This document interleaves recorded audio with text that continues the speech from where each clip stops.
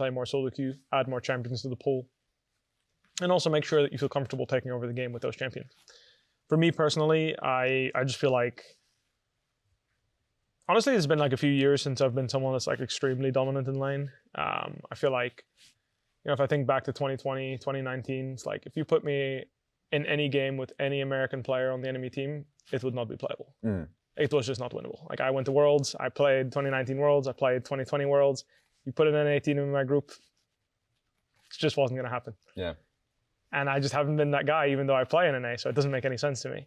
So I've been focusing really hard on grinding and being that guy, because I missed Challenger in Korea. That's the very first time in my whole career that I haven't been able to climb the Challenger in 2 weeks in Korea. And that to me was like a huge wake-up call. Yeah. Like, what? Like, I'm just low. Like, there's only one excuse. Like, there's only one reason for this, is that I'm not good enough. Yeah. So I've just really put in every amount of effort, even the start of this split. Like, I'm just on the grind, making sure that I'm that guy, because I think I can be. Yeah. I think I've always, I was successful because I played 14 hours a day for my entirety of my career. I always played solo queue. I was always top 50 on the ladder, minimum. I was, very often I was, very high on the ladder. I remember when I was playing at Worlds 2020, I was, ranked 5th on the ladder for majority of the boot camp. And you want to take a guess who was above me? There's only 2 players. Oof. I can't do it. You got to tell me. Canids and Showmaker. And they won that World. So my point is, for me, solo queue is a direct correlation to playing well individually. And that is proof to me. That's what my experience tells me. Yeah. Players that are high on the ladder perform better. That's just the way it is. If you grind solo queue and try hard every single game and you have really strong mechanics and you're just someone that walks into lanes and just wins them because you're better, this is invaluable. And I think that this weekend I was able to show a little bit of that, not too much. I think that the Vlad Gwen game was a nice play by Impact where he looped around me and then had his jungle hovers, so I couldn't abuse him early game. Yeah. And that's what I'm saying, like being able to avoid those kind of situations so I can really squeeze leads 1v1 and be that guy for my team. I think that's a huge advantage for my team, and I want to continue to practice hard individually so I can set that up for my team and basically always be a problem for the enemy team. Yeah. That self-reflection, I mean, you show it a lot. And I think going into a boot camp into Korea really allows you to just fully invest. I'm interested in you, Huhi, only because for both of you guys, because actually all of you guys have had very long careers, and it's a lot of the times it seems like what stops people from either it starts them from retiring or feel it regressing is the push, the ambition to be able to play as much as possible and be able to self-reflect. So and you guys going, I'll start with you, Huhi. You going to Korea, what was your goal and point of self-reflection? What is something that you kind of A, of course, you have a team of young people, but B, being able to push yourself individually. What did you want to work on? Yeah, I mean, our Korea bootcamp was really helpful just because we're going somewhere as a team, you know, and we're kind of only seeing each other, whether that's for food, that's for working, we talk to each other 24/7 until we sleep. I think those kind of building relationship was really helpful for us. Yeah. For our goal, I think our main goal was leveling up our individual plays. Yeah. Because I felt there has to be some kind of base level that we had to play, whether that's in laning phase or whether that's mechanically playing. And I felt like the first split, yes, we only had few weeks or whatever, but that's all an excuse. In the end of the day, we're getting paid to play on stage in front of people versus really good players, right? So we have to have those kind of base level. But I feel like the first split, we just purely didn't meet it. And I feel like having that Korea bootcamp, solo queue is just way better quality. I can agree with Buipo that at least in Korea solo queue, I feel like there's a lot of improvements we can make, even in solo queue compared to NA. And I feel like it just really helped us level up individually. So in the beginning, we're all just trying to grind, everyone trying to hit challenger. And yeah, I think just playing versus better players in solo queue over and over just kind of leveled up our individual play. Yeah. I'd imagine you're kind of a team dad, and going into Korea, you have a lot of rookies that maybe haven't been there. Yeah. First of all, how was that experience? Was there culture shock for some of the players? Yeah. I mean, it was Jerry's first time in Asia in general. Yeah. So it's kind of exactly what you said, where I'm from Korea, so I know our culture and stuff. And it's his first time experiencing the Asian culture. Yeah. So sometimes, you know, like he's being him, where it's fine how he acted here, but in Korea it might seem rude to other people, like in public, you know. Yeah. So I'm like, oh, yeah, you gotta calm down, maybe be less loud, you know, like talk like a little like lower. Yeah. But yeah, I mean, in that sense, I feel like a lot of time I'm kind of being a dad instead of his teammate. And sometimes he calls me Unc, which is fair, you know. Now I hit 30. But just in general, I think it's pretty fun to have like those kind of guy around. Like he always jokes around, but I think for him, one thing I value a lot is compared to other people that I met that was his age, he has a lot of like self-thought and kind of like self-accountability, or like he think about mindsets a lot. Yeah. Maybe a little too much in the sense that it kind of sometimes affect him negatively. Yeah. But I think he's getting a lot better controlling that, and I think that's where like his improvement is showing, you know, even on stage games. So. Okay. And the second part was just kind of like, there's a lot to focus on with your team as a whole. Do you get to be able to like focus on your own personal goals? Like, I mean, I think that's definitely really hard for me. I think that's something that I'm kind of having trouble finding balance, because right now I think I'm trying to come for other people, you know, like even in on stage games, where I do feel like I cannot really focus on my own play, because I have to always kind of watch, try to say the right things. Oh, guys, be careful of this guy's flank here. Can someone mark this guy? Yeah. You cannot stand there. You push that wave, you know, all those things. But in the end, you know, like I am kind of considered a team leader, and in and out of the game, I try to be an example for my teammates. So it's been hard, but I think just more weight on my shoulder. I think I've been having that role for a while now. So it is what it is. I think I just got to do a better job of it. Ilan, I'm asking you mostly just like, would you able to kind of focus on your own personal goals as well? Because of course, you got your team finally together. So I'm sure there was a lot of things you had to focus on as a team, but going to Korea, was there something that you wanted to hit? Well, first of all, like when we went to Korea, like I wanted to focus on myself, because I feel like my individual skill wasn't that good at the time. So I tried to improve a lot. Yeah. So I also was frustrated because I didn't get challengers. Also, my first time I didn't get challenged in Korea. Yeah. But as soon as we got Korea, like we have 1 day to fix our schedule, and then we just like 3 blocks in a row, like until 12 p.m. So it was like kind of hard. But also I was excited because we screamed like LPL teams, LCK teams, teams like usually I met like year before, like I don't know, in MSI and Worlds. So and then actually beat the LCK teams, LPL teams, make our team like confident boost. Right? Yeah. So we were really happy. That's why like I feel like this bootcamp worked so well for us. Okay.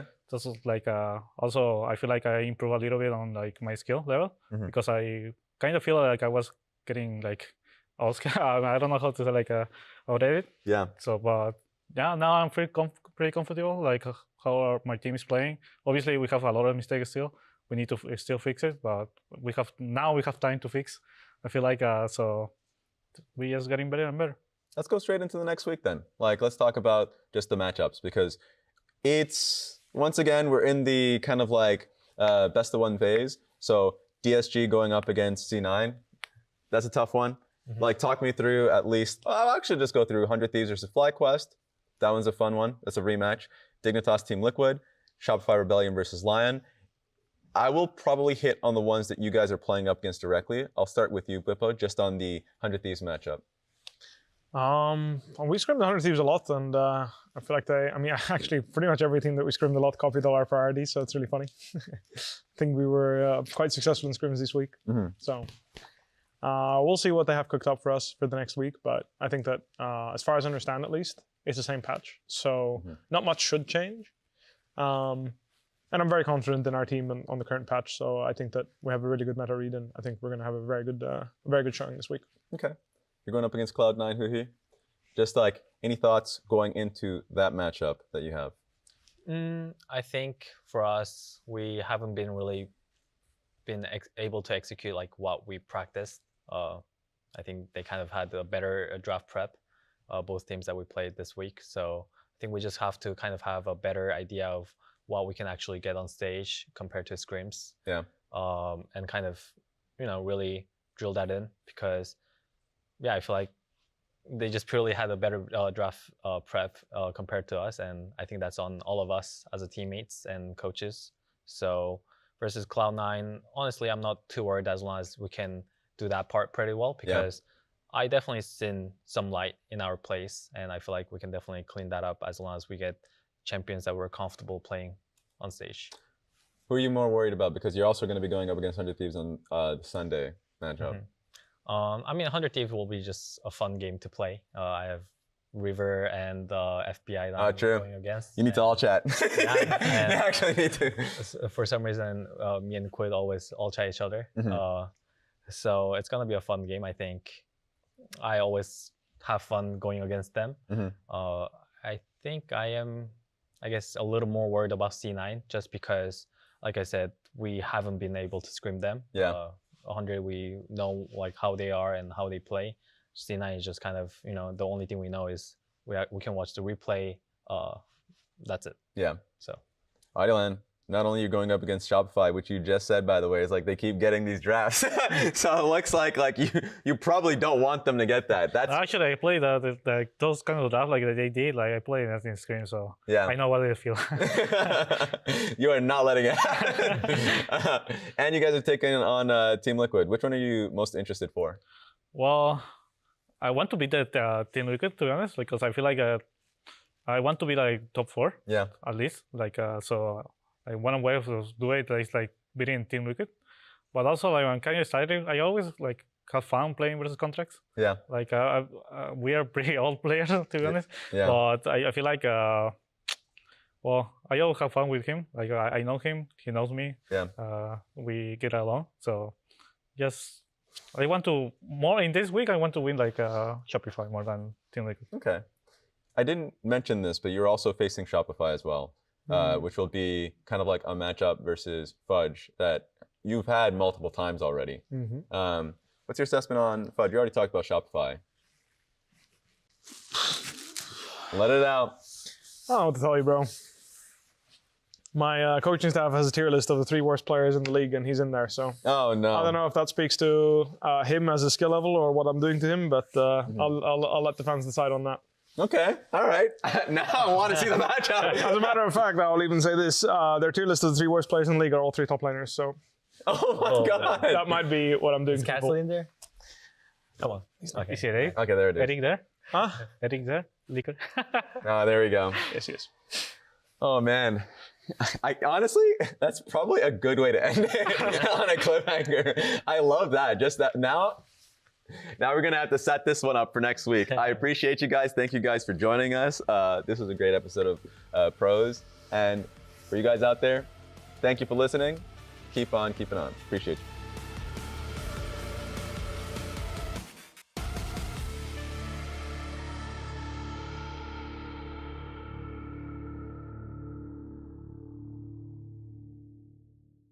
They have a tier list on top on worst players? No, not even worst top players. Worst players. Worst players. This is even worse. That's actually insane. Let it out. I don't know what to tell you, bro. My coaching staff has a tier list of the 3 worst players in the league, and he's in there. So I don't know if that speaks to him as a skill level or what I'm doing to him, but I'll let the fans decide on that. Okay, all right. Now I want to see the matchup.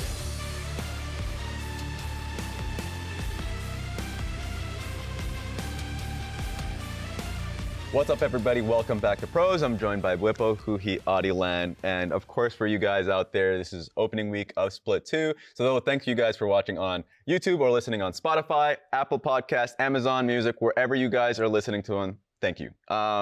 Let's start with this week's episode of Pros. So it's week 1. A lot has already happened. I want to actually first start off by saying, happy birthday, old man. Big 30. Thank you. Did you do anything recently?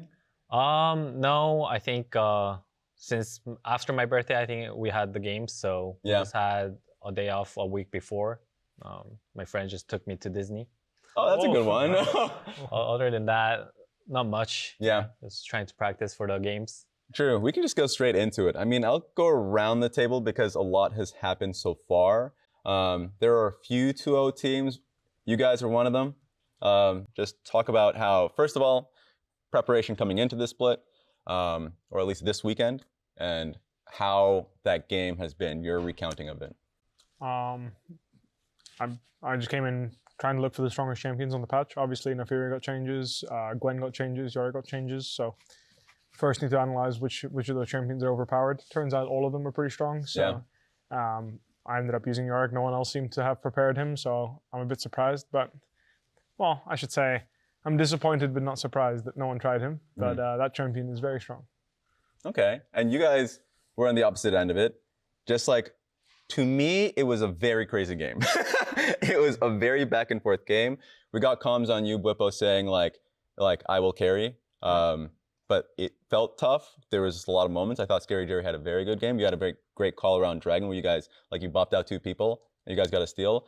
I want to talk to you about that. Just how'd that game feel for you?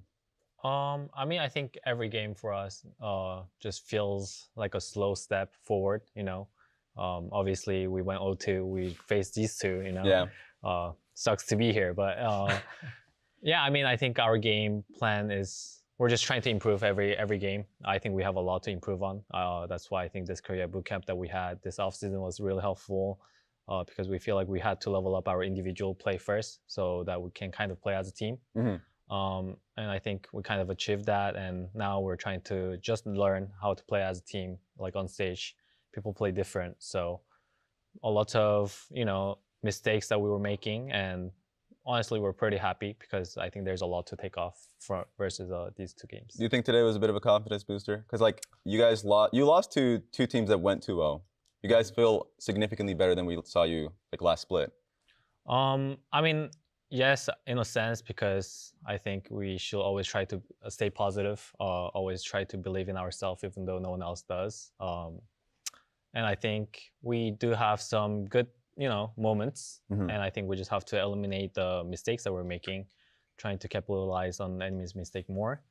I think right now we just have too many hectic moments in the game that it's kind of hard to play our game. Yeah. So we're just trying to iron that out. That makes sense. Going back to you, just because you didn't only just have that game, but also the Vladimir game going up against TL. That was day 1, kind of like kickoff. Very fun just seeing you go in a Vladimir game into a Yorick game. But how'd that game feel for you? Because that was a tough one. There was a lane swap at minute 4. I guess that made it a little easier for Gwen, but then Impact just had a problem again and again and again. So walk me through it. I got a lot of help from my teammates in that game. And in general, I feel like I'm back in the LTA, pick a champion that scales well, you're going to have success. That's how I feel. So I was pretty comfortable playing the Vlad game and the Yorick game as well. I felt like even though there was a bit of a mess in the Yorick game, when I pressed tab, I felt like enemy top laner was useless. So we were playing 4v5. Yeah. And then in the Vlad game, it was a bit of the same. So I just pressed tab. I'm like, wow, enemy top laner is useless. So as long as I do my job and I team fight well, I think we'll have we'll end up winning anyway because I don't see even if the fights are a bit back and forth, I feel like I have all the control because I'm really strong and the enemy top laner is too weak to do anything by himself. And I felt like as long as I make good decisions, we should be able to win. I definitely don't think I made perfect decisions. I got a bit cocky on the Yorick for sure. Yeah. Same with Vladimir. I remember I flashed over and I tried to go crazy and definitely a week 1. You know what I mean? Yeah. You come back on stage, few jitters, you overestimate certain things or you also underestimate how nervous people are. So you're not playing exactly the same way that you would in scrims. Other people aren't playing the same way they would in scrims. And it takes a little bit of readjusting and talking about what exactly, our mindset's going to be and how we want to fight and then readjusting for everyone, right? Yeah. For example, I'm flashing in here because I really want to fight to the death. This is what I would always do. And then the rest of your team's at stage, maybe we didn't expect you to go that crazy. Yeah. So it's a conversation to be had for sure. I would expect that, Adi, just bringing you in a little bit, I would expect that a lot from you guys just because you didn't have much practice at all going into split 1. And then I guess everyone boot camped here to Korea, but it felt like it helped you guys out the most. And you guys finally had your support Lions here. Talk me through this week because not only, yes, you guys ended up taking down DSG, but Dignitas as well. Walk me through it. Well, the Korean bootcamp was really helpful for us, to be honest. We really need this. We were kind of not playing our best, so we scream a lot good teams in Korea. So just helping a lot individually. Yeah. And then coming here, like it's like Wipo said, like some teams play different. Some teams like are playing like always. Here we feel like this week they didn't play like they usually do. So we just take advantage of that. Yeah. We still make mistakes. We need to fix this, but we're gonna be like stronger for the next weeks. Do you have any stories about like personal stories with your? Because a lot of the joke in the community or the memes in the community is like just like how diverse your team is and how like different communications aspects on that one. So how was the trip for you guys as like a team? Well, Hena doesn't know a lot of English, to be honest. Yeah. Like he has like both, like Zayn and Hena has English teachers, but Hena is like not fast learning. Yeah. So every time we try to talk to him, he's like, "Huh? What do you mean? What do you say?" And we talk with Zayn, and Zayn translates to him. But it's just pretty funny. Like he's just try hard to like learn to speak to us, you know, because sometimes it's like kind of hard. But yeah, that's it. Like we just like having fun, bully him a little bit when he doesn't understand. So this is interesting because I guess I got a good read about how you guys have felt so far with your guys' games. Kind of interested in seeing how you guys feel about your guys' overall team progress. I'll actually start with you, Pippo, because you actually had an interview going into the split saying how you felt you were a fourth place team. Obviously, you were talking about split one and the results from that. But did you believe that? Like, tell me, like, let me know your thought process, because a lot of people still think you guys are like top tier. I mean, I'm a simple man. If you place fourth, you're fourth. That's just how it is. I think that like I draw a lot of confidence from how we play as a team and how decisive we are, how clear the game is to me. Like if I can close my eyes and follow what my teammates are doing, it's a good place to be. I didn't have that feeling, and in general, I think that best of ones, we're always going to be better in best of ones because, well, quite frankly, we have stronger players than most teams in every single role. So if you can't ban out those champions, or if you can't ban out our best champions, we're probably going to beat you in the first game. It's just the way it is. Being strong individually on a champion and being a strong player individually usually means that you can drive the game for your team. So when we come into a draft, you can select multiple of those champions for us. You can't ban out all of them in the first three, right? When you play Fearless, it's 6 bans plus 6 bans, right? So there's 12 champions gone already, which means that all your best players are going to have to dig a little bit deeper, and obviously it's going to be harder to carry games because traditionally over the course of all these 10 years of competitive League of Legends, you would just be you'd master a limited amount of champions, 2 or 3. Now when Fearless is coming in, it's very apparent to us that when we go deeper into Fearless, our individual strength as players doesn't shine through as much because our best champions get taken away or banned or something happens to them. And I think that this is ultimately the biggest hurdle FlyQuest has to overcome, and best of ones unfortunately don't help us with that. So even though when we come into best of ones, I'm sure we're the best team in the league. That doesn't matter because the rest of the format's not best of one. That's interesting. I would have imagined you guys, and I want to hear your guys' thoughts too, that you guys would be stronger in Fearless because a lot of your drafting has been very creative. Especially like now people just don't let you guys have Ivern. It's just not allowed. So do you guys feel like you are weaker in Fearless compared to the other team because it's just harder to, like, is it just the type of compositions you're playing? I just think in general that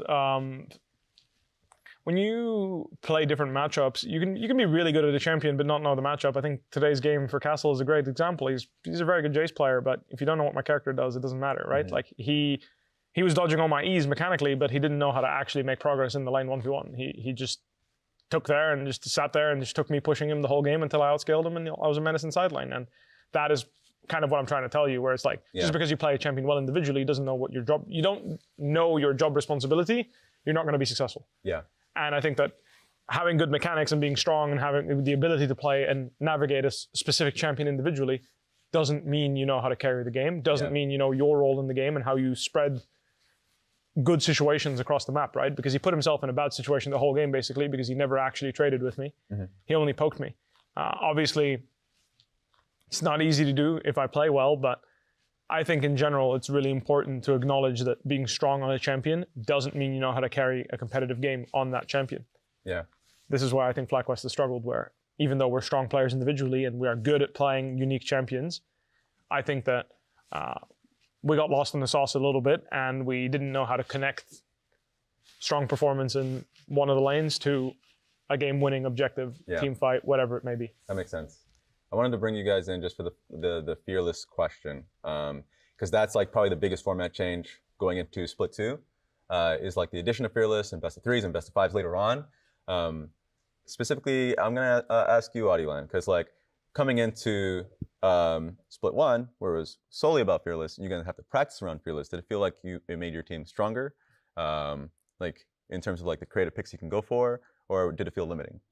I mean, it was different, to be honest, but I can't say, I don't have an answer because we only practiced like so long. like it was so weird, like first game it was versus like Cloud9, I think, and we have one day with Saint, like coming here.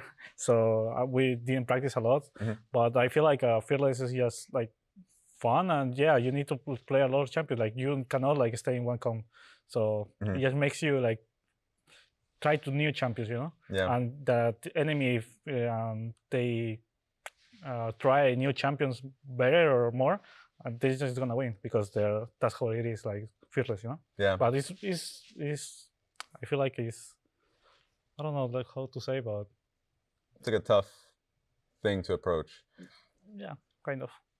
Because Hufi, I would bring you into this one as well, because like you guys have had, like obviously you have a lot of younger players on your team, and a lot of the times you're trying to work on like the fundamentals of the game. Yeah. But then you throw in, of course, this is Split 1, lane swaps, and then you throw in coming into this split, like obviously continued Fearless. Has it been something of a wrench? Wrench as It's like a little bit harder, like to approach. Yeah. I mean, I will say so, because I think when the game is more stable, when there was no lane swaps, when there was no Fearless drafts, and we just pick the same champion over and over. Yeah. It's a lot easy to have like more of a stable game, like reach certain point of the game and kind of work on what your team wants to work on. Yeah. And not only that, I think when you start losing playing Fearless drafts, it's like people lose more and more confident, especially when compared to like our team, when we're every player is kind of like nervous, still kind of playing on stage, compared to like a lot of veterans or like a lot of top tier teams. It's like any matchups that they'll play, they just feel more confident. I think confidence has a lot to do as well in terms of like performance. So yeah, I think it is just all of those things are all like X factors that kind of hurts us. But I think those are the hurdles that we do have to overcome to kind of meet the expectation, try to like improve as a team. And going back to the earlier question, do you guys feel like because you said you're working on it, progressing. You guys, and I mentioned that you are much better off since Split 1, feeling stronger, and you made your trip to Korea. Like, how do you feel about your guys' current trajectory and rate of improvement? Yeah, I mean, I obviously want us to improve, including myself, in a faster phase. But I think the reality of the situation is that, the first split, we just got knocked off right away. And Jerry didn't really have that great games. Like, he was kind of taking it really hard on himself. And, like people take self-accountability, which is a great sign. I think it's kind of important how he uses it. And yeah, I feel like this last 2 games, even though we lost, I'm pretty happy in his behalf where, he was trying to trade more. He was trying to go for kills. And even today's game versus FlyQuest, like he was having a decent game. Like obviously he could have carried, but even yesterday, like he was ahead. It's like now we get a lead. I like that he knows how he feels to have a lead on stage. Now I want him to kind of communicate and kind of control the game as a carry.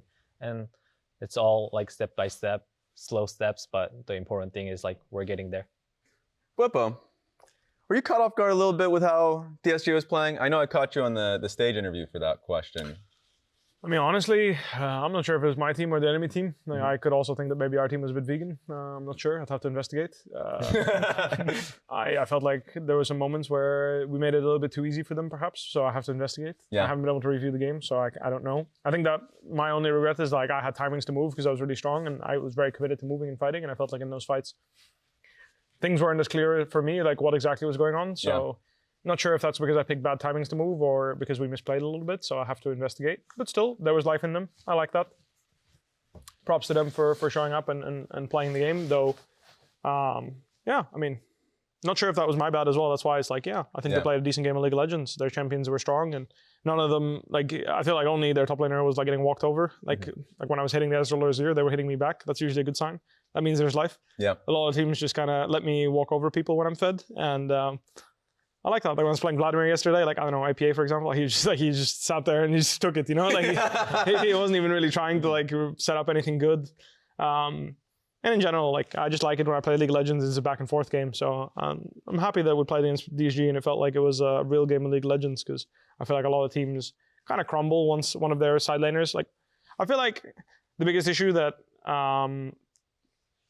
non-top tier teams have, so big teams that don't have much confidence have, is like when one of their teammates starts faltering, that the rest of the team collapses. They don't know what to do. One guy's feeding and they're just like, oh, we can't do anything. But it's really important that you continue playing the game on the opposite side, and I think DSG did a really good job of that. Like, they made sure that their Azir was in a good spot, and he was always trying to progress the game, even though their Jace was like an obvious weak point. Yeah. And I think that was good.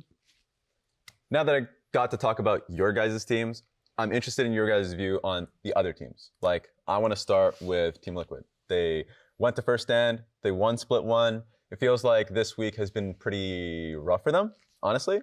Like, yes, they beat 100 Thieves, but that looked like 100 Thieves had a lead. Actually, it just looked like the finals, the game 2 and game 3, where like 100 Thieves has a lead, loses a bot side team fight, and then kind of loses control of the game. Where would you rate Team Liquid? Have they felt a little weaker than usual, than like split one in the year before? What do you guys think? I'll start with you, Adilan. I feel the same.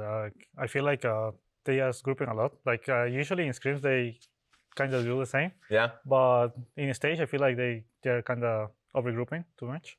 Yeah, that's it. I feel like they're still good. To be honest, I don't know why there's so many like comments about the younger. I think, but I feel like he's decent. Yeah. I think he's not bad. So yeah, that's it. I think. Just a team-wide problem. Who getting your thoughts on TL? I mean, Team Liquid, I think for me, their biggest change that I can feel is that their bot lane is kind of weaker. Oh yeah. I just think their bot lane was also a strong point before, but nowadays when I play versus them, it just feels like less pressure, just in general. So maybe I think that's where like the weakness comes from, where like they feel more beatable now. Yeah.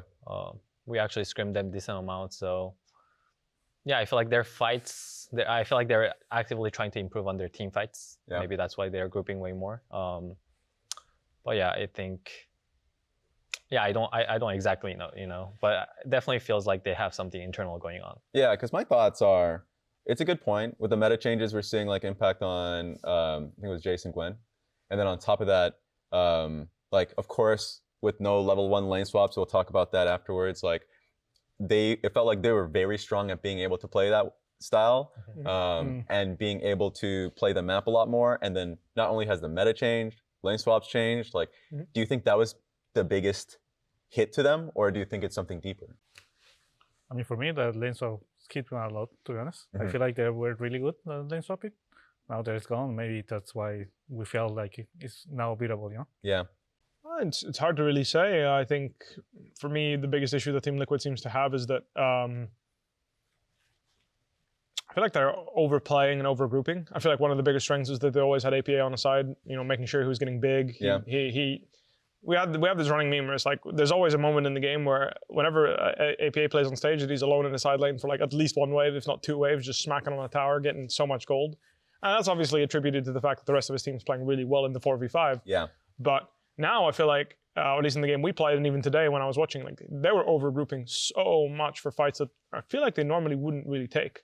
So I'm not sure if that's something that they felt like needed to change, because in First Strike they tried the strategy, where like their usual strategy, and it failed. I'm not sure, I haven't watched all their games, but something I feel like changed for them, and I think they're trying to navigate that right now, and it's a pain point, I think, for them.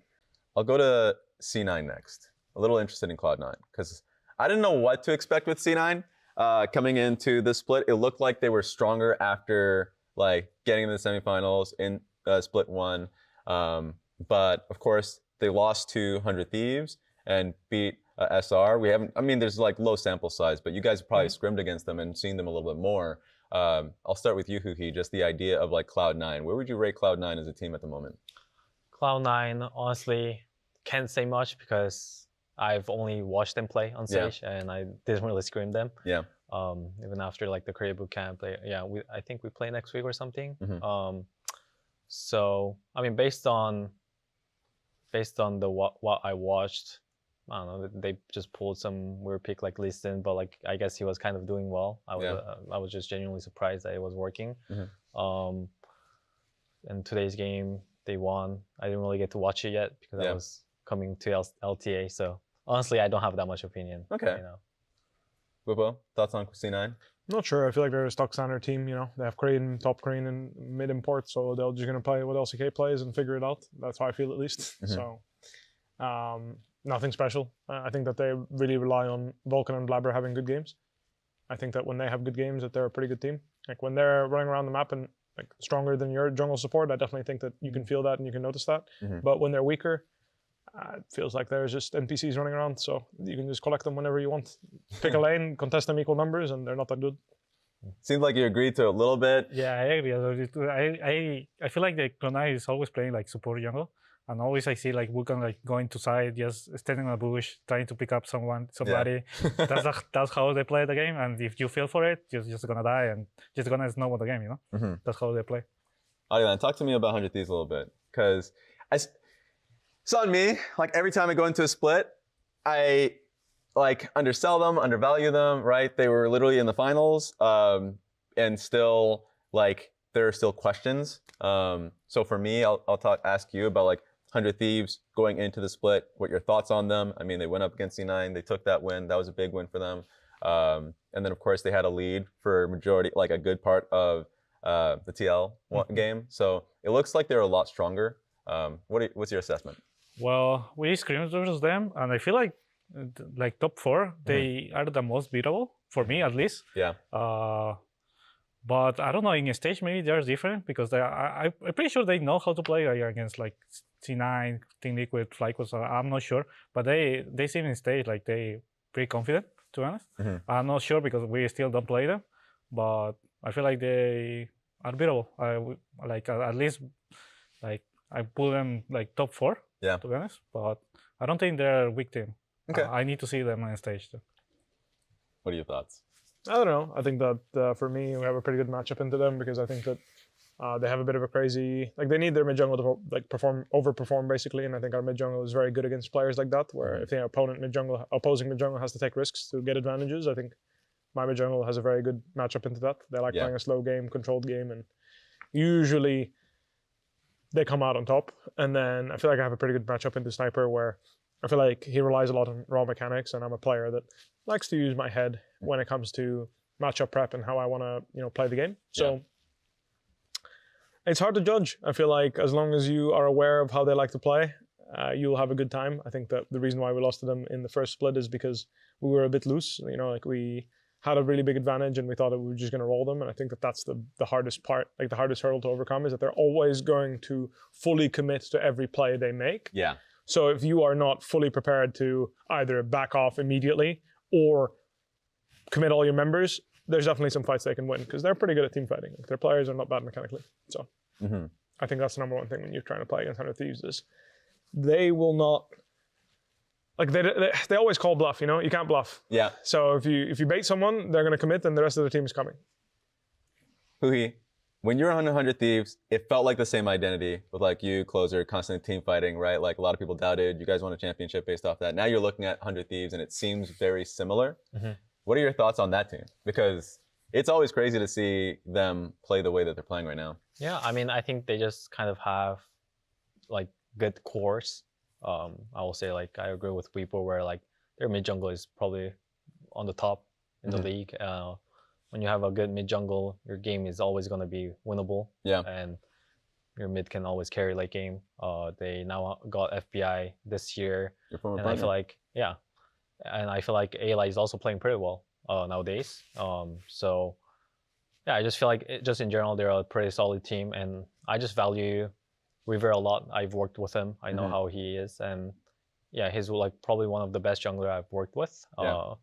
I just think him and Inspired are like the two junglers that kind of leads the scene or like our league. Yeah. So whatever happens, I feel like they will always try to find angles. They'll like try to fight, like whether that's a creative angle or like even though it's a bad one, like they just go for it, you know. And I feel like those moments really shine. For example, like I think their first game, like I remember one guy getting caught and River was just looping around the blue, kind of came back that way.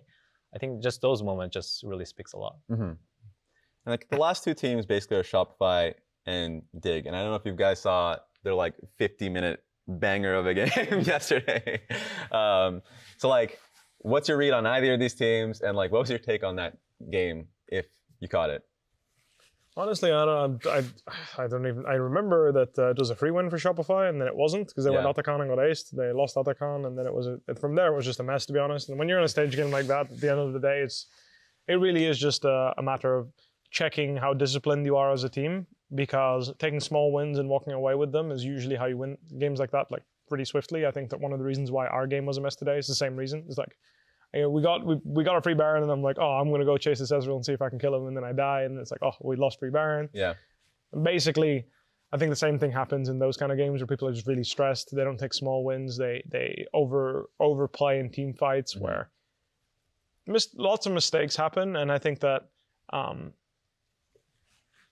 it's just kind of proof of where they're at in the rankings, in my opinion, where if you don't know clearly what your champion's job is and what you should be happy with, you probably aren't playing very well. So I think that 50-minute games like that happen because there was a lot of, I don't know, inconsistency, you know, like a lot of people just not sure what to do, not sure how to do it. And then I think that's kind of the hallmark of these teams, is when one thing goes wrong, they just completely lose track of everything that's happening in the game. Yeah. Actually, I wanted to talk to you about this one, Audioland, because you were a reason why Dick may have went to like 0-2, but also you played against your former boy in Caney, right? Like, first of all, can you talk to me through like that relationship that you had with Caney, and just how did it feel like going up against Dig as a team? Oh, we are really good friends, like with Caney, with me. We have a lot of like troubles when we're like last year, but not like but as a team. Yeah. So, but he always were for me. So I'm very grateful for him, like to be here also. But today I feel like they maybe weren't that confident on so many plays. I feel like they could like push us a lot more, but they didn't. But yeah, I think they are still really good. I think I was going to talk about a little bit like Shopify. Yeah. Want to talk? Do like I think Contracts seems like really happy when they can play aggressive. Like they're 2 games Nafiri, they just all pushing lanes. They just walk into enemy jungle, put wards, and he just invade level 3. That's true. And I feel like they playing like this, they seems really strong. But I want to see when they cannot do this. Like cannot like just go into enemy jungle level 3, try to invade, do whatever they want. Yeah. Because they feel like 2 games in a row they just do that. And also I feel like we are when they, I don't know, in that Atacan team when they threw, like they were 4v5 and they just still doing Atacan. They just threw the game, but I don't know, it feels like they are happy playing like this, you know, like so aggro. So, but I want to see like when they are behind. Or they just cannot do that like legal, you know? That's good to check. Actually, that's a really good point, because that's happened frequently. Teams have given them Atacan, specifically Nafiri. They've given him Nafiri like both times. And a lot of the times you are just seeing the constant aggression. So it's nice to see if they actually can, like, if they don't get that comp, what will happen. I want to round back to the off-season stories, because like all 3 of you guys went to Korea, all of them just to boot camp. I was interested in hearing what your guys' like mutual experiences were. I'll start with you, Whippo, only because it was like the same team that you guys have had, and it's tough. Like I wonder what you guys improve on if it's like the same pieces. Obviously, everyone is like, it's the catch-up effect. But tell me about the Korean story. Well, like I said, like we went from playing normal standard drafts to playing fearless. That's a huge change.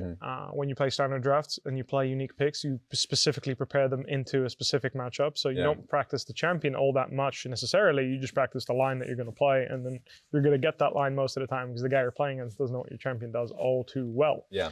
So that's the first thing we tried to change, and I think that's something that I needed to focus on, is to just have a stronger arsenal of blind pick champions and flex champions that we can use to have an easier time in situations where I don't get a great pick. Yeah. And I think that for the most part, I already mentioned this, but having conversations with everyone and like making sure everyone's aware that like, hey, when we play our best champions, we're a great team and we play really, really well. Yeah. But when we're not on our best champions and we're like people aren't creating advantages, just purely through laning or having tempo all the time, the whole game, what do we look like as a team? The answer is not great. Yeah. So time to work on that and improve and basically make our champion pool bigger. So play more solo queue, add more champions to the pool, and also make sure that you feel comfortable taking over the game with those champions. For me personally, I just feel like, honestly, it's been like a few years since I've been someone that's like extremely dominant in lane. I feel like, if I think back to 2020, 2019, it's like if you put me in any game with any American player on the enemy team, it would not be playable. It was just not winnable. Like I went to Worlds, I played 2019 Worlds, I played 2020 Worlds. You put an NA team in my group, it just wasn't gonna happen. Yeah.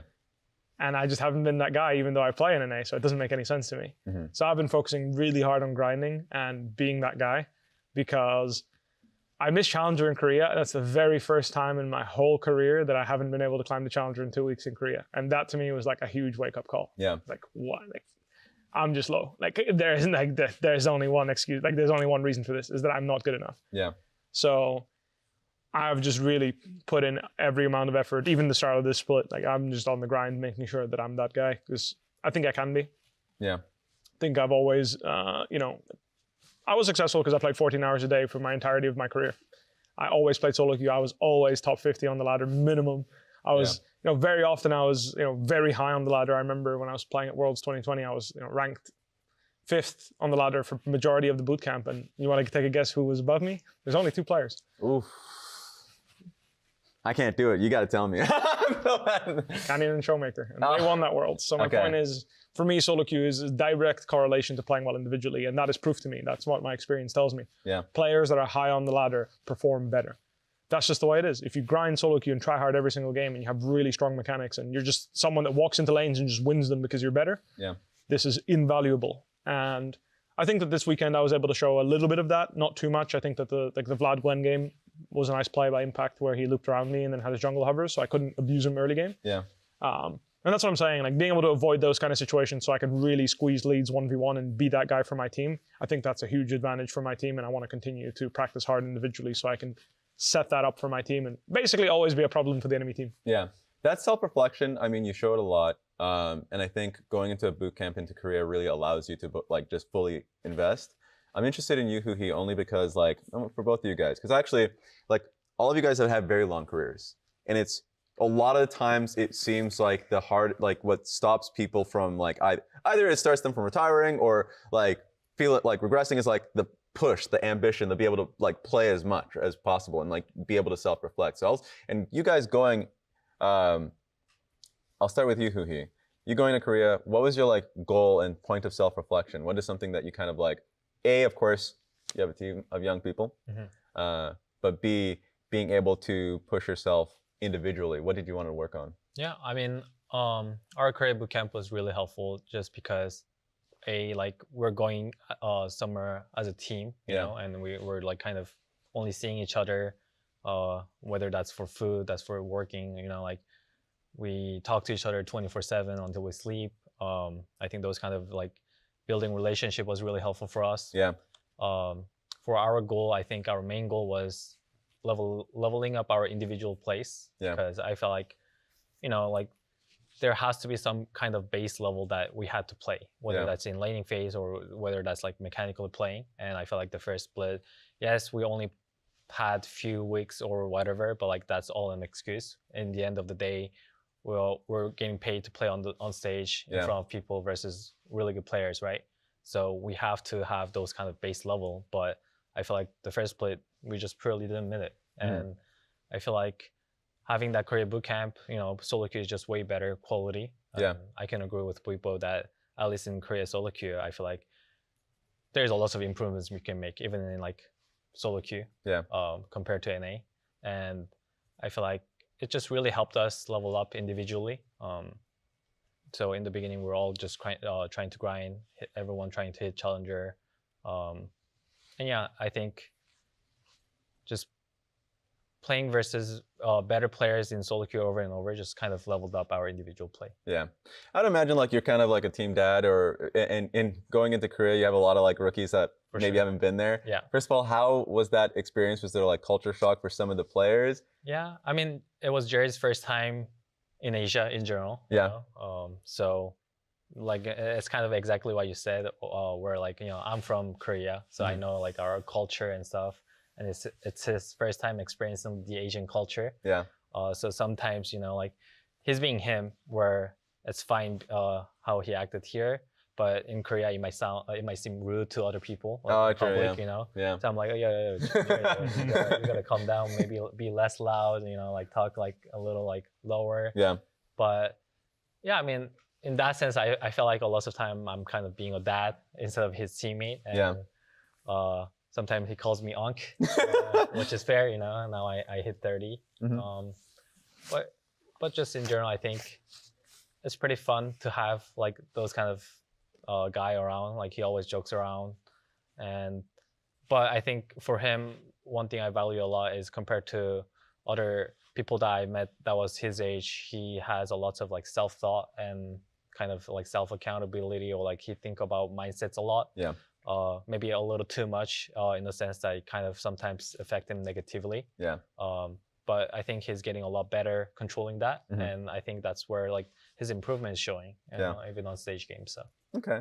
And the second part was just kind of like, there's a lot to focus on with your team as a whole. Do you get to be able to like focus on your own personal goals, like? I mean, I think that's definitely really hard for me. I think that's something that I'm kind of having trouble finding balance, because right now I think I'm trying to come for other people, you know, like even in on stage games, where I do feel like I cannot really focus on my own play, because I have to always kind of watch, try to say the right things. Oh, guys, be careful of this guy's flank here. Can someone mark this guy? Yeah. You cannot stand there. You push that wave, all those things. But in the end, like I am kind of considered a team leader, and in and out of the game, I try to be an example for my teammates.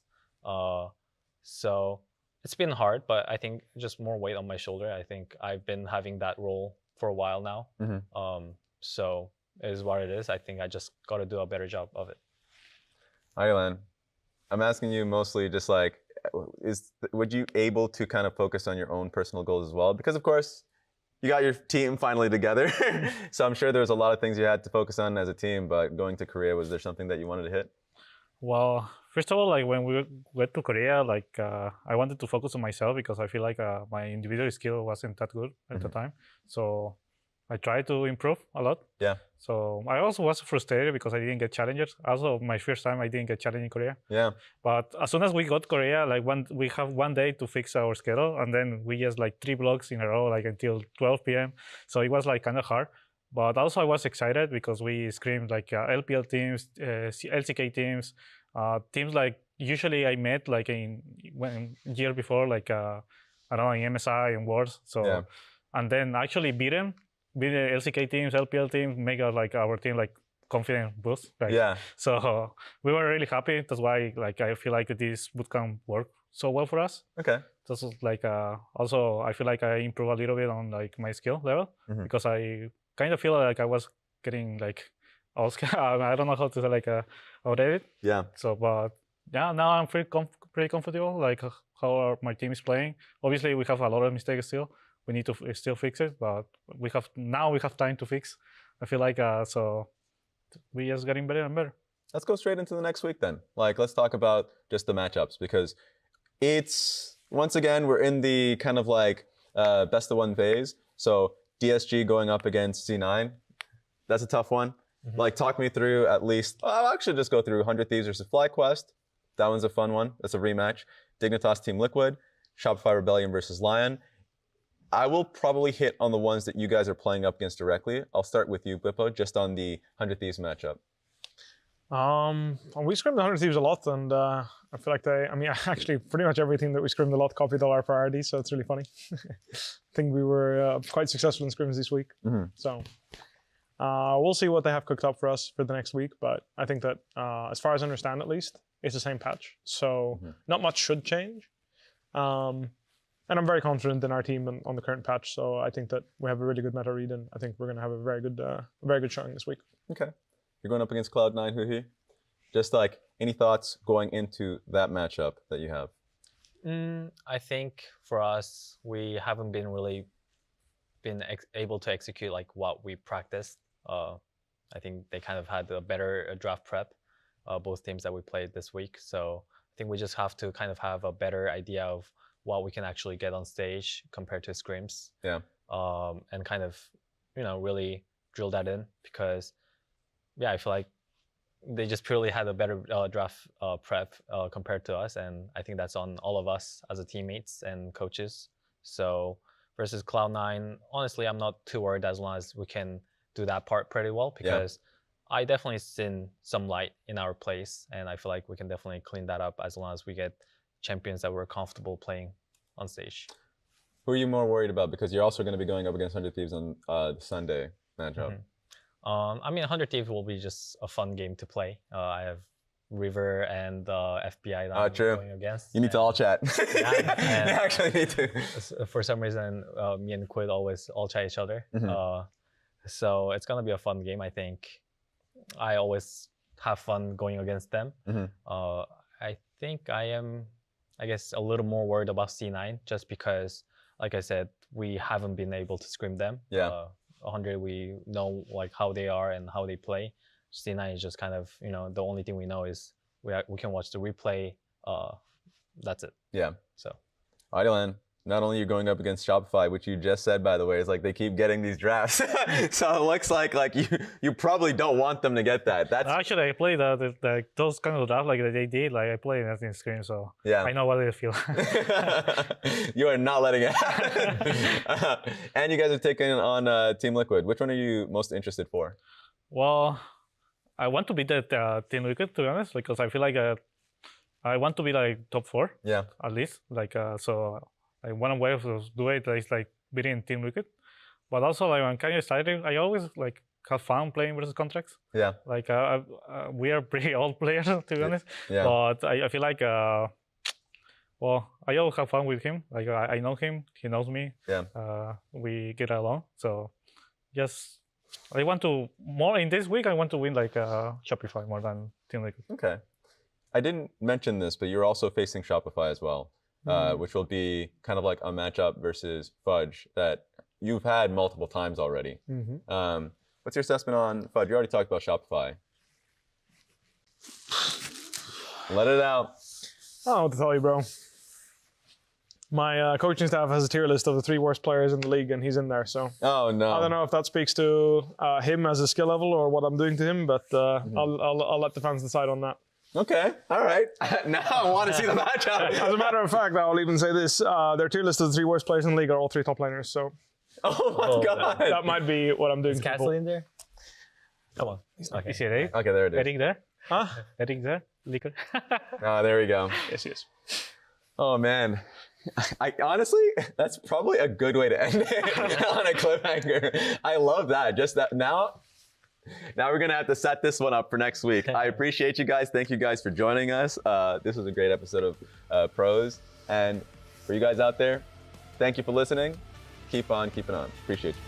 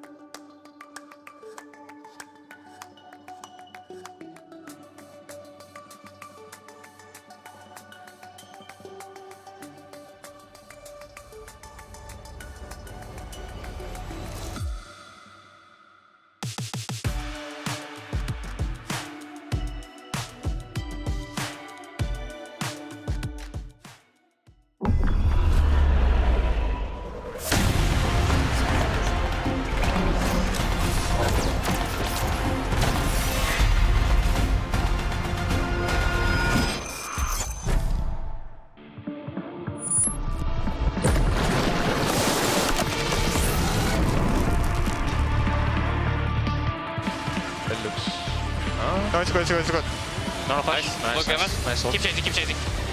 Nice. Bar no flash. Nice. Maybe you guys can end, okay? Top. 25 seconds, this guy. Maybe hard. Wow, low-key Oh, we're finding. No flash. Let's go. Nice. Oh, nice. Look at him. Okay. I'm charming us here. I'm not. Help Corky. Nice. GG. Nice. Oh, low-key Motsi. Nice. Wow. Nice job. Monster angle. Monster anger. Trust me. They're turning, okay? I'm going in. I'm fine. Yeah, I'm fine too. I'm gonna kill everyone. Sorry. Well, my bad. Winning. Only 1 HP. Me and Whippo are winning. Yeah. Yes. He flashed on me. He one shot. Nar magazine. Nari wants I have to go Star in. Axe still, okay? I have Star Axe still. This guy no flash on Kalista. Yeah. He's dead as well. We can end mid. Yeah, we can end. Chase Whippo. We end mid. I am. Nice job, team. Good job. Play slow. I need to flash. Yeah, can I also too? Go left. Look. 11 flash. Go. Come forward. They have no flashes. Talia. Here. We can try 10. Good job, guys. Hey, play for fantasy. If we can kill him. If we can kill him. Of course we can kill. Okay, maybe can't kill. Oh, can kill. Nice. Okay. Nice. GG, guys. GG. No, it's good. Go. I come guys. So good. Go. Maybe I watch it. Sejuani. We need to see us here also. Yes. And then, Yeah. 1 second. Okay. Just flash also. nice. We We can win. Yeah, I think we can win. We punch them. Nice. So clean game today, no? Oh, kill. So clean game. Welcome back to Waiting Room, Week 2, Day 2. Got a lot of good matchups today. Yes, the we do. top 4 versus the bottom 4. weapon. Also, Emily's Someone made challenged. the mistake of getting. Confiscate that instantly. What's going on? I also learned Emily's very competitive. I am. I feel like She that's will not beat you in jump rope. She said. Okay, In thank God she jump said rope. Yeah. in Well, can jump she rope. beat me at the Running Man though? What is the practicing. No, okay. It's come on. There we You're go. just- This There you is go. not- Step and yeah. jump. Step and jump. That's not hard. That's it. Yeah, this Okay, is but not I think you stupid. look How do you great, beat Jet. someone I think in that's that? impressive. Emily Okay. won because I she's in win. heels. Production saying Emily won. Yeah. I can't have anything. I don't understand how you win it. B at something so yesterday, simple. B today. Energy. That's like, Got energy. I won the thumbs up contest. I did too. Well, yeah. How good do your thumbs? I also think you won the thumbs up Thank you. contest. Yeah. Okay. Producer This saying is you a won. terrible start to the show. We're gonna have the standings right now. We're going to pull up the standings through 3 games so far. Lyon is the big surprise to be at the top of the standings based off where many of us put them in the power rankings. However, Yeah? they have only played against 3 of the other teams that we had at the bottom of the power rankings, and their next 4 opponents are the 4 top teams from Split 1. This reminds me of like just playing a story mode of Mortal Kombat. You face all the numpties and then you get straight into the hardest ones. Team Liquid, FlyQuest, 100 Thieves? What's going on here? So they look great. And I'm already, as you saw in the green room, like listening to me, I have some overreactions on their play. Yeah, I love it. I love it. Saint, I already think is the best mid laner, but then after these games, I might change my mind. This is the blessing and the curse of best of ones. Yeah. Because they have beaten Shopify, Yes. Disguised, and Dignitas. True. Note their And we're like, records. you know what? Saint might just be the best player in the league. I'm saying it. But I kind of believe it too. That's the thing. Yeah. Okay, so it was Palafox, it was Kani, and it was Abadage as the mid laners. But now, from this point forward, it's where we get to see if he actually can hang with some of the top mid laners in the league. It's going to be APA up first, but then, I mean, you see the rest of the strength of the schedule. Like, it gets arguably harder. for APA, Lyon quad, going and quid. Yeah. Yeah. The gauntlet. Let's pull up some earlier power rankings that we did before the split. Transparently, when I got to the bottom 4, I kind of just threw them in there. It looks pretty embarrassing to have Lyon down at 8th at the moment. Okay, I did too, which is how did Azale know? DSG ended up here. Which But the is big thing, definitely a the mistake. big thing that I want to show is that everyone had the 4 teams Yeah. that way and the 4 teams this way, which made it feel to me like we had a very clear top 4, bottom 4. Yeah. So far, in the 3 days of games we've had, we've only had 4 matchups where a top 4 team plays a bottom 4 team. Can you guess the record in those 4 matchups? Oh, I can't, but I'll probably say the top 4 is undefeated. You can guess it. There it is. And today, we have 4 more of those. Woo! So I think today it might become a little clear if these are far-fetched or if they're accurate. Because one of those is Lyon TL, and that's a big one. So from split 1, if Lyon can topple TL, now I think we seriously start saying that they are one of the best teams in the league.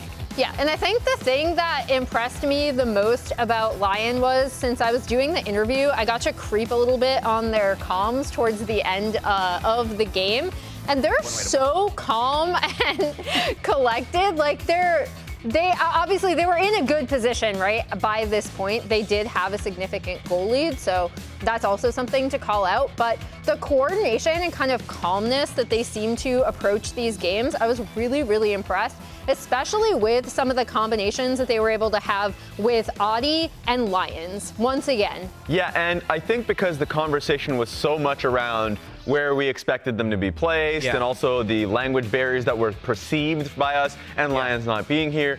Just the aspect of everyone realizing how strong the players Henna and Saint are, and the veterancy of Licorice and Audiland throughout their careers. Like, this is I feel a really well-constructed lineup. And the biggest surprise to me, we said it again and again, like Lions is performing. Like as a support, he is performing really well. Yeah, and even week 1, we saw Licorice kind of be a weak link. He died a few times solo in lane, but he just got player of the game in their last performance yesterday. So even Licorice is really stepping up. It seems like the entire team's firing on all cylinders. Well, to your point, Raz, when I asked Audi about it, that was the first thing. I was like, wow, your comms are so clean. He's like, yeah, I mean, we went to Korea. Like, we've solved all of our communications. Like, he didn't say stop asking me about it, but like, it was very like, we're good. Yeah. Like, we are all on the same page. We are vibing.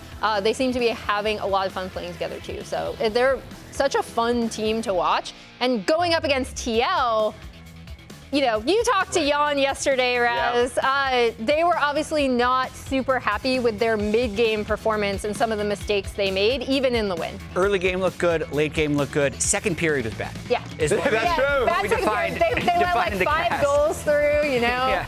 But they had such a big lead built from the first period. And this is going to be interesting to track specifically against Lyon today, because the feeling that I got, if we're thinking of like, if we're actually defining top 4, bottom 4, was that Team Liquid looked much worse than Lyon did in beating their bottom 4 opponent. So the feeling that I have right now after 3 games to be a prisoner of the moment is that it's top 5, bottom 3. Ooh. With Lyon just being in that crew. Yeah. And I think their next 4 games are going to show us how accurate that statement would be. I really like that take. And I would basically challenge people with the Team Liquid game that just happened yesterday. Yes, there were lowlights, but all of them were like more so they're going up against Dig, and a lot of them were discipline issues. Like APA, like basically hitting turret bot for way too long, or Core JJ on a journey in the blue side jungles trying to stop bases, or Jan just like taking a shortcut. All of those things are just basically the coaching staff looking at them, staring at them with a belt. Yeah. Like that's easily resolved.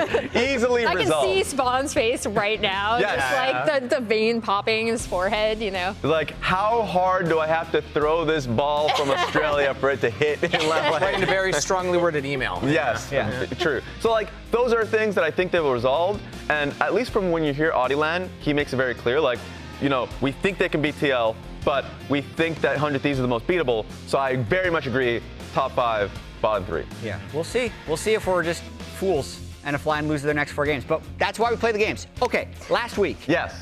We did presentations. Ooh, one of my favorite things. We hadn't seen. So they were fan-made presentations from the LTA Discord on players that we haven't seen before, but we have to present blind. We're doing it again. We have 5 of them. Yeah, okay. Too many good ones to show all the Raz, you're first. Get out of here! All right, Raz. Get out of here! Quick, rapido. Okay, First I'm ready. One, and I'm gonna convince you on this one. This one comes from Arab. Or Ari BFF. Actually, Ari, you're my best friend forever. Let's go on with the slideshow and start this one off, because this one's about Jan. Become Jan's fan now! Exclamation mark. Okay. I don't like being Certified told what Jan to do. fan. That's true. Okay, but I like that they're certified. They showed the certificate. True NA talent. Rookie of the year. First team All-Pro. Finals MVP. True. And if we had another accolade from Split 1, he's winning all of it again. He's a rookie again. Right? He's winning it all if it was just Split 1. Look, and we go on to the next one. Let's start this one back. Oh, that's... Whoa!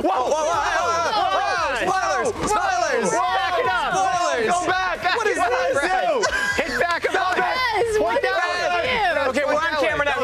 fix it. That was not me. Point that way. Point that way. That was a Back it all the technical way up. issue. on that Back it side. all the way up. That was a technical issue. That was incredible. I've never seen a Like that one botch more so time. strong. Okay. I gotta keep going back. I'm going Devo back. Guys, hang on with me. Hang on with No me. spoilers, anybody. You don't know Hang what's on coming with up all next. the It's okay. This is all according to I'm plan. not gonna look yet. Never let anyone tell you this isn't live. I'm This gonna is go a see if I live can show. fix this. This is a live silly. show, everyone. Jad is executively deciding that he will go to the computer Live. and actually Okay, we're fix back in it. Fred's- We're back in it. We're back. We're back. Okay. Jad, was that you? Did you say No, I this? didn't touch anything. Okay. Okay. There we go. Woo.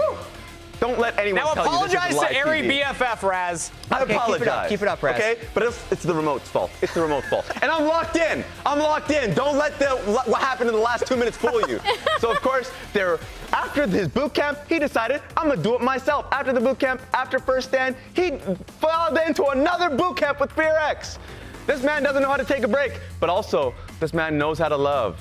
He knows how to love. Does he? Because it's making the point that he doesn't. Because he's such a grinder. Yeah. Exactly, but he still knows. So we move on, and we'll see what's up next. Is it Jet sweater? genuinely loses almost all his breaks in boot camp? Yeah, this guy does not know how to take a break. Jan, if you're watching this right now, first of all, I apologize. Second of all, take a damn break. What did he say yesterday? He's like, I'm too busy for burnout, something like that. Yeah. Yeah, that was He's a great too busy quote. to worry about. What is he being burned doing down there? What is happening? What is this? out. Laughing. He's got the zoomies. That is too much. He's a cat at this point, all right? He's a cat at LeBron. this point. Young LeBron! Lyon James! These are not coincidences. It's not. He's simply LeBron's son, all right? Come on, LeBron or Lyon. I'm trying to see what's going on with this remote, guys. It's not just me. I'm clicking the damn button. Did you press it like 50 times the last time and then it And then maybe the whole presentation? Did they- Maybe there's like a cue. Did they happening. do it again? take the power away from you? Maybe they did. Honestly, Okay. I like that. I'm gonna go to the PC and start cycling. It is what it is, guys. Okay, all right. Jad's gonna Whoever the be our hands. manufacturer of this thing Go is, to the next. Go to the I'm next. gonna break you myself. Raz, check the Whoa. batteries. Whoa! All right, he's got me. Jat's got me the entire time. Boom. Whoa! Whoa! All right. Wait, what is going on Oh my there? God. That's terrifying. Keep going, Jat. Keep going. You got this that's for it. me, and You're that's done. it. You're done. That's it. All right. I call this a perfect presentation. That was Yeah, you're perfect. Raz. That was great. A perfect Busio presentation. is so swag, so tough. Here is why. Thank you, FlyQuest Cat 23. Stop laughing. That was You know so it's chaotic. true. 6 feet on a good day. True. Okay. Sometimes people just have tall energy. Yes. Busio has tall energy. I can, like, as a fellow sometimes short person, you know. When he's wearing his boots, yeah. Production is telling me to switch sides. Look, that's all he is. So you're by the height. He's a nice guy. He can drive. He has a champ Ocean, by the way. Emily. He came up as a mid laner. You saw those Katarina highlights, Raz. True. Don't lie to me. Why is that picture taller than you? Look, we're not going to talk about that. He likes cats, but he's got that dog in him. Is that the Important. specific dog? That was Golden Retriever energy then. Yeah, I mean, Okay. he also has Golden Retriever energy. Top 8 support in the world in 2024. Mm-hmm. 1 LCS. He is the Riz King. True. I don't Did know you about guys that one. see that video?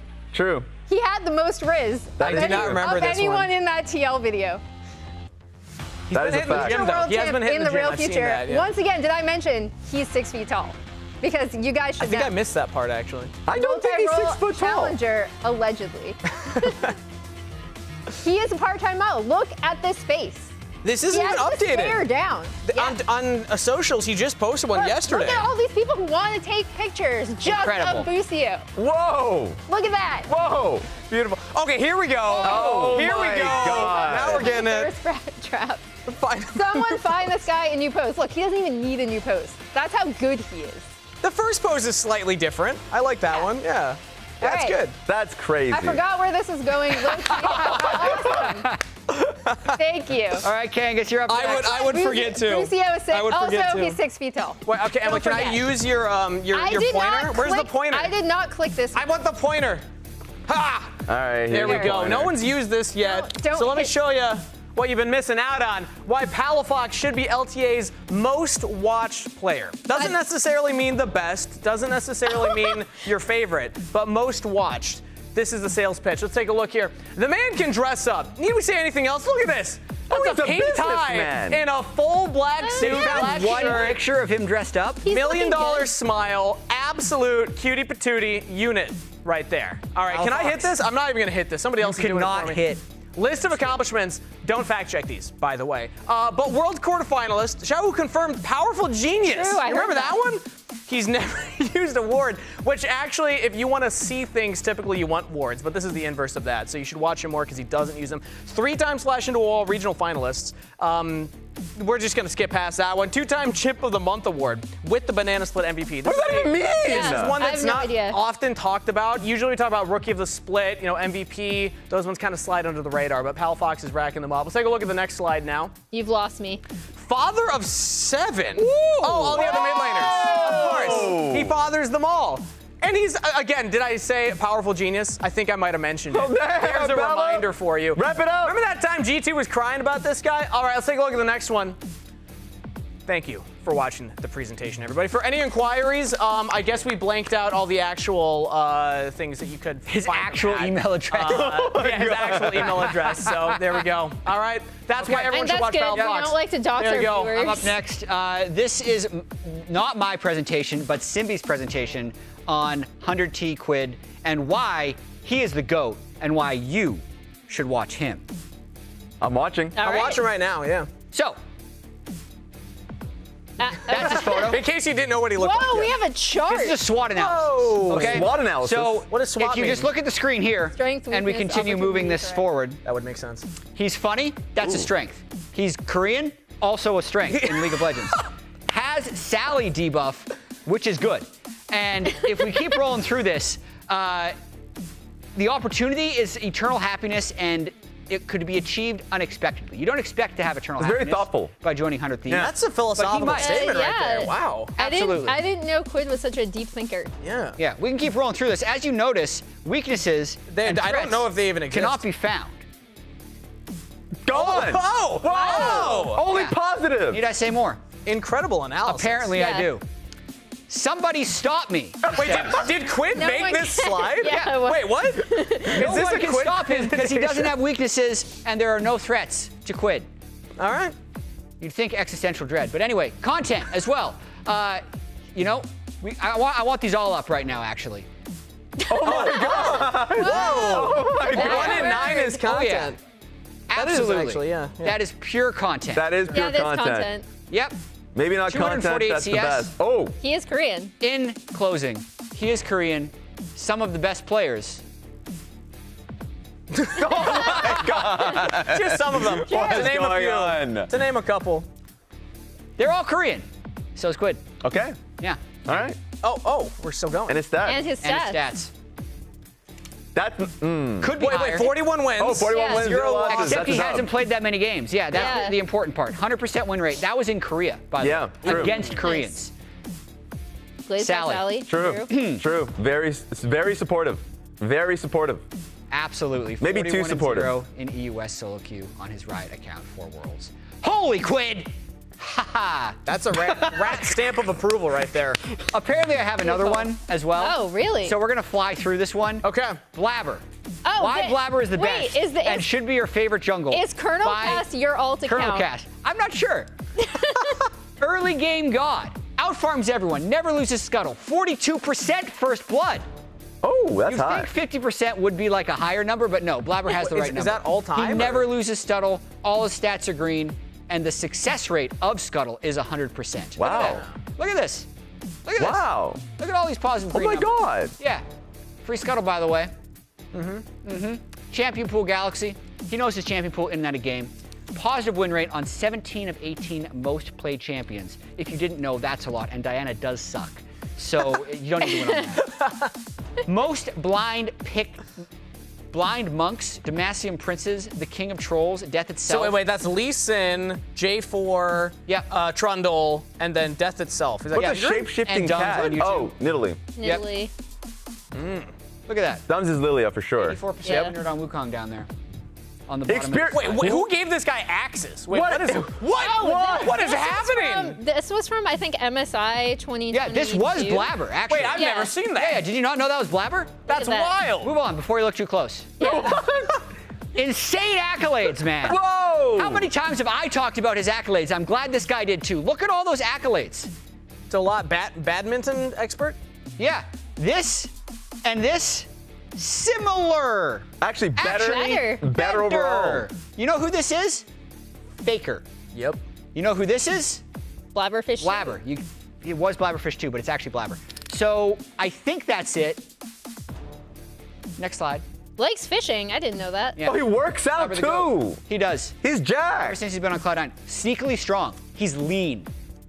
Yeah. Yeah. He's lean. That's that grip strength right there. Yeah. Body weight, strength ratios, through the roof. Well done, Thank you, everyone. Well done. Who submitted today. We're going to be moving on. You guys can come back up here to the schedule for today's games. As we were talking about, all those players will be playing today. True. Yep. But big thing. Perceived top 4 at the start of the split versus perceived bottom 4 at the start of the split in today's matches. 100 Thieves, FlyQuest, TL, and C9 all going up against games that before the season they'd say they should win. My eyes are on that TL Lion game. That's the big one that's going to draw your attention. I'm starting to sweat about the 100 Thieves one as well. That would be the worst future possible after I fully backed them as my #1 in the power rankings. Yeah. They have been struggling, but their strength of schedule was tough at the start of the split. So this is the moment where they start coming back, you know? Cast your mind back to split 1. First opponent for 100 Thieves, DSG. And that's when all the doubt on 100 Thieves for this split even began. Because that was a messy series for 100 Thieves. DSG had gold leads. So I'm just putting that out there. Banana peel game right there. Okay. DSG could take that one. Okay. Did I predict it? You'll have to find out soon. We're going to talk about that matchup in just a second. First, we're going to look at our fantasy teams. You can make your own fantasy team at LTAfantasy.com. There have been 80,000 signups so far. You can join for next week at LTAfantasy.com. My roster is exactly the same as my week 1 roster because I wanted to run back the C9 guys. They had an easier strength of schedule this week. And listen, Loki specifically rewarded me yesterday. Wow. That's a dub right there. Wait, you're at over 90 points already. Yeah. Look at that cost to point ratio. I mean, it does have a chance to go down, but... True. Yeah, my salary cap did decrease last week because I had the C9 players and they didn't perform well, but it's going to come back up. Coming together. All right, Raz, let's see yours. It's all coming together. I'm the beneficiary of course, Loki, Blabber, and Thanatos points as well. But Henna's killing it! She was killing it! 121 points!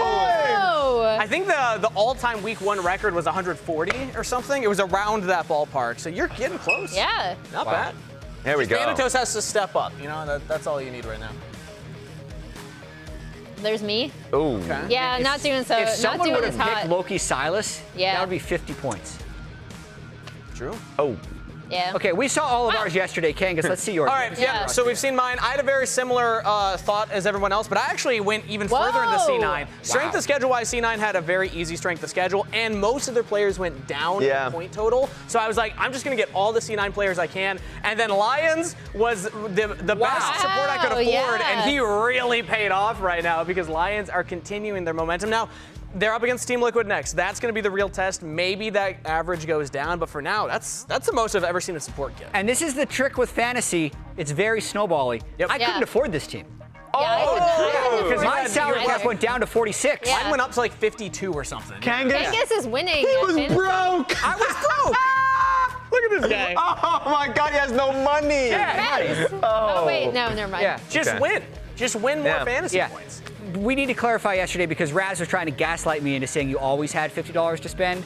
That's not true with fantasy. So basically, depending on your player's performance, not only will their price go up and down, but if they were on your roster for that week, your salary cap will go up or down.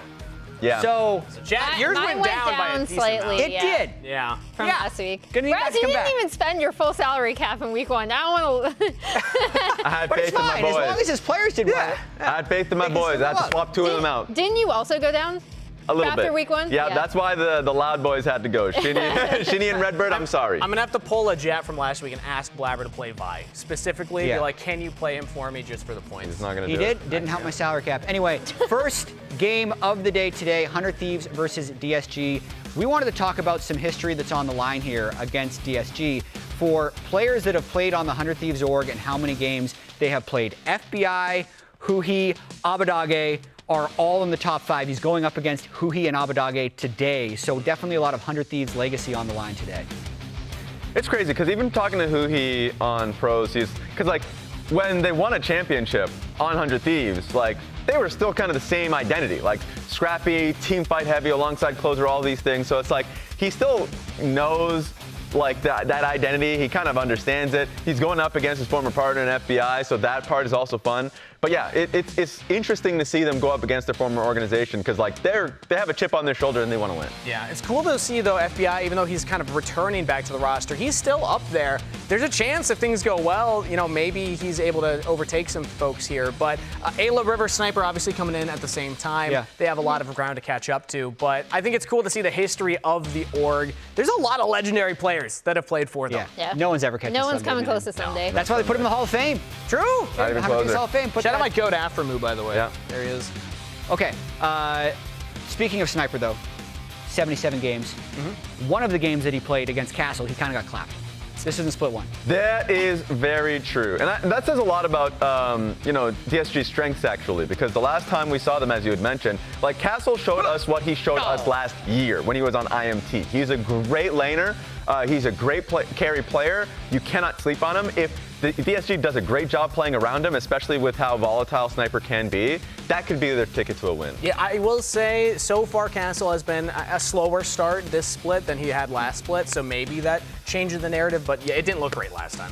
Yeah, and I mean, neither of these teams I think are happy with their performance yesterday either because they're both coming off of some rough times, let's just say. I think the big thing for me though is, I know you're the biggest 100 Thieves Glazer here, Kangas. Glazer? I do think, though, they have improved in a lot of things in terms of their map play. I still don't think they still need to make improvements. But going up against DSG, I think DSG have really, really struggled on the map, especially when someone like Huhi isn't able to go out and get a lot of map pressure for them.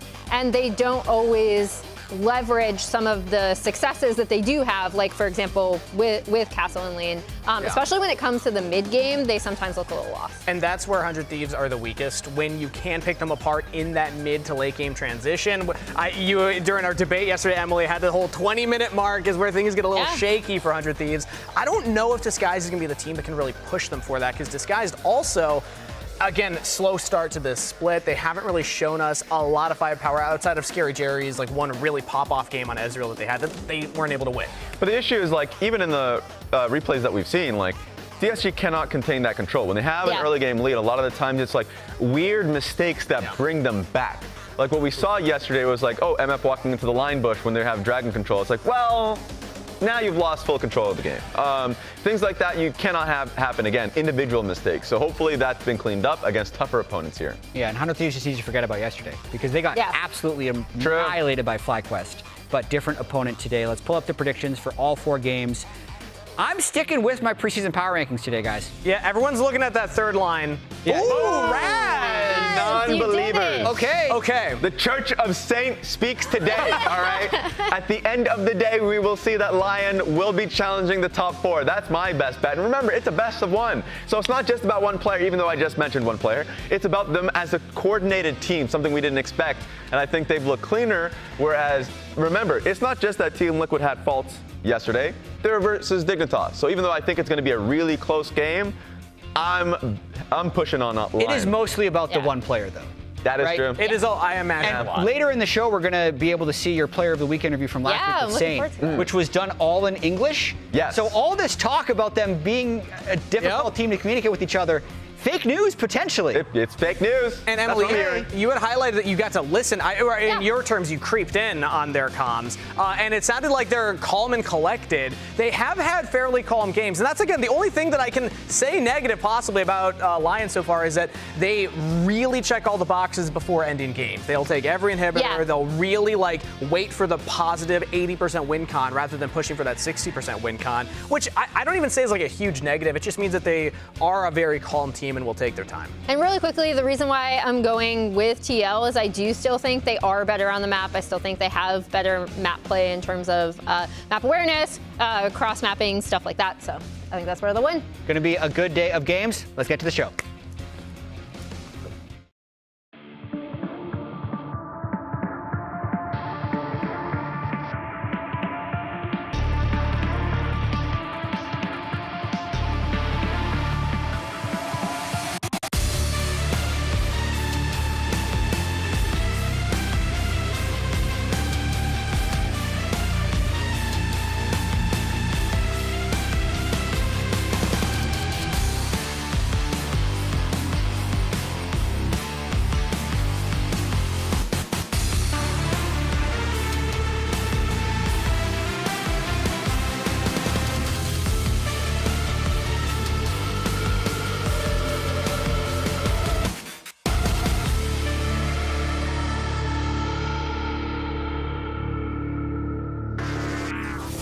Ladies and gentlemen, welcome back to the LTA. It's day 2 of week 2 of split 2, and we're here ready to jump into the first game of the day. I'm Captain Flowers, joined by Kobe for these first couple of games. We got 100 Thieves going up against Disguised to kick today off. And man, I think both of these teams really want to rebound after yesterday's matches. 100% agree. Let's get into the action immediately as we're jumping into that pick and ban phase. And a lot of discussion, has been about the top lane. Castle, best performing player for Disguise, and Sniper, probably one of the areas that most teams are prepping for to attack on 100 Thieves. I did like, when he pulled out his little pocket pick Riven, although since then, a couple of losses racked up for 100 Thieves is kind of why you're talking about bouncing back there. Yeah. We'll see if they can actually do that. Securing the Varus is always super big, of course. That is our, primary AD carry on the batch.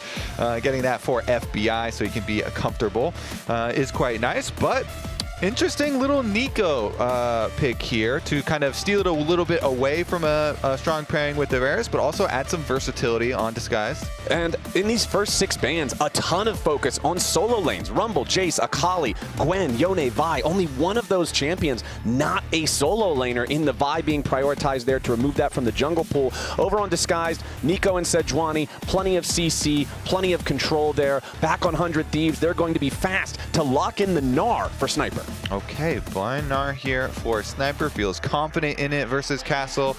Castle, whenever you think about him too, the primary ban is the Jace. That has been his favorite champion, his most successful champion.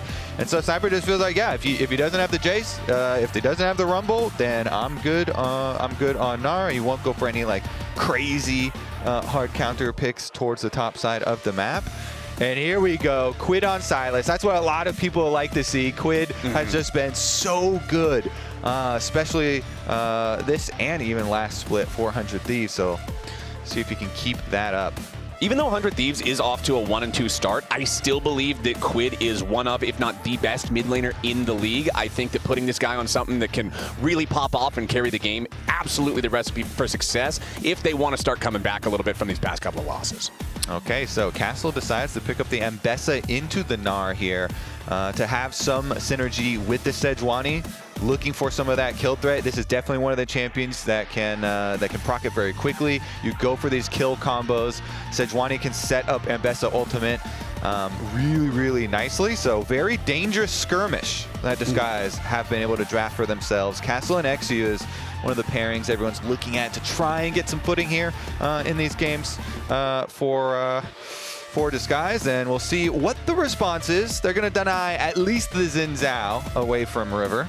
Now, you're talking about skirmishing, and I feel like not just with the picks, but I want to see it in their attitude. I want to see it in their play style. I think yesterday we didn't really see Disguise looking for a whole lot of anything on the map. They seemed pretty lost. So hopefully with these types of picks, with this skirmishing style that you're talking about, we'll get to see a more active game out of them. We've got the Nefiri and the Xin Zhao banned out by Disguise, so double jungle ban here in the second half. Over on 100 Thieves, double 80 carry ban, removing that Kalista that's often banned out in the first half of the draft, alongside the Ezreal, keeping that one away from Scary Jerry. Remember that in Disguised's best game so far, the one that they had against FlyQuest, Jerry on that Ezreal certainly had his best performance in the LTA so far. 100% agree, so good denial there again. And we are going to get, it looks like, a couple split push options here. The Ryze has been so popular after the Rod of Ages little mix-up on the build path to allow him to build that a lot easier with the Ruby Crystals. But honestly, I don't know. It's a little bit dangerous. It does gives you a lot of split pushing options for later, but there's so many things that can provide some problems here to Arise. So let's see. I mean, the Karma plus the Varus is going to be a strong lane regardless of what Scary Jerry ends up locking in. Yeah. And then Jarvan is definitely one of River's most iconic champs here. Very mobile and definitely can put a lot of threat back there. I mean, the Rise, I don't know. We'll see if he actually gets a lot of split push done. I mean, remember back when River joined the league a couple of years ago, Jarvan was like the champion for him, right? It was what, like 6 or 7 games of just Jarvan really popping off on this. I love to see him back on the champ. I think he's great on these really active junglers, on these playmakers. Meanwhile, back over on Disguised, final pick of the draft, the Jhin for Scary Jerry. Okay, and pick is a key word, Flowers, there, because there's a lot of utility from that bottom lane with the Jhin and the Nico, a lot of CC. But I think that this Disguise lineup is going to have to make a lot of picks in this game to actually find success with this composition. 100 Thieves, I mean, you talk about fighting, they love skirmishing, and they have drafted a very, very, very good team fighting team here for themselves. Very comfortable champions. Quite strong lanes as well. I would expect 100 Thieves to try and put a bit more pressure towards mid lane early on with Jarvan ganking for Sylas. That is a dream pairing right there. Jarvan gank for Sylas, especially against something like Arise. Meanwhile, we'll see how much value they can get out of this Sejuani plus Ambessa combination. Or if it's just like, hey, we got to play off Jhin and Nico CC, you know, make this worthwhile.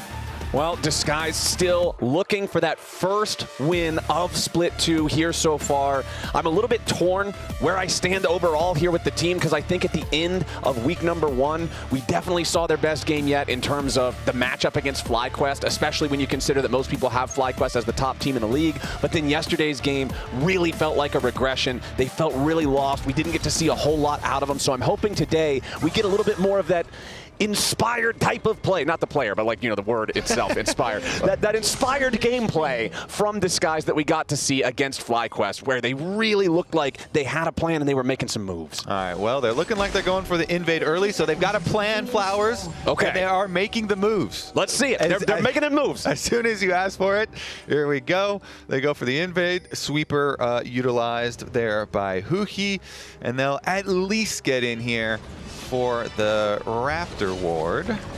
Okay, 100 Thieves, though, just walking over top of that ward, placed down by Disguised in the little tiny pixel brush there in the bottom side river. And doesn't look like we're probably going to get a whole lot of anything. Comet on both Varus and Karma to just add to that oppression in the bottom lane that these two are going to try to exert early on. The constant poke, the constant harass, the long-range damage. Of course, you already mentioned Jhin and Nico, though. If XU can get down there on Disguised side, play around these guys, make the ganks happen, and they can land the CC, there is a lot of opportunity to try to punish what should be an aggressive lane of Varus and Karma. Yeah, it's just hard because you're facing into the cleanse on Varus is one thing, but Karma, the speed ups are really annoying too, and can allow you to work around a lot of this Nico and Jhin utility. So we'll see how well they actually play it early on. As you mentioned, the double comments, tracking how much poke damage can get down there. But XU early here off of the invade wants to continue.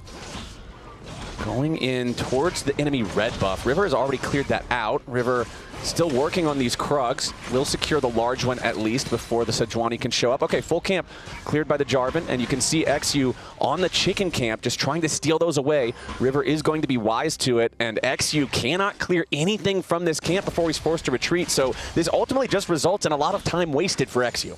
Yeah, their idea. So they had the deeper ward that was on the Raptors, and he thought, I believe he thought that the Jarvan maybe started on the top side because they didn't know that he started on the red, and so slipped in there, checked the red, nothing there, try and go for the Raptors, nothing there, and it just, even the best laid plans, they didn't have full coverage there, and they kind of made some erroneous assumptions. So it does waste some time there for him, but not too detrimental quite yet.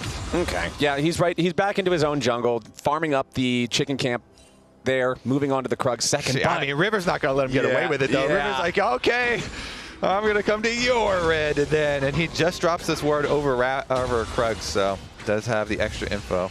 Okay, you could see right there his icon jumped forward, so he tried to go for the EQ combo on XU, who was passing through. Now River going to go ahead, feel comfortable starting up that red buff as Ayla forced to get out of danger down here against Huhi and Scary Jerry. That flash already spent. FBI having to use his flash now too. 100 Thieves, 2 flashes down here in the bottom lane. Scary Jerry using his as well. So the only flash remaining in this 2v2 on Huhi's Nico. Yeah, interesting. FBI holds the cleanse on that one, and then in the face of so much damage, ends up having to burn even more with those longer flash cooldowns, plus the heal use from Ayla, and now tremendous pressure mounting as the wave is coming in. So backing up a little bit here, denied one of the melee last hits at the very least. Ooh, Quid's very low here in the mid lane on the Sylas versus the early rise from Abadaga, who he backing up a little bit as the piercing arrow charges up. FBI is going to whiff on that one, but Disguise doing a nice job down here in the bottom lane, trying to put the pressure on after blowing those summoner spells. First teleport from the solo lane is going to occur now as Quid returns back to mid lane. Abadaga now going to take the opportunity, go ahead, recall, restore that mana, do the same thing. And I want to point out that XU's objective in this game, tracking River, he went back in to place fresh wards on the Raptor brush yet again to further try and keep track of this Jarvan.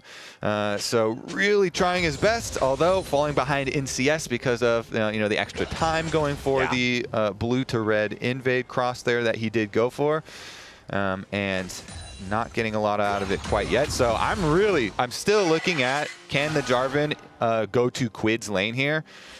Put some extra pressure on this rise, because Quid, we were talking about how well he's been performing. Abadaga has kind of been the opposite side of the spectrum. So I want to see if he can have a better game for himself this time around.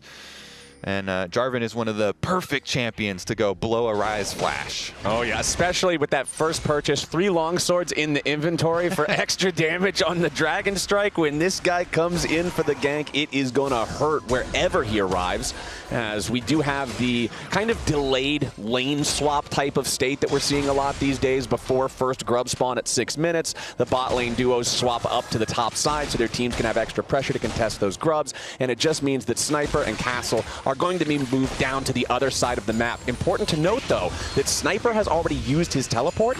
Castle has not. Big advantage there for Disguise, and I feel like they've got to be confident with that moving towards these grubs here in the next 10 seconds. Yeah, let's see about the approach, because River's here early and he has control over the brush that has the good view of them. He's actually going to come up here as well, so we have a bit of a party. Ooh, Scary Jerry in some danger now, though. He can't get away from this. River applies the combo. Piercing arrow flying through. First blood over to FBI. River continuing the chase now as Huhi and XU try to get away. Scary Jerry, too far forward, gets caught out by the Karma binding, immediately bursts down, and 100 Thieves is first on the board. Yeah, Flowers, again, it's these small little information misses where XU was in the lane brush. So the Sejuani's here in lane brush, and he's prepping for danger coming straight from the tower. Well, let's take a look at the grubs first before we go over the previous play, as XU wants to use his smite here. Oh, couldn't quite get it down to 600. It needs a little bit more damage before it can happen, but now Quid's making his way into the fight. Quid is way too far forward. He's going to be killed. Surely, yes, Abadaga grabbing that kill, but it's traded back immediately. as Abadaga falls right next to Quid. Both mid laners down. 100 Thieves ready to scrap in this one. Yeah, running straight into that one. It looks like because of that, though, River and 100 Thieves go right back on these grubs. He doesn't want to have to use his smite on the first one early. Oh, got it. Nicely done there. That's 2-0 on the first set of grubs for 100 Thieves. Can they get this third one? Void Grub slain there by Scary Jerry, as Ayla now again using that binding. You got some trouble for River, getting caught out, flashing over the wall to stay alive. Jin damage, the extra advantage in this smite fight over the last one. It is a key denial, Flowers. You know, getting that grub stolen away denies the progression towards your feats of strength. But still, 100 Thieves with a very good position in this game. He tries to steal away more, but River still able to secure. Yep, River with that smite guarantees that he not only locks up the gold and the EXP from the Gromp, but critically that EXP puts him at level 6. We know that Jarvan with ulti is a massive power point here for playmaking, but let's take another look at the replay and how everything went down here in the River. Yeah, so XU wanted to try and get this one down to 600 so he could smite it, but Abadaga in the middle of the river, so Quid goes straight for him, but he got rooted up and then followed up there by XU, so good kind of CC chain from Disguised mid lane and jungle to at least get that kill first, but in the end it was traded right back immediately and Abadaga taken down himself. Big thing, of course, is that Quid actually used Flash as Abadaga still has his there for the Rise, so even though Jarvan now has ultimate, which is the big thing that you want to go for the pressure. Let's see about this roam bottom. Okay, Sniper in a little bit of danger here, already using the Mega Gnar. Castle has to retreat now as he's got the turret aggro. Another shot flies out, and it's Castle who takes more damage than anybody. Abadaga taking a lot of damage to his own health bar as he tries to pass through the enemy jungle to join up with the rest of his team, but ultimately Disguised attempts fall flat. Yeah, immediately there. You see that Jarvan ult used on the Rise. Rise, flash, goes poof. Now it could be a repeat target there. But like you're saying, the repercussions could be on the other side of the map too. You know, teleport used up to the top side there for Castle, wants to be able to farm that up while the rest of the team goes for this Mountain Drake. And even though Mountain Drake is a very healthy Drake, takes a bit longer to take, they should still be able to secure it after their attempt. He's a very robust Drake. The most robust. Yeah, takes very good care of himself. Always in shape, but unfortunately not strong enough to deal with this guy, so they will lock up that objective for themselves. Since the first set of grubs were split, that is the first neutral objective that is going to count towards feats of strength. Secured there for Disguised. Huhi, Scary Jerry, and XU once again looking for Sniper. Still in mini-Gnar form, but he has a lot of the Gnar bar charged. XU flies in, but he misses the Sejuani ulti. Beautifully played from Sniper, using the hop to jump over XU as well and make his escape. He makes Disguised look foolish. Yep, very nicely done from him on that side. And then the opposite side of the map, I don't think they're gonna catch it. Nice job from Ayla, flashing forward to guarantee that he interrupts the recall before Castle can get away. River wanted to make sure that there was no chance Castle was taking the long way home either. Castle trying to get out there with a public execution, but it ain't gonna matter because the feat of warfare is secured with that kill, and FBI got paid. Yeah, that's FBI's third kill, all three of them into the Poke of Varus, which he loves playing, will be very fed early on to get the early lethality spikes here on this champion, get the poke damage operational so early on, means they can just siege up repeatedly here, and as long as they're able to avoid the snap plays, which, you know, this hard engage from DSG, it's all about, you know, getting either a flank or getting, you know, some sneaky Nico play to be able to combo with Sejuani and Mbessa ultimates for an engage. If they can avoid that kind of dire situation, then they should be able to get a lot of value there with Varus and Karma Poke. This is almost a 2,000 gold lead at 11 minutes, man. This is like really good if you're a 100 Thieves fan, and this is so concerning for Disguised. Yeah, I mean, FBI's got his Ghost Blade already. He is king of the mid lane at the moment, so they plant him there, able to get down a decent amount of pressure, getting their solo lanes out to the split push. 1-3-1 setup here as we are looking towards our grubs. This is the key moment for Disguised. Can they get the big engage? Abadaga does have Realm Warp ready for the Rise from the top side to be able to join from a different angle if they want to. Sniper has teleport advantage though, so Yeah. DSG have to be so careful since Castle cannot follow. Castle would have to just like full send to try and interrupt the teleport if they wanted to do something. And it looks like they've made the call, hey, this we do not want to do anything. It's way too risky. Can't keep track of Sniper and that teleport, so River's just going to collect. And Castle, without even having public execution recharged yet from when he tried to use it to escape up top, not a great situation as Abadaga defensive Realm Warp to escape from Quid. And it's like with the first set of grubs, the teleport advantage was for Disguised, but then they end up losing out on what that would have got them anyway because Scary Jerry gets picked. The second set of grubs, the tables are turned. 100 Thieves are the one with teleport advantage. Disguised can't make any sort of a similar pick, so then 100 Thieves just get to take all 3 grubs for free. And now your mid lane priority is leaking over to the top side, so 100 Thieves will be able to get this top turret. The communication with Sniper, though, should also be there for 100 Thieves to say, hey, your weak side looks like he's going to try and outplay as Meganar, get all of the minions down, and he is fine as well. 100 Thieves winning all sides of the map. I feel like I'm watching reruns of the same episode, Kobe. Every single time, Disguised putting multiple players down here in the bottom lane, trying to put the pressure on Sniper, see if they can find a play. And every single time, he's just absorbing the pressure, no consequences, doing a really good job of just stopping any of their attempts. And it all kind of starts in the mid lane, too.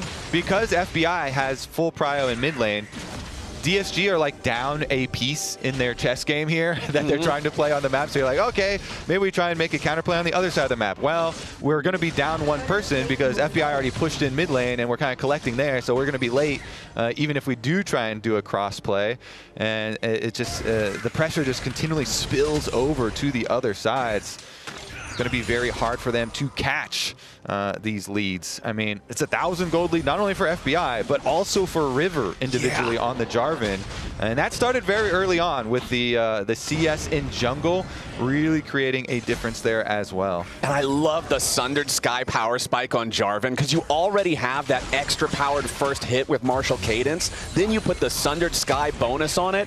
That first bop with that spear hurts like crazy, man. This guy is in a great spot to continue accelerating the pace of this game. You talked about at the start the price that XU is paying for trying to track him, losing out on his own opportunity to keep high tempo, to keep clearing through his camps. And now we're seeing the results of that. River was not adequately shut down. He was constantly farming. He's up all this gold. Now if you're Sejuani, you're sweating. Yeah. Definitely are. And then as we look at this possible mid play, Quid was looking for a flank on the side there too. But I mean, the top play too, where XU was there first technically. You know, he was in the lane brush waiting. It's just that then River came straight up through the river and had an easy setup with the Karma tether, and it was just like got handed to them, and it was another like near miss there for DSG. Now, as the Dragon is available and 100 Thieves have control of all the vision leading towards the Dragon, looks like they once again are fighting for the minion wave in mid lane first,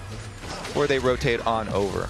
River doing a good job just trying to annoy these guys a little bit, throwing the flag down, getting some vision with that. Now deciding, okay, we've got control, wave is shoved up, let's go ahead and start up the Drake. Sniper's applying the pressure to Abadaga down in the bottom lane at the same time. And it looks like Disguised, despite the fact that they're wanting to move up, are having a hard time doing so. Quid has stolen away the enemy Sejuani ulti from XU, immediately fires it off, and now they're going to find the engage right back onto the enemy jungler, and XU is already down. Who here on the front line is about to fall as well, but at least Castle has taken River back the other way. Abadaga into the back line looking for FBI. That'll be a 1-for-1 trade too. There are bodies dropping left, right, and center, but 100 Thieves the winner. Disguised has lost so many men, and 100 Thieves win another team fight. Yep, they're going to be able to take the extra pressure on bottom side of the map. I mean, it was a good Realm Warp. So the early arrival of the Rise here, the extra couple seconds afforded to them, is going to be quite nice. You know, Abadaga is actually walking around, goes for the Realm up here, right away from Sniper, who was almost about to get Mega. And so he gets in the back, where you've got Jin on the front side, Ultimate firing away, and then Abba here trying to make sure they can get this big shutdown cash in. But then you still have to deal with Sniper once he finally does arrive, as well as Quid, who was basically free there in the middle of the fight. So even though they got like their objective of getting the shutdown onto FBI, like you're saying, you know, they still end up losing out on the map because of the extra chase down kill and bomb sign getting pushed in. However, the Dragon wasn't picked up in the aftermath, so at least they didn't lose out on the Drake. Yeah, and now with the Herald alive, that means the neutral objective attention is going to be focused on that other side of the map instead. Sniper, once again, just being the one who has to play the protagonist from an 80s action movie role where you got to fight multiple people at once, just sort of do your best with it, fall back a little bit, disguised. They will have enough pressure to be able to force down this tier 1 turret. Because their opponents in 100 Thieves have decided to focus on the Rift Herald, it also means the disguised should be able to take this second Drake as well. But Kobe, it comes at a cost, and that cost is the top lane tier 2 turret. FBI, Ayla, and Quid working to bash this one down with their 5 Void Grubs, and I don't think Castle can say anything about it. Yeah. They can say, please stop. They will say, nope. No, thank you. Yeah, I mean, this is always the idea, right? 100 Thieves, well... Ooh, nice engaged from River, but there's no follow-up from anybody else. He goes in for the 1v2. Who he dies to the Dragon Strike at the very end. Scary Jerry barely getting away. Meanwhile, Quid versus Castle in the enemy jungle as the curtain call opened, but it doesn't get a whole lot of anything. Abadaga, what are you doing? He goes on a realm warp straight to hell. There's no way back. XU falls at the same time, disguised, looking so disjointed, and 100 Thieves are eager to punish it. They drop the Herald, they take the tier 1 mid, and they're gonna slam it straight into the tier 2. Yeah, they don't care about dragons because they care about getting rich, Flowers. They got money. They got the Void Grubs and they got the Heralds. Those things turn into gold from turret plates and towers themselves, and we're only 18.5 minutes into the game, and they've already taken secondary turrets in both mid and top lane after these plays. So here's another look at River full sending, gets the double ulti here, locking both Huhi and Scary Jerry up, and Huhi's not going to be able to get out alive. Then you're like, oh, what are they doing here? They're just desperately like looking for some sort of pick. Quid was a really good flash. He dodged away from the Mbessa ultimate. So the Jhin shots go wide, he flashed to the Mbessa ultimate, and Abadaga's like, okay, well, now I'm in deep trouble. Yeah, that realm warp was not it. And then XU still hanging around afterwards. It just felt like everybody on Disguised trying to salvage something, trying to get something back, and there was just never really an open window. They're pretty desperate because they could see how quickly the gold lead for 100 Thieves was ballooning off of the top side objectives with the Grubs and the Herald and all the kills racking up and that turning into tower gold. You know, the early dragons really mean very little in this game now. Yeah, because so much gold is traded for those early on that then you can never fight the later dragons. Like 100 Thieves are so rich now, the item advantages are just going to be way too big.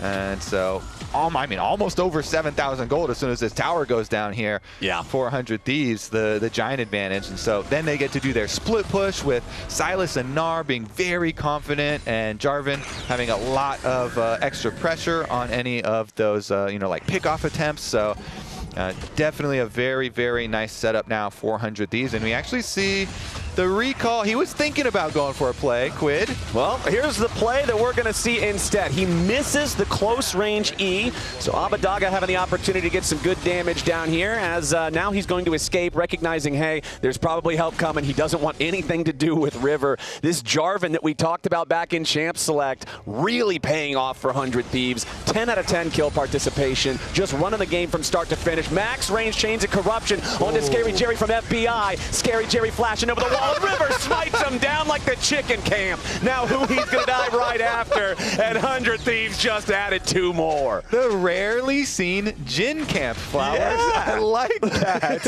It's worth so much money, too. River gets in there, takes his Jhin camp on his full clear, is just going to end it up by the Otacon. Just cycling him, man. Yeah. Just cycling it. And they're right up to the Otacon, immediately ready to jump onto this, only a minute after it spawns.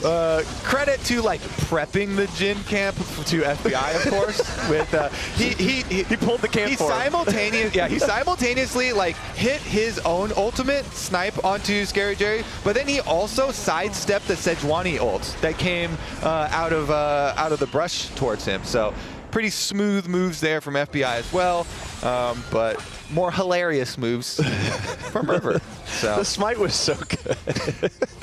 It's funny too because he just stands there as soon as he gets over in the camp, and he's just standing there.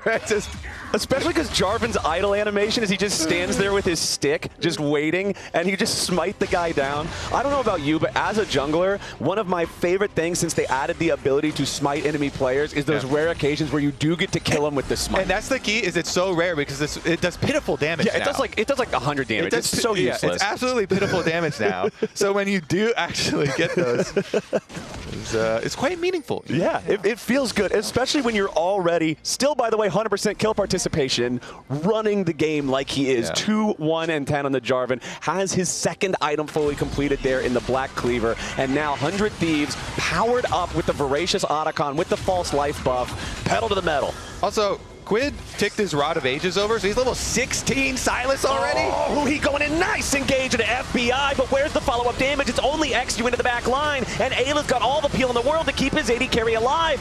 He's already down. It's a double kill back over to FBI. They tried, but they died. Disguised is gone. This fight is nothing but disaster. A triple kill over to FBI as Castle still standing, but the only one in Disguised colors to do so, and Sniper secures the ace. Yep, and all they used, a bunch of Guardian Angels there. Oh no. The Otacon, False Lives for 100 Thieves. Very successful use of their Otacon buffs. Nice 11,500 gold lead by 23 minutes. Feels good, man. Easy work for the Thieves in this game. They're angry flowers. I mean, coming into this one, it was definitely only going to go one way. I mean, look at that. It's a level 9 versus a level 16. That is just not fair. Teleport comes in. It does, like, they get at least popping some of these buffs is kind of decent. But, like, I mean, there's all these things like Castle's ultimate there. The Ambessa barely does not reach. It wasn't able to pick off that one. So, eventually, at least they end some of those refreshes. But, I mean, both of these teams today we're coming in, off of their kind of back-to-back losses that they had received yesterday and then even last week, also coming in with them. So a lot of stuff here for them to try and clean up, and 100 Thieves looks like they came in a little angry. Yeah, 100 Thieves definitely wanting to even up that win-loss record. You could see River forcing the Realm Warp out of Abadaga there. When your Ryze has to run from the enemy jungler in a 1v1, that Ryze is not set up for the type of split-pushing win condition that you draft him for.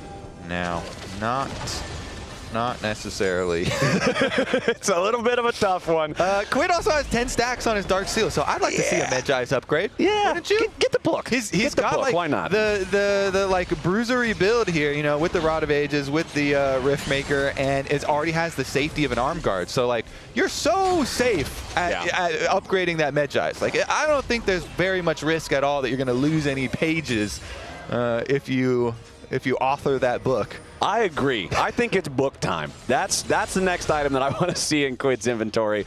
But FBI did go fishing there with the Chains of Corruption. You saw as they were trying to contest the enemy chicken camp. Yes, they steal the chickens, but the chains just not quite finding the target as 100 Thieves still playing aggressive, moving up, trying to force Disguised back out of their own jungle. The thing is, 100 Thieves, they don't have anything left to take that's not in the enemy base. So Disguised just trying to turtle up and hold the line. Yeah, Baron would be the, that's how you break through that line. And it looks like that is the plan now as River and Sniper started up.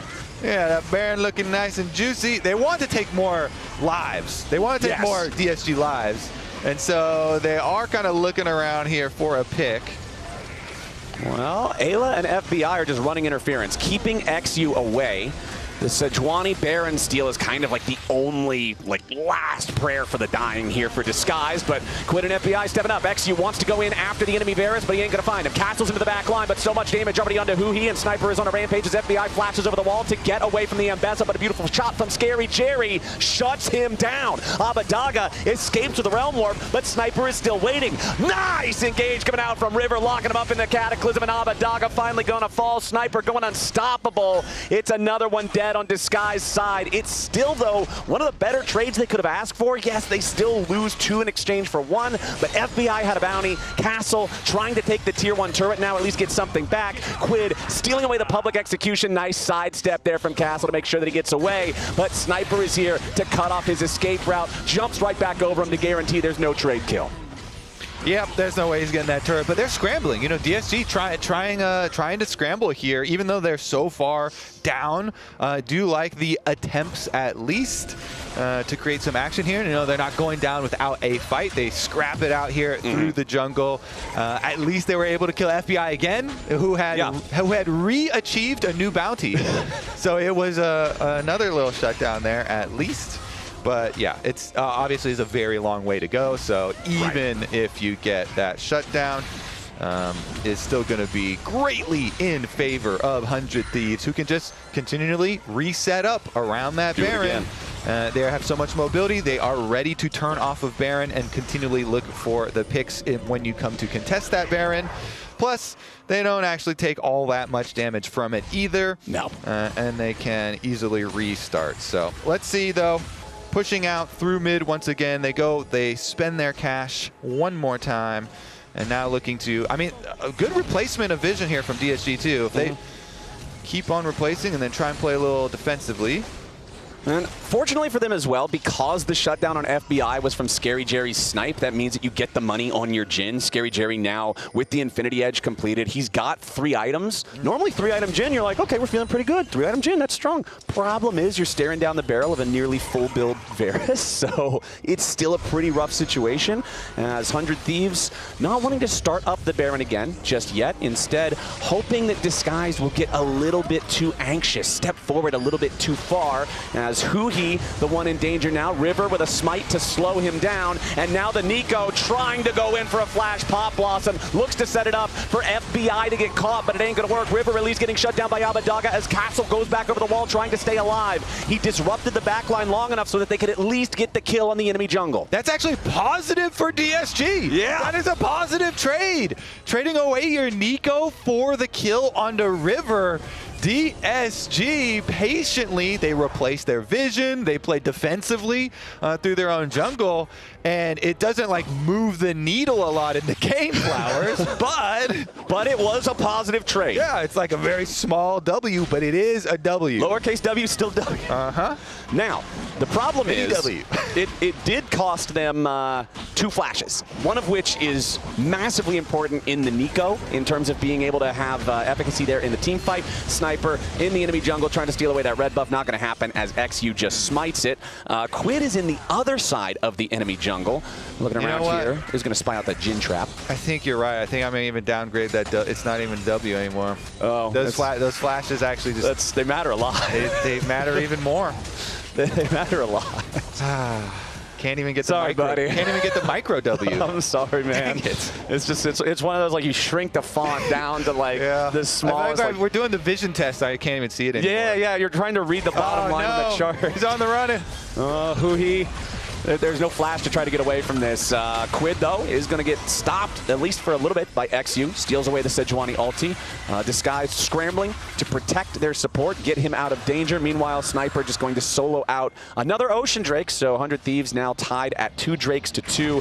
Honestly, credit to Disguised for stalling out things as long as they have. It feels like 100 Thieves have kind of hit a roadblock from a game that was very quickly just steamrolling Disguised. What do you do when you hit a roadblock, Flowers?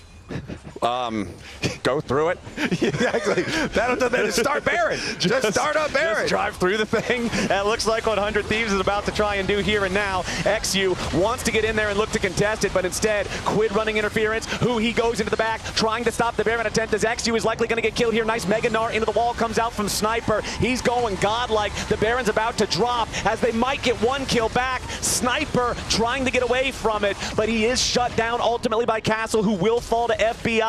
This should be the end of it as River continues to charge forward towards the Disguised carries, but at least they do enough damage now that he does not get to just run them down. It's 3 dead on Disguised for only the Sniper kill back on 100 Thieves, and now they've got everything they need to keep this push going. Yep, 100 Thieves break through the roadblock. Now with Baron empowered 4-wheel drive, they're going to destroy your base. And there it is. Quid knocking down that top lane tier 3. FBI and Ayla will take out mid lane inhibitor at the same time. So one dead inhib, one exposed inhib, and we've got the minion wave pushing up the bottom lane as well. Disguised, at least they're respawning now before any more damage happens to the base, but still 4 out of 5 players on 100 Thieves with the Baron buff. They're gonna reset. They've still got this for the next couple of minutes. You know that this next push is probably the end of the game. Yes, sir. All right, Disguised. How hard can you pray in this defense? That is a 4,000 individual gold lead in the jungle role. That is not a common occurrence. But Exu did just finish his second item. All right. The unending despair is complete. That is an appropriate item thematically for the current state of the game for Disguised. This is just so tough is it to though? play. Because I think it might end soon. Well, ooh, I think that actually might even cut more. Yeah, that's ending despair. Ooh. Well, we've got that push that I was talking about starting right now. FBI and Ayla just escorting the wave forward as Quid and Sniper are already in the enemy base, looking for the opportunity to make some kind of a dive happen if Disguise try to defend this last remaining tier 3 turret that is already down. Quid with a stolen Pop Blossom jumps in. Scary Jerry nearly killed immediately. Huhi with a nice counter Blossom, but it ain't gonna matter. They're too far behind. Sniper eating some damage here from the curtain call, but he's not gonna fall just yet. One shot left in the chamber as Castle goes into the back line looking for FBI yet again, but they're just so far behind. They don't have the damage. They scramble to try to defend. They're using everything already, and 100 Thieves continues their push with the 2 Ocean Dragons in the pocket to keep them extra healthy. Castle now so low, has to go back to the fountain and heal back up again as 2 Baron-empowered cannon minions are about to destroy the first Nexus turret. One more volley and it drops. Now the final inhibitor is going to fall up there in the top lane, and 100 Thieves looking for the throat of Disguise. 33 minutes into the game, XU charging forward after Quid, tries to lock him up and burst him down, but it's a level 18 Silas, misses the point blank E, but it doesn't matter. Castle shot straight through the heart, trying to dive in towards FBI. XU falls next. Abadaga's about to drop. 100 Thieves full sending it all the way, and there it is. Game over. 100 Thieves win it 28-6. Quick work there for 100 Thieves. Well controlled. Disguise came in with the objective of trying to track River and trying to shut him down, but just all of the early, plays just a little bit off on the info, a little bit off on the timings there, and nicely done from 100 Thieves. FBI got rich very quickly. Nicely done from the Thieves. Reminder to all y'all, LTA North Twitch subs are back. Join the community for exclusive content, including the League of Legends in-game emote, Tell Me Everything, for paid and gifted subs. Plus, get access to all of our exclusive LTA North Twitch emotes like Giga Flowers. That one's mine. Subscribe to the LTA today.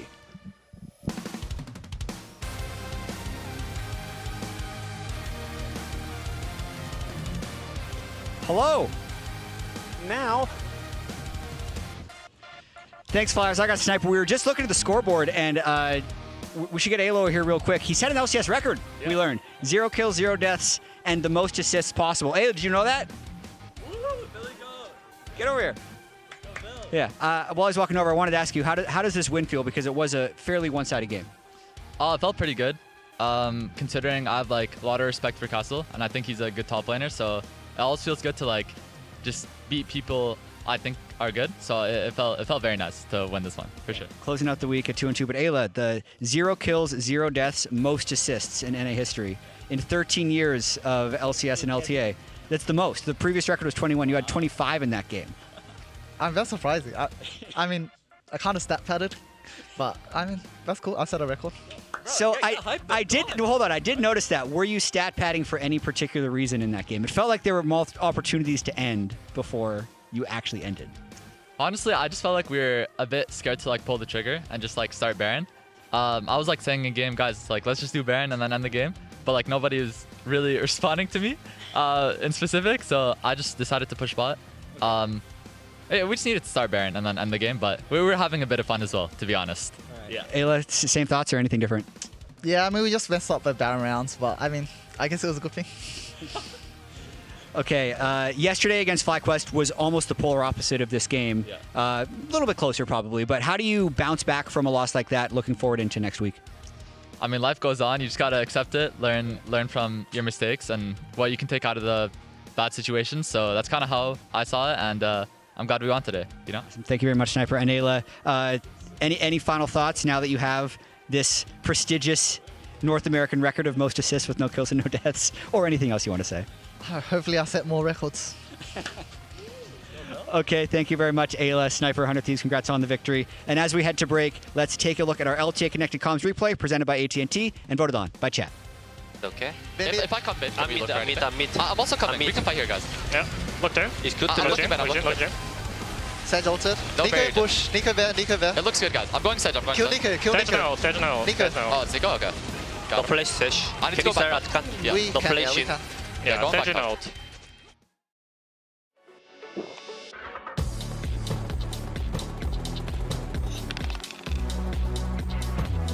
Red Bull gives you wings. Rich in the ground before Dove can even get there. In time to try to knock out as Impact gets bursted. Don't feed. Get fed. Scan the QR code for LTA deals only on Uber Eats. Why are we in Indiana? The retreat's in Nashville, Tennessee. Put Nashville, Indiana in the GPS. Mr. Shotgun over here. Bro. Okay. Let me just figure this out. Oh, we're cool. There's a charging station nearby.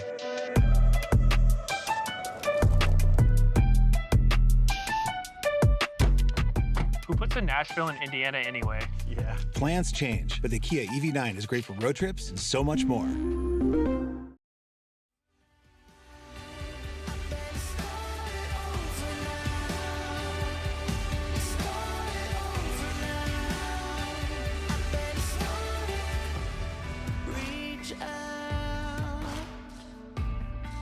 I'm gonna see if he wants to 1v1. I got you.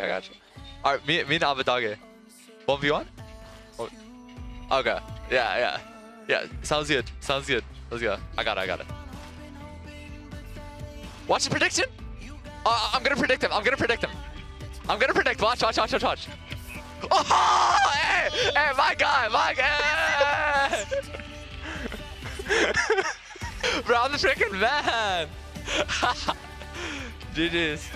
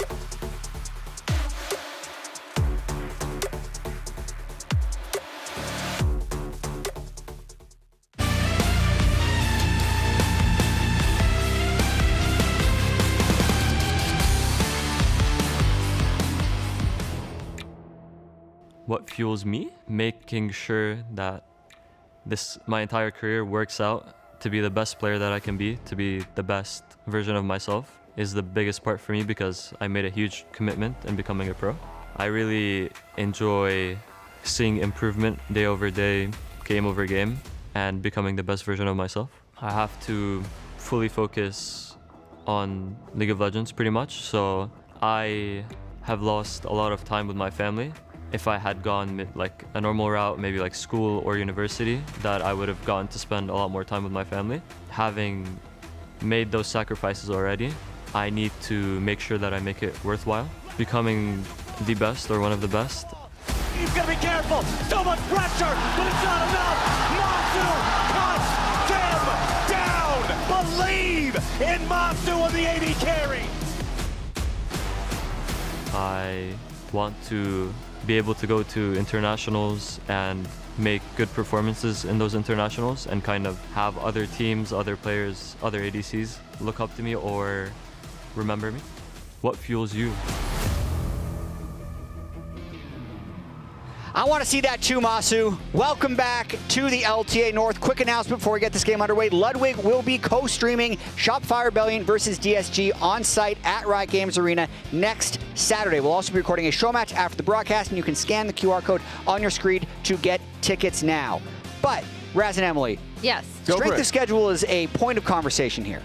Because we have the perceived power ranking top 4 and perceived power ranking bottom 4 all playing against each other today. But here's how the standings are currently looking and the upcoming opponents.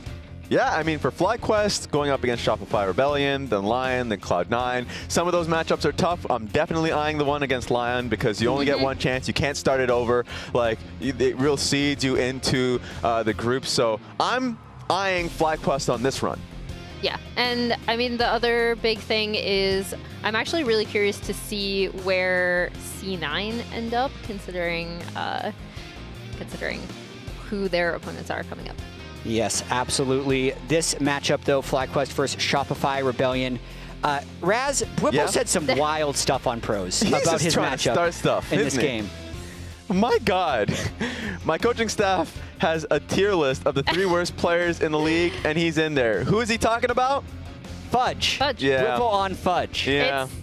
And after the game that Fudge had yesterday against Lyon, it was some of the worst looking gameplay that he's had with how often he was dying on that Ambessa. It's now, those are fighting words. Those are actually fighting words. Fudge just seems to keep having these ego battles every single game. Yeah, and I mean, I think the other thing is we haven't seen a lot of flexibility from Fudge either. He's played 3 games this split, all on the Ambessa. None of them have been particularly stellar coming out of him, especially the performance yesterday. Meanwhile, Bwipo still feels like he's living his best life, right? Yeah. Like, he's playing whatever he wants.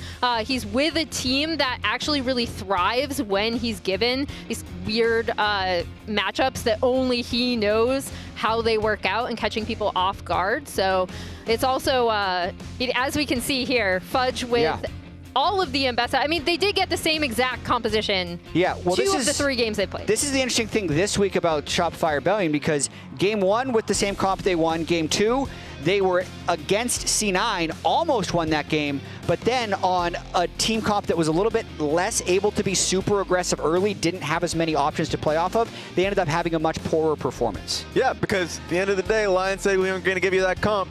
They didn't give them that comp, and it really forced them to go for a different angle. Now, I'm interested to see, because a lot of teams are willing to give up the Ambessa just because there's a lot of great lane matchups versus it, and of course, like, compositional question marks. Now, I just want to see Shopify, if I take a step back, play a much more coherent and clean game. Because even though we were talking about the top lane matchup there, a lot of the times, at least on Bwipo's side, he can have confidence that the rest of the map is being played out properly, and while, you know, depending on the lane for Fudge, like, the rest of the game, they don't seem coherent a lot of the times. And so that's what I'm looking for this team. But yes, I think we're starting to finally see Shopify get pushed off this comp. For sure. And I'm looking at the junglers in this matchup as well, because if we're talking about who looks coherent most of the time, Inspired has been so coherent with what the rest of FlyQuest has been doing. He's almost never died so far this split. You can see he ranks first in KDA ratio, but across the board, he has been dominating in split 2. Yeah, he's been absolutely stellar. Again, the thing that impresses me the most about Inspired is his ability to read the map and also his ability to flex what he does, the role he plays on the team, depending on composition. Meanwhile, we did see contracts. A lot of these stats are coming off of those 2 Nefiri games, right? Where even in the one that they lost, he looked pretty good. Yeah. Pushing lanes with Nefiri worked out really well for them. But then yesterday we saw his ganks didn't always work out. He had to go rescue bot when they got absolutely shoved. That didn't work out either.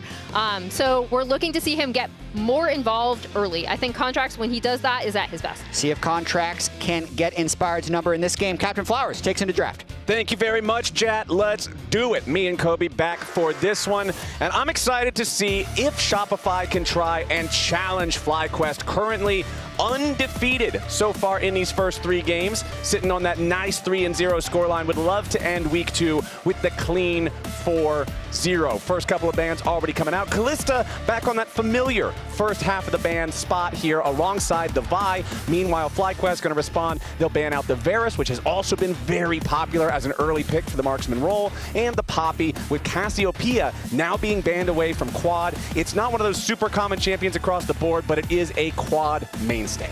And also, welcome Emily. Yeah. Good to have you here. Hell yes. I'm sure people are sad about it, but Emily, no, we are getting the frog. Somebody get the frog. I like taking away the cast. I also think it's super interesting. Again, we see the Nefiri left up, and they are going Xin Zhao instead for Shopify and Contracts on the blue side. Yeah, Xin Zhao is like one of the most, if not the most popular jungle now. Yeah. You know, with those buffs, just fights so incredibly well.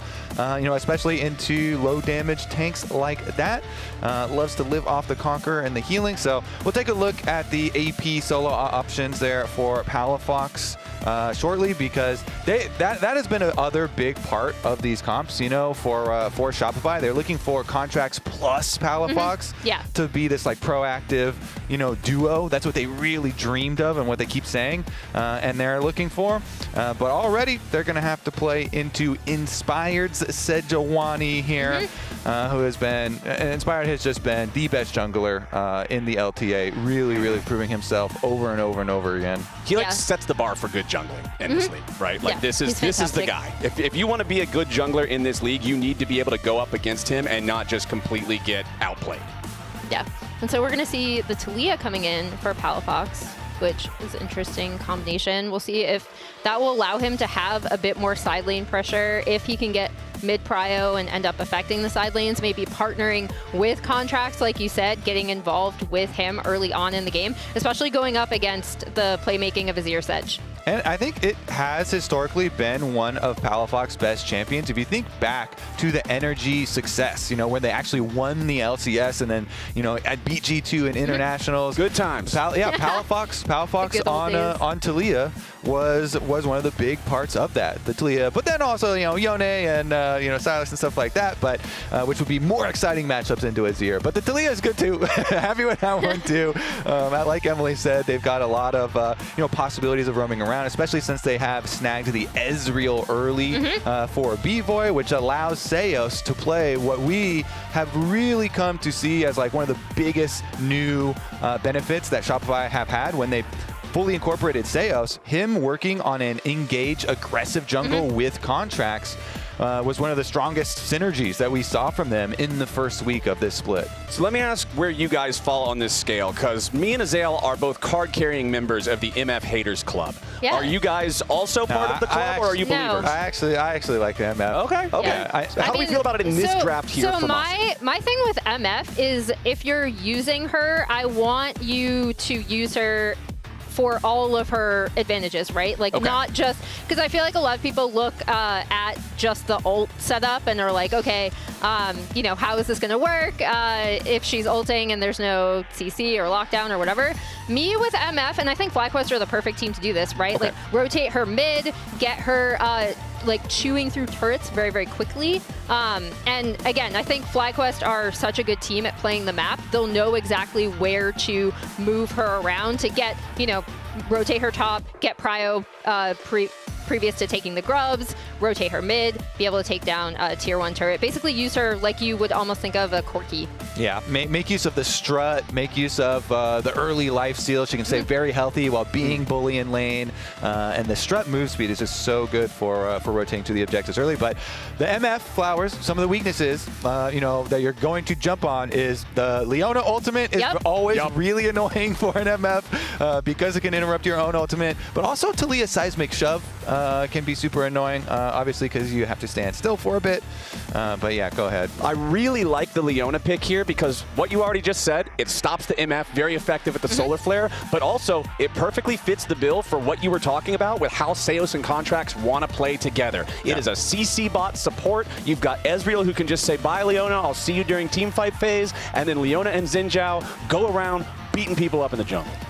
Yeah, and looking at this comp, I mean, I do think it has tools for Shopify to kind of enact some of the keys to success we've seen these players have in the past. Meanwhile, I don't know, I love Bwipo on the Scion. I think that's always, like, I'm surprised we haven't seen it more actually over here in the LTA. I've seen a lot more in LPL in particular, but yeah. I think Bwipo is exactly the type of player that's not afraid of a good death. This is a good champion for Bwipo. Yeah, and then Impact also used it yesterday for Team Liquid along with Umpty's Skarner. So it's like those dual layers of engage I think are incredibly effective. Scion ultimate plus some jungle that has some really good hard engage like a Sejuani or a Skarner there. So nice little pair here too. Plus, I think the extra thing that FlyQuest really did need was some point and click for the Ezreal to keep down B-Boy, because B-Boy has been Shopify's best player. I think most consistent player, and that Nautilus ult will go a long way.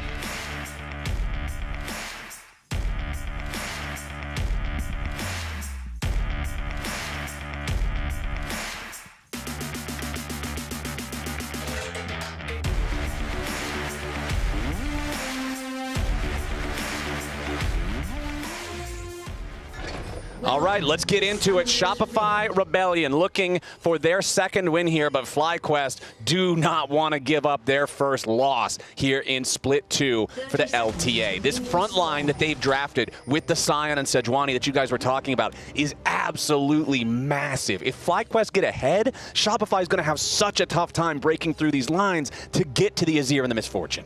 It is also really good setup for the MF if you're looking for her ult to hit clean, I want to be a believer. I really do.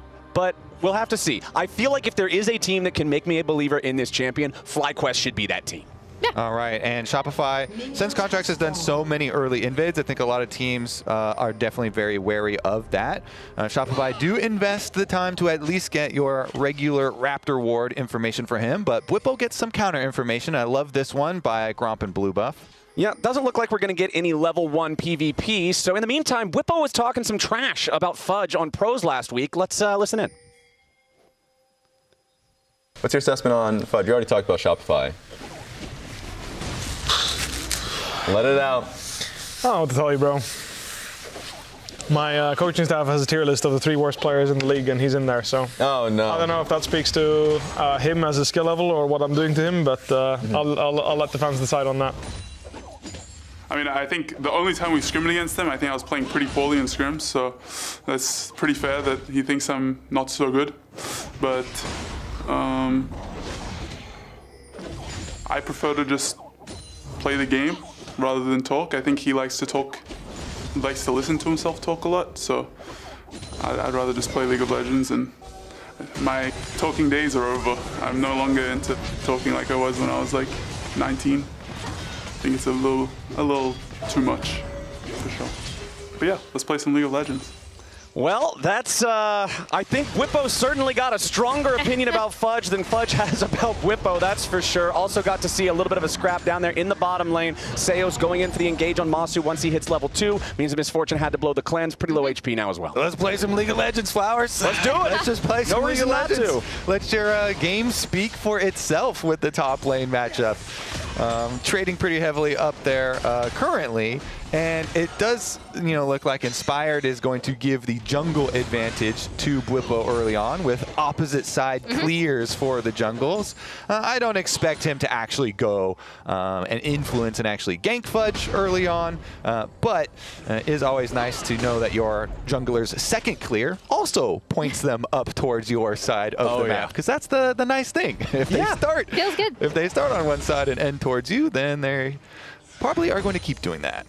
Yeah, and I'm super curious about this bot lane trade we saw, right? Because that gives control, that has given control of the lane to B-Boy and Sayus, because they were able to jump on that super early.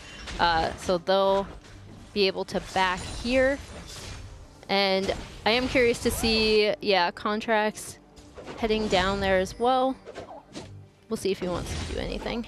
All right, jungler's going to split which Scuttle Crabs they're working on. I do expect that we'll probably see one, if not both, of the bottom lane duos do the 4.5 to 5 minute swap that we often see where they go up into the top side. But now instead, it's Shopify, Sayos and Contracts just working together time and time and time again. Misfortune, now no summoner spells left in the tank. There is a massive target on Masu's back. Exactly. They got the repeat visit, and your wave is pushing out away from you, so you have to have Inspired come down here and make sure you can fully do this, since Masu now is going to be vulnerable on the MF. So Inspired, it's actually not bad for him at all, since, like we said, he's just going into his second clear, which starts bottom side and ends up towards top side. So Inspired could send like 2 seconds extra time to shadow for a little bit, make sure Masu and Busio will be able to push this one right back out. But the cleanse does come up very quickly back in again, so Masu actually going to be able to cycle that, and at least we'll have some sort of safety. Fudge, meanwhile, still safe, although taking a bit of a beating. Yeah, Bwipo is just whooping him early on in this lane. But he still has his teleport, so it's like, it's fine to take the damage because you're going to go back to your reset anyways. It doesn't really mean a lot. It's just visually there. Here we go, mid-gank. Okay, Busio looking for Palafox. Would like to at least get the flash out of the Taliyah. Palafox doing a good job staying close to that wall. That way, in case the dredge line would have normally been able to find you, oftentimes because that hitbox is larger than it appears, it'll end up just smashing into the wall, even if it looks like it shouldn't. So Palafox can get away from that one. Summoner spells intact. Yep, and it does look like it is going to give FlyQuest complete control over this top side, as we see the kind of patented, not lane swap, but lane assignment, I guess. The late swap. The late swap. That's actually really good. Yeah, you change one letter and it still works. Yeah, I like it. It's perfectly on time for the Void Grubbies as usual.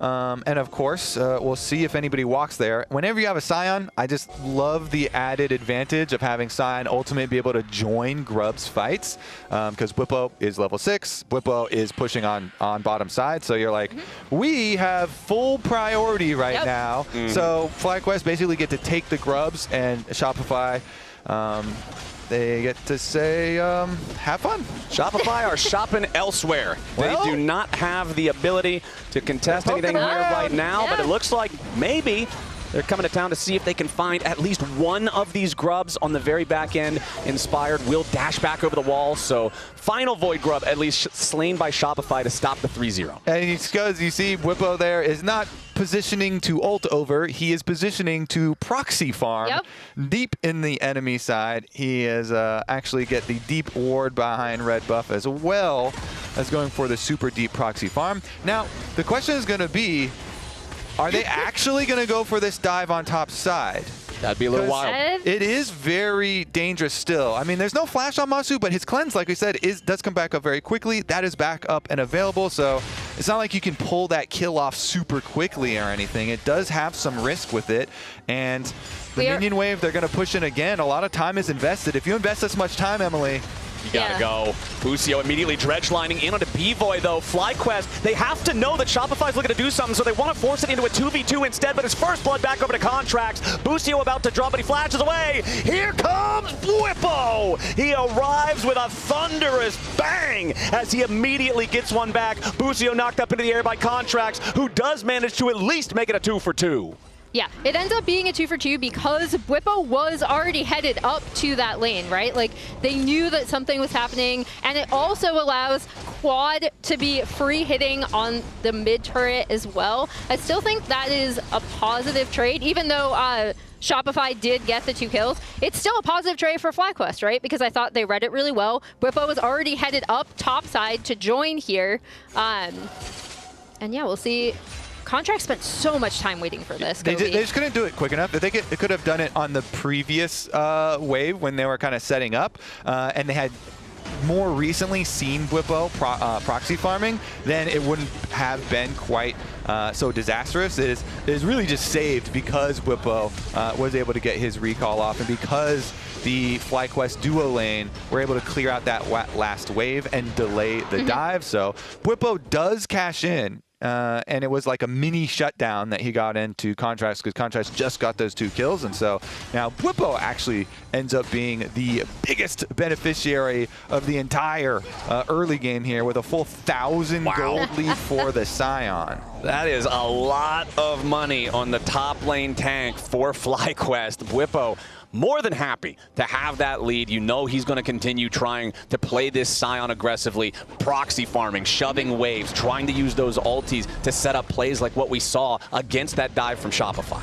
And that's exactly what he should do, right? Like when we see Bwipo on these kind of meaty tank picks, like that's what I love for him to be doing, especially when you're going to get into 5v5 fights and he's going to provide massive protection for Masu. And he went for the Titanic Hydra rush with the gold influx that he got. That thing, you can annihilate minion waves even quicker with Scion. He already annihilates them. It also gives you a nice little bit of burst damage once they do get into the actual team fights. But he teleported up top side. His ultimate will be back and available fairly shortly, and he deals with that minion wave ever so quickly. Let's take a look at the setup down on the other side for Dragon. They're kind of fighting over those wards, as you can see in the minimap. Meanwhile, Bwipo keeps up his pressure here to be able to earn some turret pressure. I really love Titanic Hydra on Scion just because of the fact that it synergizes so well with bonus health. And Soul Furnace, pretty much every game, you're going to be getting 4 digits worth of health just from Soul Furnace passively. I mean, we're 10 minutes in,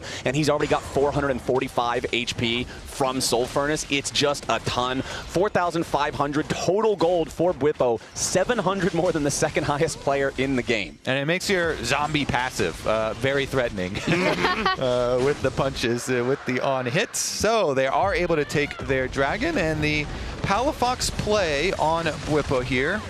Ooh, nice use of the ulti, buffering through the seismic shove so he doesn't get caught. Yeah, and then this gives FlyQuest, again, complete control over the bot side of the map. We see Quad is already escorting this wave in to the turret, and Fly should be able to contest these grubs if they want to.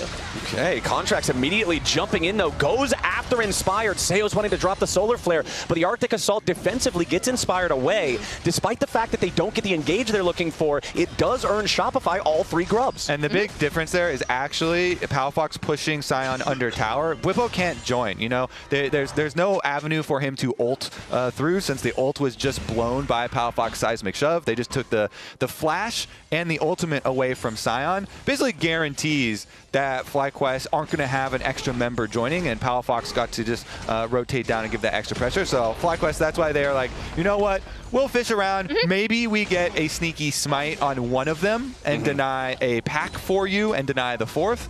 That's what they're kind of hoping for, but they didn't actually want a fight there. Yeah. Just wanted to see if they could steal away a little bit. So good job by Shopify, you know, chasing them off basically to secure their 4 grubs total, as well as the full pack for themselves. Actually, a nice little mini win for them. Yeah, and meanwhile, I think FlyQuest are really good in these situations, knowing when they can contest and when they can back off, right? Because then they send the MF mid, they have Prio there. They're also always in these situations really good at getting gold onto Quad, right? Just sitting him in a side lane. We've seen this happen with the Azir specifically too. Just put him in a side lane, get him in a position where they're kind of soft contesting, and then he can take down a turret. He has almost this entire tier 1 turret down on the bot side of the map. Yeah, Quad's closing in on being the second player in the game to have more than a 1,000 gold advantage over his lane opponent, immediately disengaging Seos as he tries to jump onto that Azir with the Zenith Blade, but it's not going to happen, so no Azir ulti. But again, Emily, it's like you're talking about, it's not like Quad is focusing on trying to make a ton of plays or anything right now. He's just power farming. He's getting to the point where he's going to be that massive threat later, and man, Bwipo just continues bashing on Fudge. And we'll see if they go for this dive, because Inspired is here. Okay, Quad with the flash away from the Solar Flare, Inspired, stopping any sort of a potential follow-up there from Contracts, so FlyQuest backs away. Yeah, Shopify, they always commit a lot for their side lane plays here, their attempted picks, and Contract's going to try and get a little bit more out of it. Seos is at his back yet again, so you have to respect the Leona CC. Here comes Quad back on his teleport, though. The blue buff has already been taken, so objective secured there for Shopify.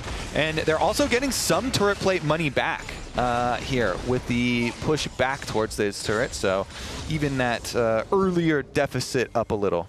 Yeah, Shopify just trying to full send it down here. They're committing these ults. They're trying to find picks, even if it's not working out. Taking the consolation prize in blue buffs. And now Busio walking straight into the brush as Palafox arrives. Nice dredge line to buffer through the CC and get Busio to safety, escaping the true shot barrage from all the way back over in mid lane, alongside the follow-up damage from everybody else here. If he doesn't hit that, he's got to be dead for sure. Dredge line's back in now as Seos and Contracts are still looking for a little bit more. Quad's got to provide the damage, and Masu is on the way. Contracts has already used his Xinjiao ulti. He has no way to protect himself. Masu should be able to find this kill pretty easily here. The soldiers dash over the wall, and Seos tries to flash away, but Inspired's ready to clean him up. The feat of warfare has already been claimed. Meanwhile, the top laner 1v1 up in the other side of the map at the same time as Bwipo's going in looking for the kill onto Fudge, who's still kiting it out, still fighting it out, misses the boomerang. Decimate collides. Both of them are low, but nobody's dead up in the top half. It's only blood on the floor in bottom lane. Oh, and that blood on the floor in the bottom lane is because of the AD carry's difference in mid lane. Masu with the misfortune struts on over ever so quickly, flashes to make the big difference.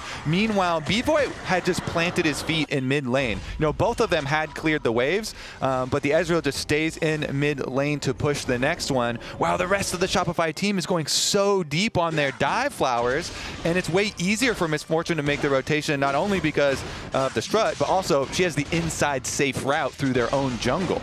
Yeah, and I mean, Shopify spent so much time. They're like, okay, we're whittling away this, like we're whittling away ult, we're whittling away flash. The big thing is that Masu, to your point, Kobe, is already on his way, so they know that they can continue to contest this. Inspired is also even here on the very back half of this fight to get in, and as we go back to live, Quad is just taking down that bot tier 1.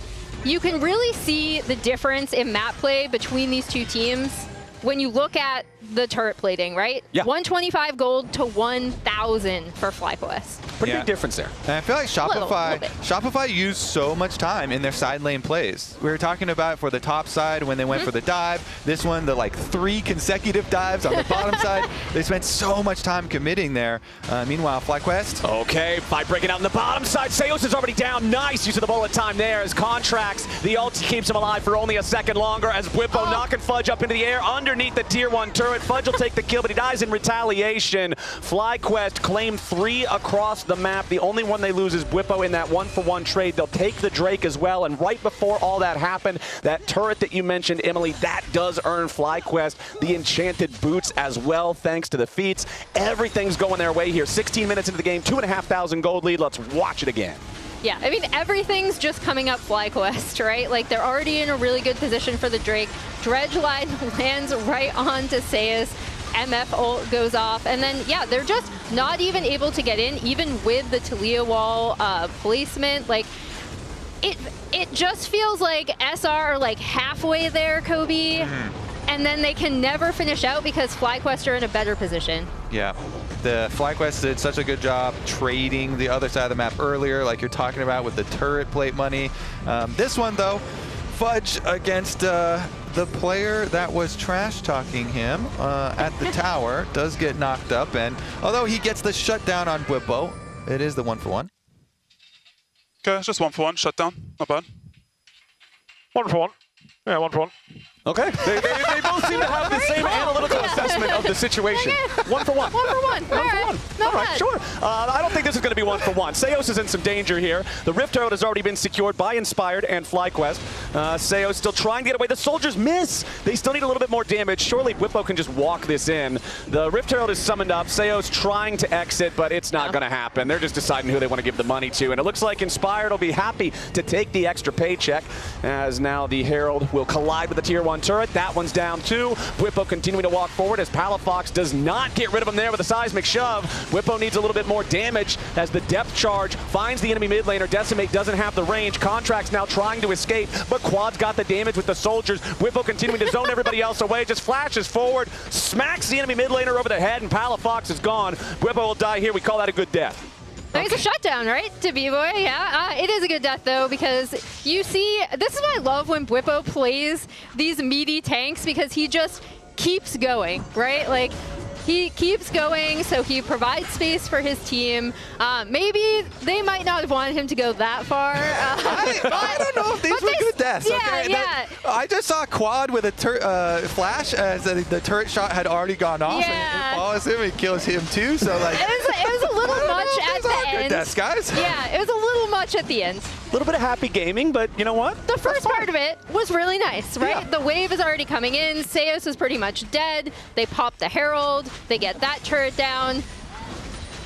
I still love watching it, to be honest. I agree with you, Kobe, though. I'm not sure if Hey, Whippo is playing a champion with 2 health bars, and damn it, he is going to use both health bars. You've got to make sure you're playing the entire character, all right? Whippo is not afraid of going in on this Scion. Unending Despair completed as the second full item for him. Leandri's Torment now completed, second full item for Quad. You can even see the LDR fully completed there for Masu. FlyQuest completing these major power spikes now, just about 20 minutes into the game, 30 seconds away from Otacon spawning. If they can get any kind of a pick, any kind of a good setup, you know they'll be hungry for it.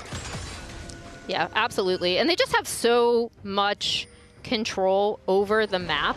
And this is, again, one of the things I just love watching about FlyQuest is when they have leads, they can do a lot of fun things like diving, I love watching like diving past tier 2 turret, but they also, with their map pressure, just move around the map so well and make it so that Shopify are going to have a lot of tough decisions about where they can even go.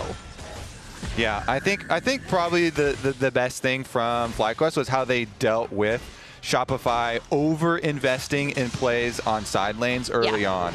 And getting a lot out of it, you know, trading at first, but then also calling people when necessary to counter the repeated dives and stuff like that. And now with the gold lead that they earned from those plays, we can see them set up for the next one, because Dragon is only 35 seconds away on the clock, and they should have a pretty easy time because all these control wards allowing them some deeper moves here to look for picks.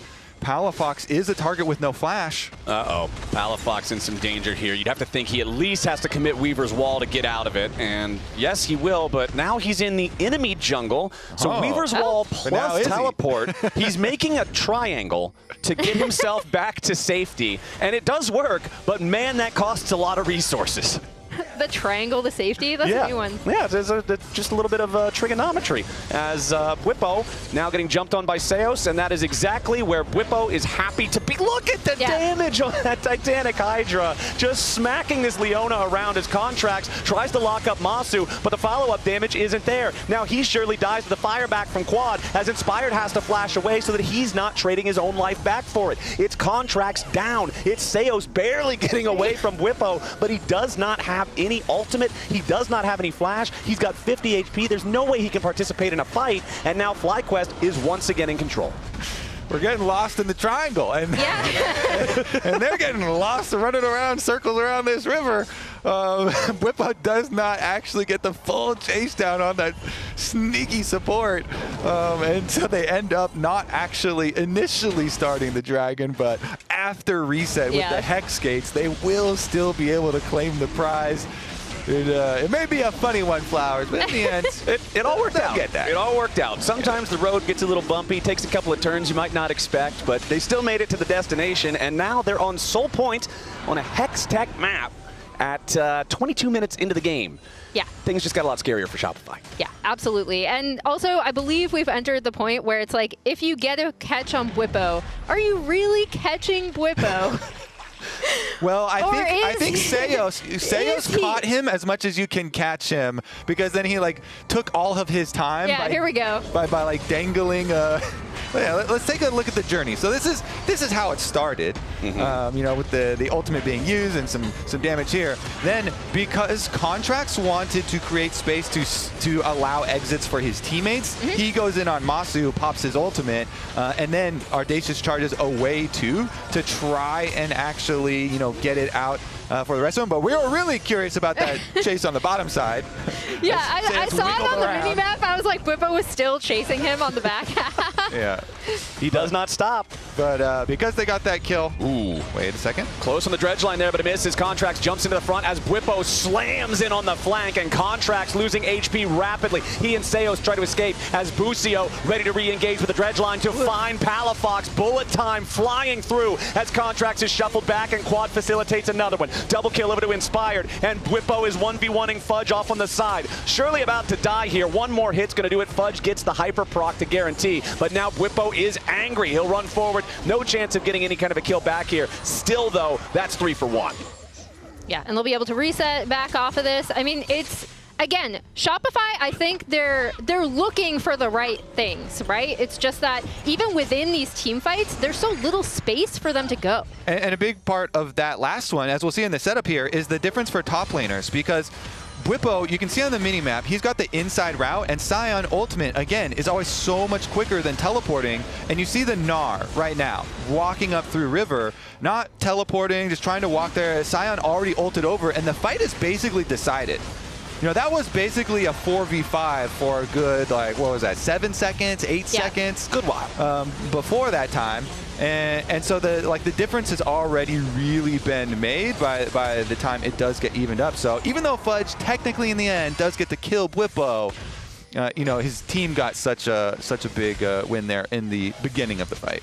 I mean, honestly, it is impressive, at least from Fudge's perspective, the fact that early on in this game, back at 10 minutes or whatever, Bwipo had over a 1,000 gold lead that is now completely evaporated. Fudge is actually the one member of Shopify who does have an individual gold advantage over his counterpart. But man, it is he is up against quite the task of dealing with the rest of the lead that FlyQuest has built for themselves. Still about 2,000 here as Inspired soaking a lot of damage on the front line, and now Bwipo has made his entrance yet again. Contracts absorbing plenty of time here with that ultimate, but it's not enough. Busio down to about 10% HP, has to walk away from this one. And again, Fudge doesn't have the opportunity to get involved in the fight before it's already over. Yeah, and it teleported, but yeah, the teleport arrival, those things take a while, plus it's a little late, so the snap play. What is he doing? Going in after Quad now. This could be huge. Fudge making the play, finding Quad when it seemed like everything was already over. FlyQuest getting caught off guard there. Gets another one. All right, what can they do with it? Because FlyQuest already spread on the map, and they've got pushing on 2 lanes here. So it doesn't look like it's just a straggler kill. It doesn't seem like they're actually going to get any minion waves pushed or anything out of it. But I do like how Shopify are punching back, right? Like, especially when Fudge was not able to get into the fight, unlike Bwipo prior to that, combining with Palafox and the Taliyah wall to push and try to get those picks, because those are their windows back into the game, right? Like, those are their windows to try to get some map pressure, especially with the way that FlyQuest have been playing outside lanes. Yeah, when you look at FlyQuest too, one interesting part, there are 15 kills on this team. 10 of those are on Sion and Sejuani. The tanks have been doing all of the killing so far for FlyQuest. They still have about that same 2,000 gold lead that they've had for what feels like 10 minutes now. But the big difference, less than 45 seconds until what will be Soul for FlyQuest spawns. If they secure this, it'll be a massive power spike that could really accelerate the state of the game. Shopify knows it, and they're first into the river. They've got control. Yeah, but the smite goes the other way. Inspired gets the Scuttle Crab vision, which could be big for it. So we'll see if that shrine ends up helping. Oftentimes, when your front line has such a big advantage here for FlyQuest, it makes it really, really easy for Quad and Masu to play out these team fights. And so Shopify, kind of the trick is, can we get like a seismic shove to separate these teams? If they could get like a really good Taliyah setup or something to lay down some rocks and then separate them, I don't know about Yeah, Whippo loses half HP, but again, the Scion not really afraid of being the guy who gets jumped on. Inspired will lose his Arctic armor there, but Shopify not going to get anything super meaningful just yet. That's kind of what you're looking for, though. These little seismic shoves, little chunks. They go for a wall. Oh, nice catch there on the Quad, who immediately has to pop the stasis, just trying to stay alive. Throws out the wall and gets nothing from it. Contracts takes the first kill, but now it's traded back as Seos falls. Whippo's still here on the front line. FlyQuest knows that Masu's the only remaining cannon. They have to play around him. Busio's such low HP. He's stuck back underneath the tier 1 turret. The True Shot barrage is massive. Masu tries to flash away, but he's already down. Inspired dies too. Shopify Rebellion come to life, and FlyQuest falls to the floor. A decimate from Whippo doesn't matter because Fudge transforms at just the right time. It'll at least be a 1-for-1 there at the very end thanks to the Titanic Hydra burst. But Shopify win an absolutely necessary fight to even up the game. It's critical, Flowers, and it is huge. And look how they do this. The engage onto Quad and then the re-engage from Seos and Contracts. It's really intelligent. They go for the wall. Contracts pops his ult to deny all the damage from the Misfortune ult, and then they re-engage right after Quad comes out of stasis and uses the Azir ult, so it's a huge trade there. They're happy to give Seos life for that kill. It gets a little dicey with the extra damage coming out on the trade, but Palafox is able to get a nice little bump there. They get the shutdown onto Masu with B-Void just arcane shifting forward, but here's the split call, which slows them down a little bit. Yeah, this will slow them down a little bit. The other big thing for me is that B-Void and Palafox throughout that entire thing, Palafox set the wall to kind of set it up, isolate Quad right into a point where he could be caught out. And then the two of them, the main damage dealers, are absolutely untouched. And you can see Demonte and Revan are like, please. Revan's reactions are some of my favorite that we get on the coach cams. He's a very animated character. Yeah. Oh, man. They were like on the precipice of having a even bigger comeback swing there, but they calmed down after their chase onto Whippo and did deny the Dragon Soul. That was very critical. Huge. You know, after you invest the time on chasing, you got to go get the smaller objective. You know, can't fully get a Baron comeback or anything like that. So denial of the Dragon Soul was step number 1 for Shopify. Now, can they set up another fight like that with some really good separation moves? I mean, the denial beginning, like the wall into some of the seismic shoves coming through really big, and B-Void getting paid is exactly what Shopify fans really want to see and really need to see here, because the Ezreal could be the big difference maker. Fudge trying to go for the Mega Gnar there, but doesn't find it on Inspired. Now that's a massive error from Palafox. That could be the entire game. Otacon aggroed, still putting some of the debuffs here onto Shopify as they try to run. Masu's over the wall. A big bullet time could really shred here, but it doesn't get a whole lot of value. Whippo and Quad having to back away now as B-Boy continues retaliating, putting bullet after bullet into Busio, who dredge lines forward. Seos misses the Zenith Blade, but B-Boy hits the shot perfectly. Finds one back. Palafox traded for Busio. Whippo continuing to try to retreat. B-Void's damage absolutely huge here. Whippo with a 2-man decimate as Fudge has to try to hop away from Masu. A little bit more damage. Will kill off the Gnar. Transforms just in time. Fudge takes down Inspired, but Contracts will be traded off now as well. With B-Void falling, that's the end of the line for Shopify, but at least Fudge is going to get Masu beforehand. There shouldn't be enough damage now for FlyQuest to at least take Baron, but now we got another TP coming back. Palafox is making his way in. Oh no, Palafox, but Quad misses the ulti. It's an absolute party up here in the top side as now Palafox continues having to get away. He's now used both summoner spells, continuing to retreat. A seismic shot on a Quad, but an ace for Whippo and FlyQuest. Once again, I'm so appreciative of your lung capacity going through.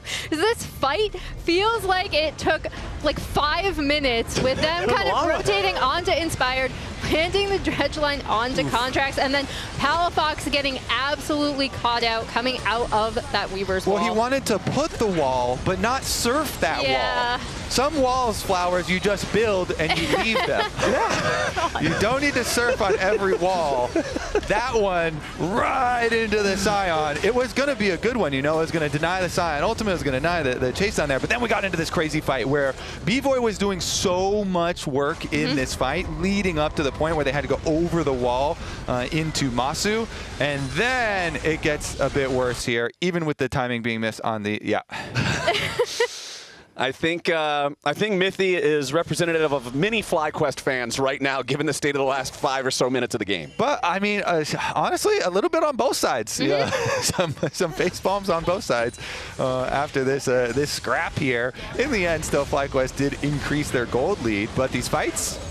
Okay, catch onto Seos. Inspired guaranteeing they have the Leona locked up, but not enough damage to kill him here. Immediately, Bwipo charging forward, finds Palafox. Seos still alive, but injured. Contracts jumping back towards Masu to try to create a little bit of space, but Quad has already killed Palafox. Contracts dies to Masu. B-Boy, Seos, and Fudge all in full retreat. The Leona has to heal. FlyQuest only losing health on their frontline meatballs. That's A-OK. They're marching it up to Baron. Yeah, the frontline diff here is huge. FlyQuest frontline incredibly thick. They're just going to go straight for the Baron now, and honestly there's not a lot Shopify can do about it.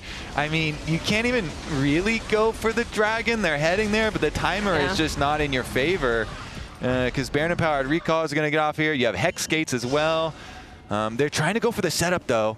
I kind of like this if you get there early and you just go for picks. Yeah, Masu. Masu getting caught out by Fudge here, but he's firing right back into the mini Gnar, and Masu just sits him down. Bwipo charging forward now, finds B-Boy there with the ulti, and Busio's following up. Inspired's waiting over the wall, and I feel like we just saw the end of the game. B-Boy dies, Seos follows. There are 3 dead on Shopify Rebellion for over 30 seconds, and FlyQuest, Baron empowered, everybody barreling down mid lane.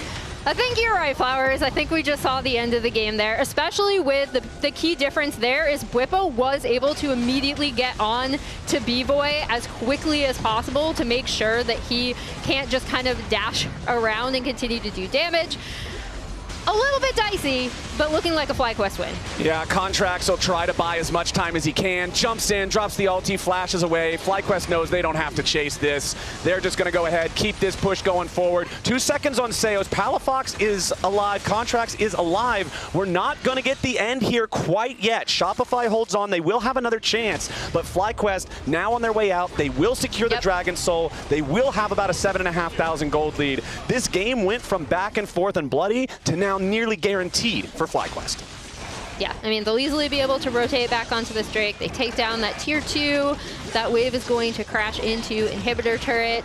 They should now be in a really good position on the map. Bwipo and Busio going to check out this Otacon take. Yeah, Shopify knows that they have to do something. They cannot just let FlyQuest get away with what they got. And there it is. Yeah. Objective bounty claimed. Voracious Otacon for Shopify Rebellion. So they have the false lives. Dredgeline not quite used yet, but the depth charge on Fudge locks him up. He will be the first to lose that false life as Inspired is locking up a couple so Masu can shoot them down. Shopify really glad they got this Otacon and not the other one, because otherwise the game is just over right now. They will respawn quickly enough to have those 3 players back in action and maybe have one more fight here at the Nexus, but the top lane tier 3 turret and top lane inhibitor are already both down. FlyQuest continuing the presser as the seismic shove misses. Busio trying to go forward. Inspired only locks up Seos. That's not the target that they want, but the super minions are pouring into the base. Now the Nexus turrets, that first one already down to about half HP. Contracts singing the same song. Quad has jumped forward. Fudge goes in for the Mega Gnar, but a nice stasis shuts that down. FlyQuest continue their push. A nice shuffle onto 2. Palafox is getting caught out, and Fudge is down to Inspired. With B-Boy dead in the dirt, that's going to be the end of it. That's all she wrote. FlyQuest, 31-14, remain undefeated. Congrats to FlyQuest. It was, again, I think they're definitely going to want to look at some of those mid-game teamfight setups, Kobe, for sure. But the end game for me and for FlyQuest was definitely their map play, right? What they were able to get out of these team fights, how they were able to set up their early mid and really take advantage of whenever Shopify overextended. Yeah, and especially their fundamentals and how they reacted to those Shopify side lane plays. It was an action-packed game for sure. And remember, don't miss any LTA action when you get your favorite foods delivered on Uber Eats for less gold. Scan the QR code on screen, click the link in chat or the Uber Eats button on LOLesports.com to access the Champion Shop featuring exclusive deals and 50% off on Uber Eats. Now, with that crazy game wrapped up, it's time for us to join chat for another interview. All right, thank you. Props to Busio for plugging in his mouse and showing me the scoreboard as well. 0-2-21 on that Nautilus game, but the game definitely felt like it went a little longer than maybe you were expecting. Talk to me about the end there. Yeah, I mean, we were in a commanding position for sure, but some teamfight issues, like one teamfight, I was having too much fun. I was like ult flashing on the Talia when I should just be hitting the front line the whole time. And then other times, like we had some people died in teamfights unexpectedly, so that's why the game was extended, but yeah, we just got to rewatch it. Yeah, I mean, talk to me about your confidence level. I agree with you. It did seem like you were having a bit of fun, especially when Bwipo, I think it was a top lane fight, just like ulting through the turret. Then quad as his ear died. I mean, why are you playing with so much confidence this early in the season? How are you doing it? I don't know. I mean, that confidence there was not very good. It backfired big time. Our Azir got one shot by the fully charged turret because San was very tanky and Azir was not. So, I don't know. We're just playing, and maybe we need to tone it back a little bit. Yeah. Still undefeated, though, after 2 weeks, 4-0 in the first phase of this Split 2. I want to talk to you about your improvement from the end of Split 1, because you guys had a disappointing ending in the playoffs, and you've had a lot of time to scrim and practice. What do you feel like you've improved on the most since that disappointing defeat? I think the most important thing that as a team we've been focusing on is just everybody playing their own game and making their own calls and making sure their own condition is good and just being responsible for the game as each person, as an individual. And then if everybody's playing their own game, then as a team we'll just naturally be playing well. That sounds good. You probably didn't check waiting room, but someone made a presentation in your honor, so you should definitely go check it out afterwards. Oh yeah, they say you're 6 feet tall. Yeah. I mean, that's true. We can get the measuring tape. Yeah, at least. Okay, absolutely. Yeah. Congratulations on that. Busio, 4-0. That's it. We're going to head to break. TL vs. Lyon up next.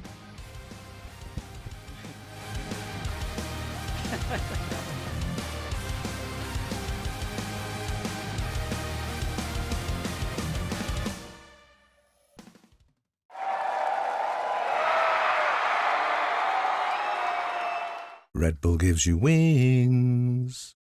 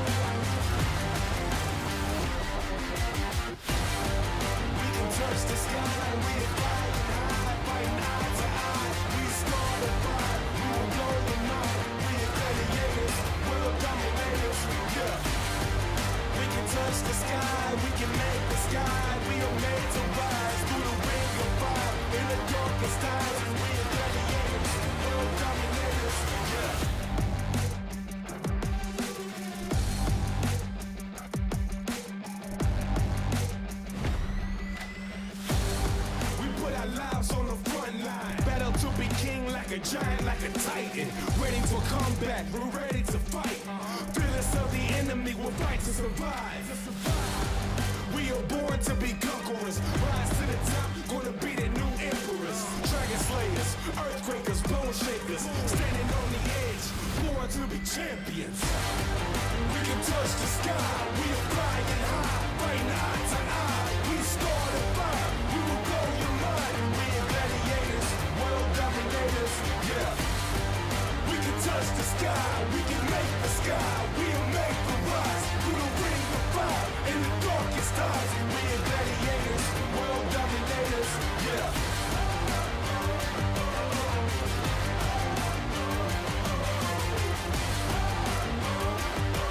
We are gladiators, you can come and hate us, yeah.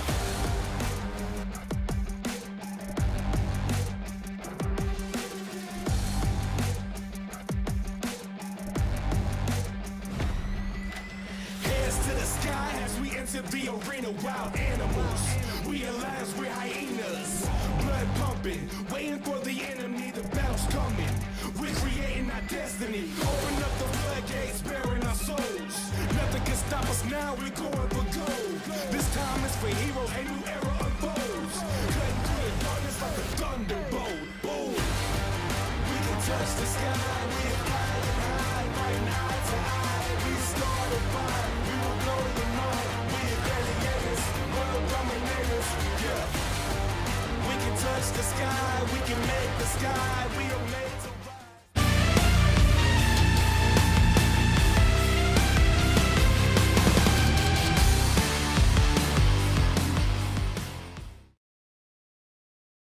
Welcome everybody. This is the MasterCard Player of the Week for Week 1 in Split 2, and it's Saint. Congratulations, Saint, on the win.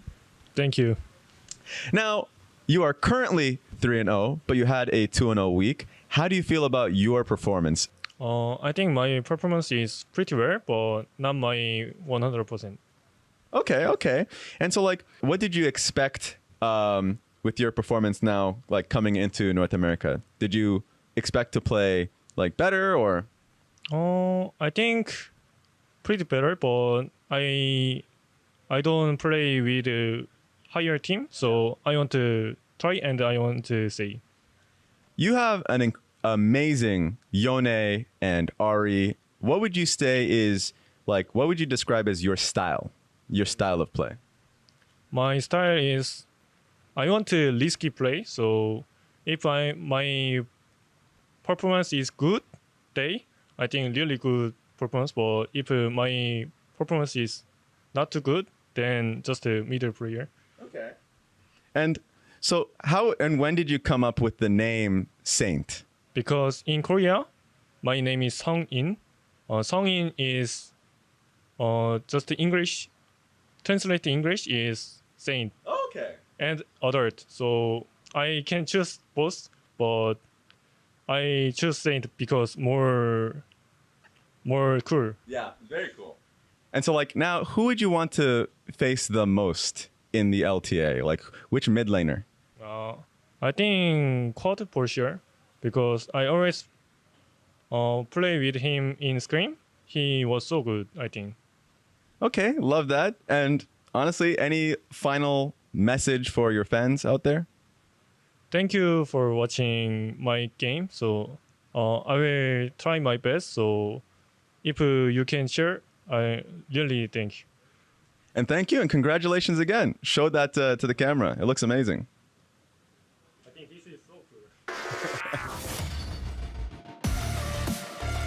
Fantastic to hear from Saint. We'll get to see him soon here, but before that, we want to welcome somebody onto the caster desk. Joining us for this game, we have Inspired. Congratulations on your win, and welcome everybody, Inspired, to the desk. Happy to have you. First reactions to your last game, because we got to hear from your teammates, but how was that one from your perspective? And honestly, it felt way too easy that we kind of got bored in the game. I think that's what Vivo said in the middle of the game, or like at the end of the game. I just asked him, like, why would you TP mid when the game was like everyone was alive and you just really wanted to force the fight? And he's like, I don't know, I just got bored. Like, I wanted to fight. I think if we just took the game a bit slower and like after one person dies from enemy team, we just go back and take objectives, I think the game would finish way earlier than it did. But it for sure was more entertaining with some close team fights. So you made it fun. I don't know if you got more or less fantasy points because of all that. Probably more. I mean, I for sure destroyed my KDA. I knew that I would finish the game with perfect KDA, but then my teammates just started trolling, and like once your ADC starts trolling and goes forward, like you have to go forward as a tank and just die for him. So like I kind of had to do that. You died for his sins. Yes. Yeah, I mean, that's what happens. For Bwipo. Well, I want to get your thoughts now on the next match coming up ahead of us, because Team Liquid versus Lyon has turned into a very exciting matchup based on how well Lyon has performed early on. Let's get your thoughts first on Team Liquid, though, to kick things off here, because they are the team that, you know, represented North America at the first stand tournament. And so far, do you think that they've had a strong start to the split? Where are you at on your impression of Team Liquid right now? I think they had just a normal TL start. I think they are not playing like really good. I think they are also not playing really bad. I think they are just playing how they used to play. I think that the team overall is very structured about macro play. I think their mechanics are just on okay level, where I think if you get to the team fight against TL on the even gold, you can easily outplay them, and pretty much any team in the league can outplay them there. But it's just hard to get on the even gold to the team fight, because I think Core JJ is just controlling the game very well and usually gets a lead for his team. And recently he hasn't been able to do with that consistently, so I think that's why it looks a bit shaky for them. Interesting perspective there. Yeah, if you can approach the team fights even, you think that even Lyon have a chance, because they have done a great job of maintaining balance in their games and getting leads early. Yeah, I think especially Lions. I think Lions ADC and mid are their best players. I think their mechanics are very good, and they're playing their laning phases very well, so it's hard to get a gold lead against them in the laning phase. So I think that should be a tough opponent for Team Liquid. Were you surprised at all by how Lion's done? Obviously, I think most people coming into the split saw like a clear top 4, bottom 4. Lyon has now beaten all the other teams that would be kind of in that perceived bottom 4. You know, are they doing a lot better than you expected, or is this kind of, you know, what you were thinking they would do? I mean, just playing against them in practice, like I can tell their ADC is really good at running the game. Like he picks champions that are strong in the game, and he always does his job, so it's hard to punish him. And as we know, like the grabs are very important objectives, and usually they are decided by the bot lane that is winning. Like if you are winning bot lane, you get to swap and get the first grabs, then your jungler usually gets ahead. And because of that, I think they are getting the early game leads because of their bot lane playing well. And that's something that we've seen Team Liquid still very comfortable with early this split as well. They get Jan and Core JJ up to that top side for that grub spawn pretty much like clockwork. So we'll see if Lyon are able to maintain them in that bot side or answer them in kind, as we have our first couple of bans come through here before our first pick. It's Team Liquid on the blue side, banning away the Vi, Yone, and Gwen. And then a lot of bot lane focus here for Lyon, so maybe they're also trying to get Henna an advantageous, you know, 2v2 situation going on if they have faith in him to carry. Yeah, I think playing against Varus Kalista, the matchups are kind of like set. There is not much to outplay because those champs are just very strong in lane. So he wants to get the matchup where he can just outplay enemy bot lane, I would say. So he's probably going to look for something like MF against Jhin and something like that. I think those champions, the matchup is more skilled because there is more skill impression in the 1v1. And yeah, we'll see what happens. But they gave up Impact Rumble, which is very strong on this patch, and it's Impact main champ. Yeah, I think it's his best carry champ for sure. So yeah. I do think it is a good pick for them. It is going to be the Xin Zhao coming through from Audi. It'll be interesting to see where Licorice wants to go, because I do think Licorice is one of those top laners that likes to play a lot of kind of random stuff. You know, and maybe could try to find something that is a bit of a counter in a 1v1. There's always potential for Aurora top, but we are expecting, of course, that it is going to be Aurora mid most likely. Most likely. And if you're looking at a champion that Saint can pop off on, I'm very excited to see the potential for this, but it's Nefiri and Talia. What do you think about Umti on Nefiri? Because generally, like, you know, community-wise, people are mostly criticizing his carries, thinking that he's more of a kind of tank player. Have you seen him play this much? Honestly, I didn't see him play Nefiri that much, but Nefiri is pretty good against champions that need to kill a target. Like Xin Zhao, Aurora are two champs that kind of go in and want to start the fight and kill one person. And I think Nefiri's strength is actually just not dying, because she's very mobile and she has W, which is becomes untargetable. And I think the champ just doesn't have that much burst, but it's really strong when people run into you. Ryze could be pretty interesting here, you know, because now we know it is going to be either Ryze or Aurora top. Ryze top had been kind of considered one of those things that was a counter to Rumble, so I think can be quite strong in the 1v1. So it'll be interesting to see if Licorice does go for that, and then we would just have Saint, of course, playing the Aurora mid. I would like to see it. You know, we've been seeing a lot of Ryze so far this split, but it has been exclusively, I want to say, Ryze mid. And I think a lot of teams have been struggling to convert leads on Ryze because often it gets outranged and they're kind of having trouble in the team fights. Where's your opinion on Ryze and kind of how strong it is in the meta? Because it feels like you have to kind of take your leads and play through sides really effectively, which some teams are struggling at. Yeah, I think Ryze is just a very strong early game champ. After his first reset, he has enough mana to keep pushing the waves. I think in the like 10 minutes to 15 minutes marks, he kind of falls off because he doesn't have completed Seraphs and Roa. But the moment he completes both of these items, especially when he ticks the level, I mean the 10th point of Road of Ages, I think that's a big power spike of Ryze where he really wants to fight.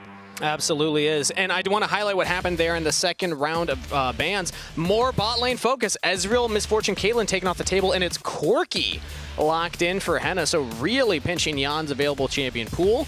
We see a lot of the hovers. Jan's showing us all of the available options right now. Let's see what he likes. I don't know how you feel, Inspired, though. I honestly feel like a lot of the AD bans are kind of useless just because so many of the ADs fulfill a similar role. And it's like, yeah, you ban out a couple of the OPs, things like Varus and Kalista, but beyond that, I feel like they're so similar that it doesn't really accomplish that much. Yeah, I mean, I wouldn't ban the ADCs in this case if I was Lions. I think banning stuff like Alistar, which are really good at disengaging the comp that you already have with Zinza or Aurora, I think would have more value. Like, you don't really mind enemy team having Caitlyn or a Merf, but you mind a lot enemy having like Poppy or Alistar to disengage the fight. So I think that's kind of a mistake on Lion's side.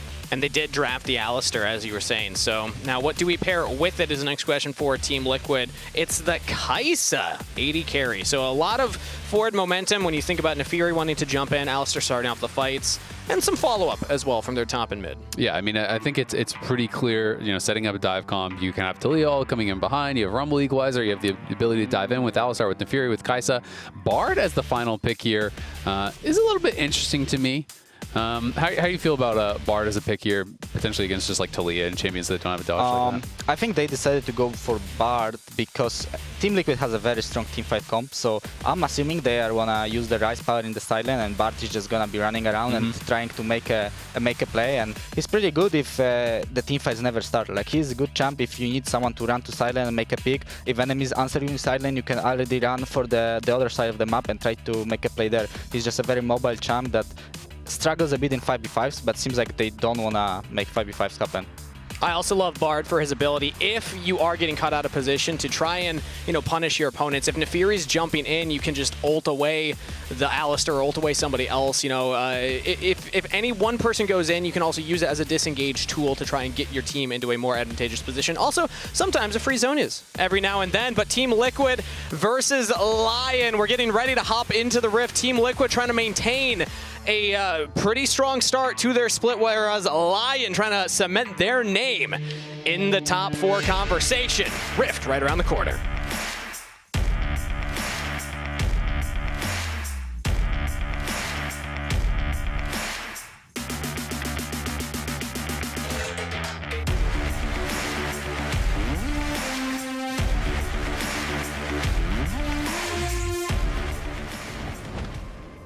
And here we are, Team Liquid take on Lyon to determine if Lyon can continue their undefeated streak and join FlyQuest, ending week 2 undefeated as well. It was kind of interesting. Impact was just doing the trick I saw Adam do the other day, very briefly, but he had the glowing moat buy in base, just to have a little bit more CDR, so you can get your heat a little bit higher, spamming out Electro Harpoons, then you undo, and you buy up your Doran's Ring and pots. Not something that makes like a massive difference, but can be impactful, and it is, of course, going to be Licorice piloting the Aurora, and he is playing Electrocute Aurora.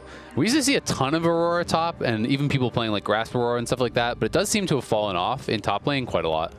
Yeah, I think people just treat Aurora as a risky champ. Like, once you don't get ahead in the game and enemies buy a bit of HP items, your champ kind of falls off. Like, the champ is all about the burst and go in with your team, and it doesn't really scale that well. But I think if you are really good on the champ, you will always find angle to make it useful. Yeah, you can try and find that 100-0 as well. Electrocute on Lions, the support in that bottom lane. So Alistar notoriously not a full champion until level 2. You can't really do much with the kit. level 3 even. Like, Alistar's early game is not really anything at all. It is tough. And you can just get bullied by the range advantage of a Bard. So I'm excited to see if Henna and Lions can use this to their advantage, because Inspired, to your point earlier, they actually have done a great job playing through Henna as a team. Yeah, I mean, Bard even went for Ignite. Usually, like, when you see Bard, people just tend to go heal because you don't really have much lane pressure with Bard to kill anyway, but he decided to go Ignite, so maybe they will trade a lot and try to abuse the weak point of Kai'Sa in the early game.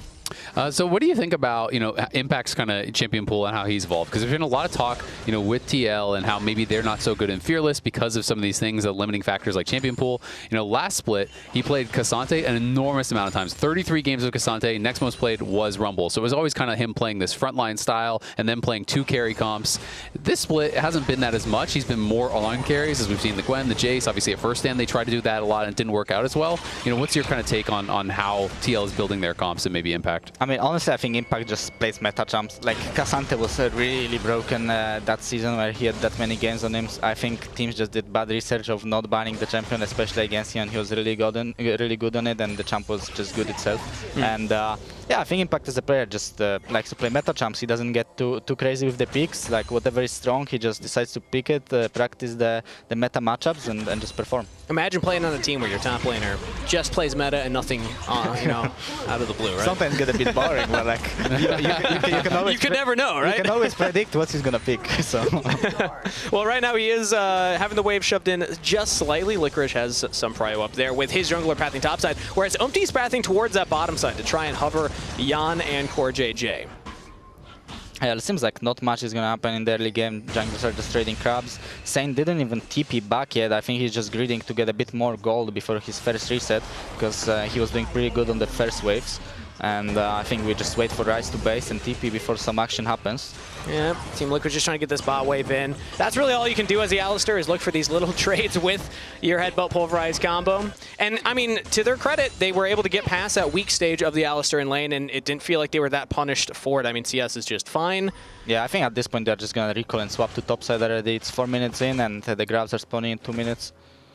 They're currently still hovering bot, so they might stick around for one more wave, but this is around that time where Team Liquid's bot lane does go for those types of plays. They just did a fake reset. They were thinking, okay, Lions are gonna think we base and we're gonna swap, so you might as well stay in lane and try to crash the wave the moment they base. I think it's pretty smart play. They often do this type of plays, especially when it's not a cannon wave, it's just a normal wave, which is very easy to push. And now you see Henna has to go back towards that bottom side to catch this wave. He's gonna miss most of it. Yeah, and Kai'Sa Alistar are already on their way to top side. All right, so we asked the question, can Lion's bot lane keep up with Team Liquid on their lane reassignments? And as of right now, Lions will be up there on time, but Henna still has to catch that bottom wave. So we'll see how much of an impact this has for Team Liquid. So far, I think TL bot lane is way better in lane. I like this gank, though, from Lions. Just some damage onto Impact, not enough for a kill. I don't think it's going to do anything. He's basing and tipping bot anyway, so... ADC's already here, so it doesn't matter at all, right? I think if he went mid and poked Talia, that would have more impact on the grabs fight, but I think this just shows the Bard position on the map, which makes TL's life way easier. I feel like at that point, you might as well try and hard commit, throw out the Ignite, really try and find that kill. As Adilan actually could be in some trouble right here. Core JJ linking up with Umti, pushing Adilan away from the Raptors. And that's going to mean probably free grubs here for TL. It's very hard to approach now. You know, Licorice is also He's got to go back to base. Adilan just lost his flash, so if he walks in, it's pretty easy for Core with Flash Ignite to actually just engage on him and probably kill him off. So I don't really expect Lion to contest here too heavily, but we'll see exactly what they want to do. And Licorice is just going to TP down to bot to match Impact. Yeah. I mean, Zinza as a champ, your flash is very important because you're a melee champ that goes in, and when you have that flash, you know that you can go in and at least flash some of the abilities that are gonna go your way. But once you don't have it, enemy team knows it, they will just all flash on you and make sure you can't really stack your conk and deal damage in the fight, and they will just one-shot you. And we still don't have our ultimate available either, still level 5. So if Team Liquid want to start up the grubs on spawn, which they are doing right now, it looks like no contest from Lion. So Team Liquid, the benefactors of the first rotation as well as the early grub take. And I don't even know there's a window for Adilan to fully trade for the Dragon right now. He is hovering around that bottom side, but instead it looks like he's going to go for the Raptors. I think he should trade for the Drake, but he's deciding not to do that. But he's lucky enough that the crab spawn in the bot side of the map, so at least Umti doesn't get to get a free scuttle on the top side.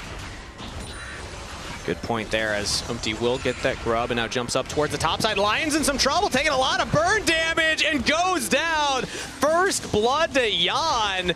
I think Core JJ is the one that set that up, but Jan with the damage picks up a lot of gold. Yeah, at least Henna didn't die. Henna just spectating his support die with full HP. And I mean, so far I really dislike this Bard gameplay. I think he picked Bard, got pushed in, then just made one roam top that didn't really impact much, and then died in 2v2. I think you expect a bit more from your Bard when you decide to lock in the champ. Yeah, when I see Electrocute, Ignite, Bard, I definitely expect it to do a little more pressure onto the Alistar, but speaking of pressure, Alistar's taking it from Henna right now. Can just walk away, still had the flash as well. Ooh, Kai'Sa is going for this new build with Yungtal first item, which deals a lot of AD damage, and they have AP top laner and AP mid laner, so I think it's a really good choice in this game. I think he's gonna hurt a lot. Let's get another look at that replay here. Yeah, I mean, not too much to talk about, honestly, as he kind of just got comboed, couldn't actually get through the magical journey, and then Jan just flashed to follow, is able to get the kill. You can see a little bit of frustration there on his face as, like you said, hasn't really been able to get too much done. You know, when you play a ranged support into Alistar and you're not getting pushed, you're not getting an advantage there, it's definitely going to be tough to really kind of have that same impact that Alistar is going to be having later on. You can see the head-to-head between Impact and Licorice career-wise. Actually, pretty close compared to kind of what I was expecting. Obviously, Licorice back on his C9 days would have been going, you know, pretty head-to-head with Impact, but did spend quite a bit of time on a lot of weaker squads, so I thought it would have been more Impact favored.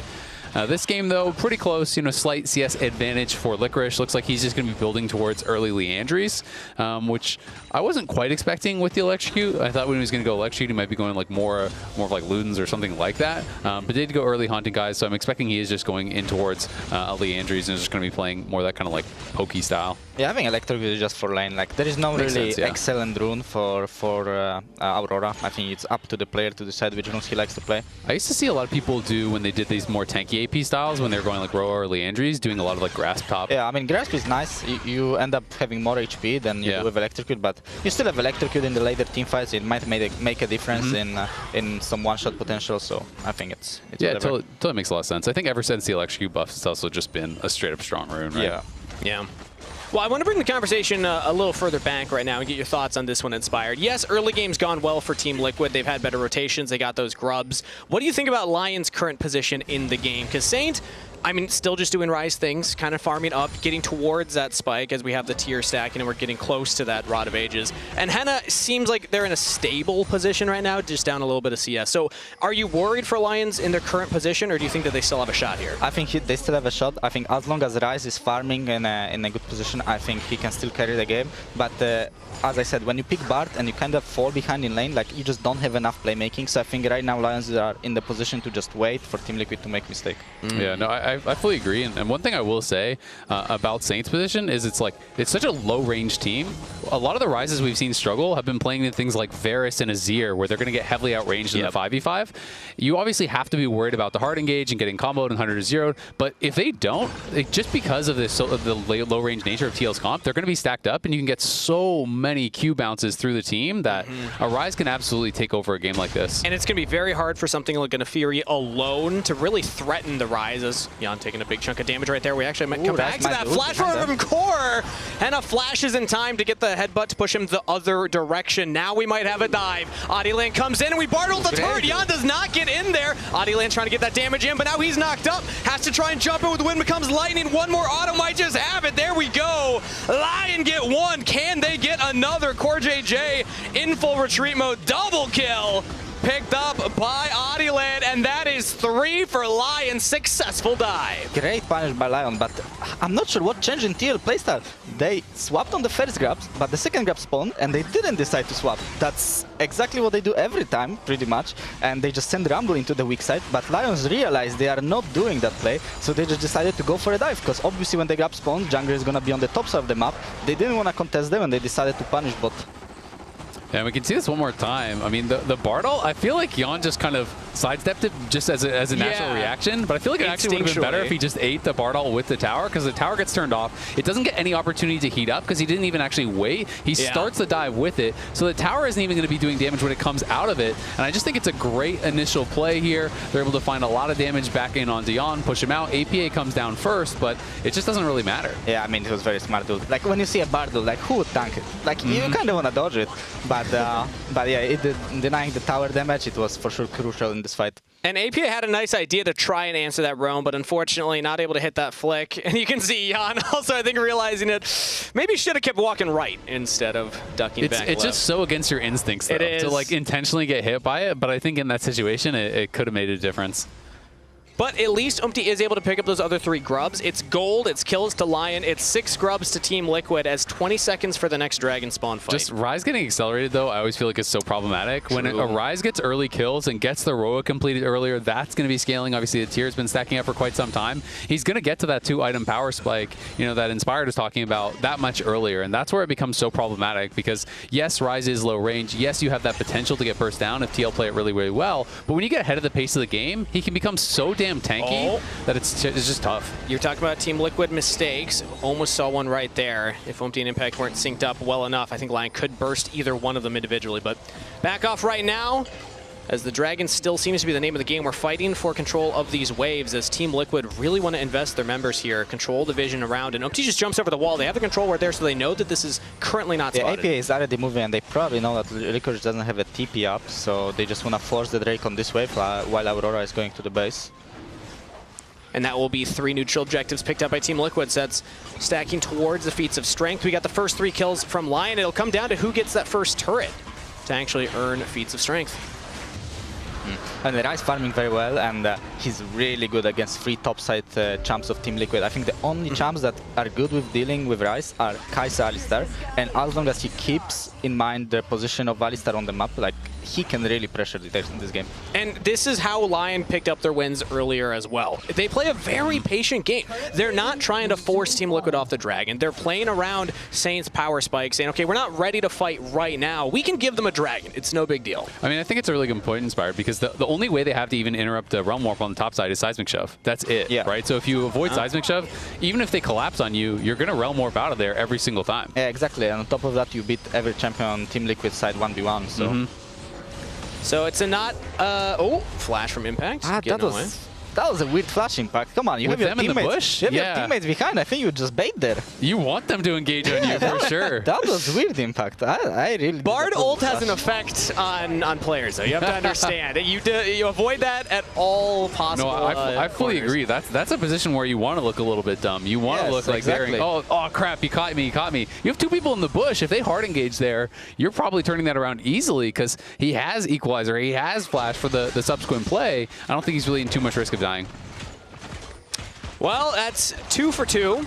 Lines is in their head, man. I'm telling you. This Bard player, Tempered Fate is a lethal ability, or sometimes the opposite. But right now, again, going back to where Team Liquid is in this game, they still have the ability to push through the side lanes with their grubs, take turrets fast, but it feels like there's a ticking time bomb for them. Like, I kind of want to see Team Liquid go for more aggressive plays and actually try and make some action happen, force some plays, because the later this game goes, the more I'm going to question, can they handle the Ryze in the side lane? Even the Aurora in the side lane can become a problem. I mean, the Ryze in the side lane is always potentially problematic, but at the same time, I do think that TL's 5v5 is really strong, and it's not like they don't have abilities to actually start a fight or win a fight, you know.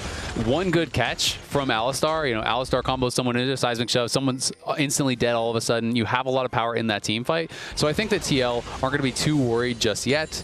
Yes, you do have to worry about the Ryze, but as long as they're forcing plays elsewhere, and it looks like they're going to try to force on that top side. He drops Equalizer bot to clear the wave. Now they're going to try to go up top side and force a play. And APA's just diving past everybody. Ani lands all low for right now, but here comes Licorice. Backup has arrived. Jan gets there faster. Now Licorice trying to get the kill into APA, at least trade his life. Potentially misses the weirding and the 2-fold hex. APA gets out of there. But look at the Lyon position. The moment TL goes for this play, they don't even try to react. They just push mid and bot just to trade 2 towers, and they're just telling to their top jungle, guys, just figure it out. Hopefully you don't die.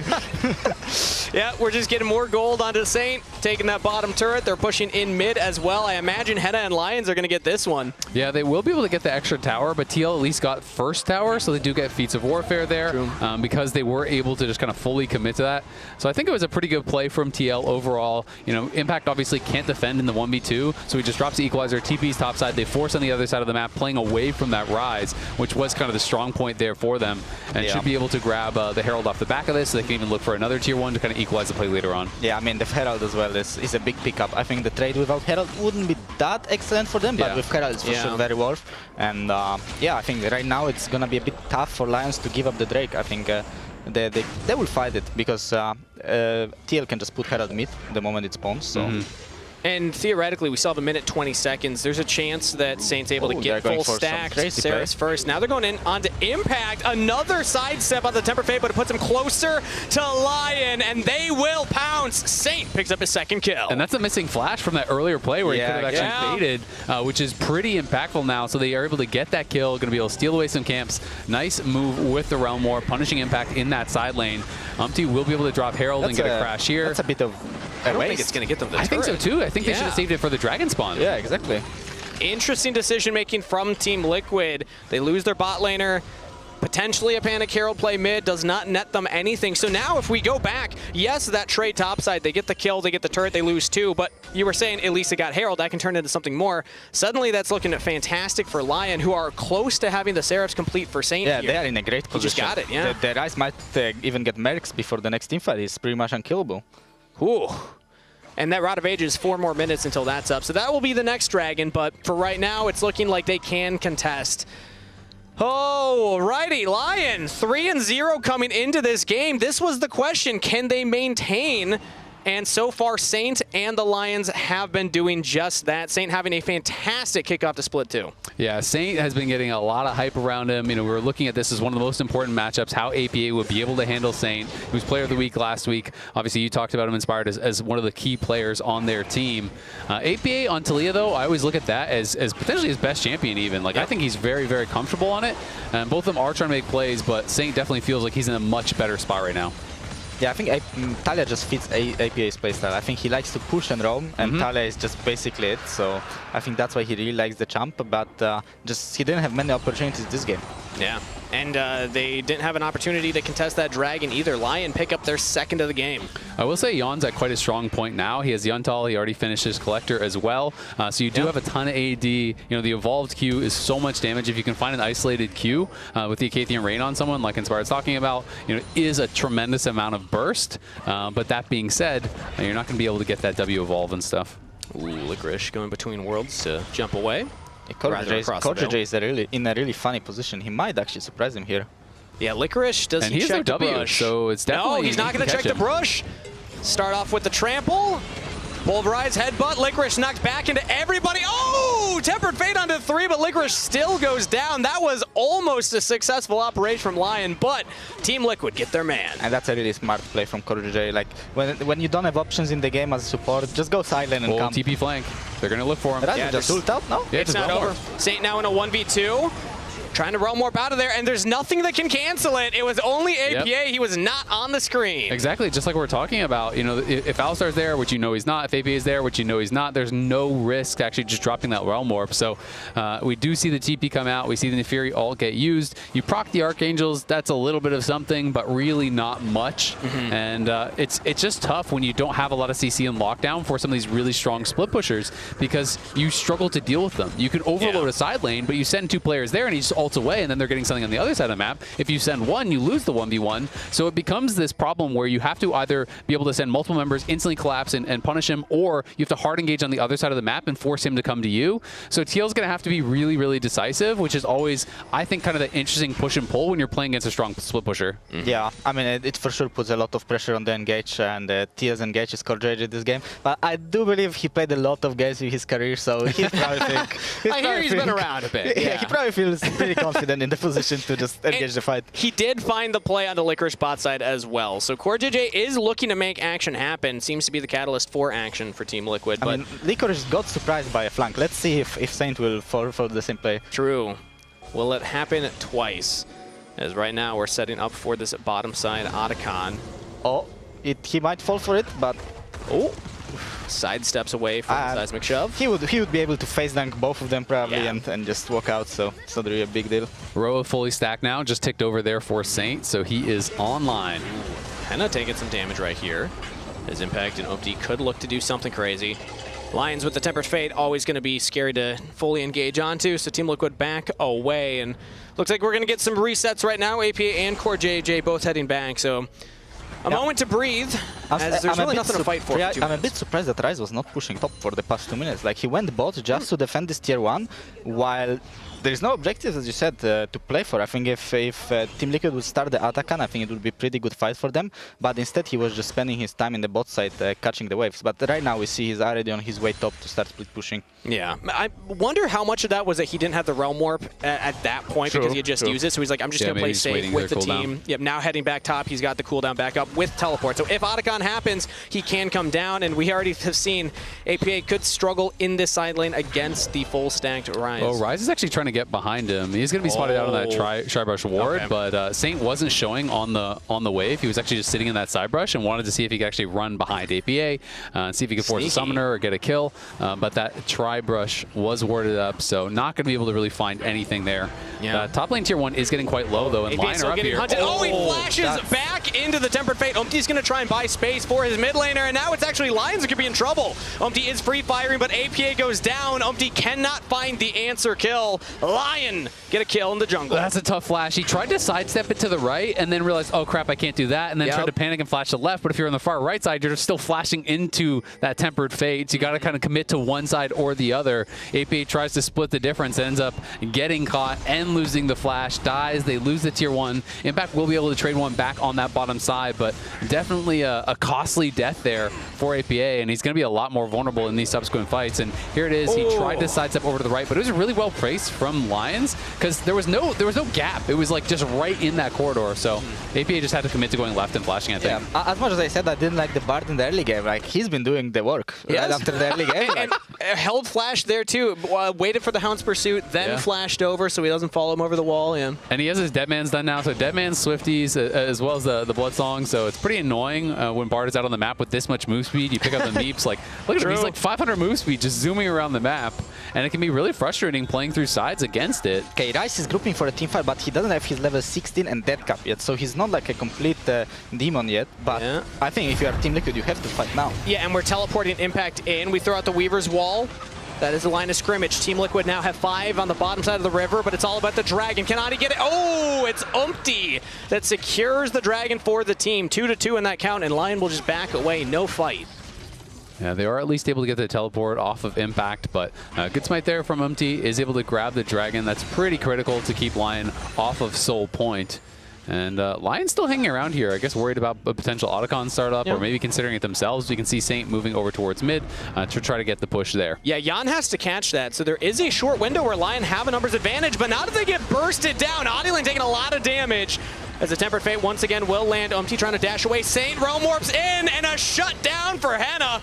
Lion now with a numbers advantage around the Otacon, but can they get Saint out of there? He was cut off for the rest of the team. Shut down for Jan. Licorice trying to be the hero now as he goes between worlds, looking for the damage on the back line. Can't find it. Lion in retreat. Team Liquid now, the ones looking to hunt. Flash onto APA. He's caught away for the rest of the team. What is going on? It's just mid laners getting caught out left and right. Both teams just punishing mispositioning there. Saint kind of got caught in between two sides of his team. He was kind of in the middle, and he wasn't sure if he wanted to insta-flash the wall. He didn't use it, and then by the time he doesn't, he gets comboed. He just gets full 100 to 0. Then APA is split up from the rest of his team. They use the Bard portal to re-engage back on him. Here it is one more time, as it was Audilane walking in, but they can't get the full 100 to 0 play. He gets up that ulti, and then they're able to actually look for an engage here out of it. Yeah, it was a pretty weird engage. Like, they just walked blindly into the Tribrush, but in the end, it did work out. I think as Rice, you kind of have to burn your flash here, and I think he really didn't want to do that, but it ended up costing him his life. I think that was tough for Saint because they lost vision of the Tribrush. So there was a control ward in there, and he didn't have a teammate, and he didn't know how close the threats were in that moment. It was a weird fight. I'm not really sure why Rise is just not split pushing and just getting his death cap and just trying to get top tier 2 and ulting out when the enemies actually collapse on him. But yeah, if he didn't die, maybe they would actually get Atakan after killing Umti, so... I mean, this is something that we've seen from a number of the Rise games where I think they start feeling that pressure to group. They're like, oh, what if my team gets caught? What if my team gets caught? And they start really kind of grouping even when they have an advantage in side lanes. So they're not really able to extend it in the way that you would want. He is level 16 now, still obviously sitting on those 2 large rods, so should be able to complete that pretty soon. But I will also say, clever from Audi as they were retreating back towards the tower. All APA can see is them running back towards the tower, but then he turns back and gets in that side brush. So as he's pushing forward, didn't actually look from his vision like he would be in a lot of danger.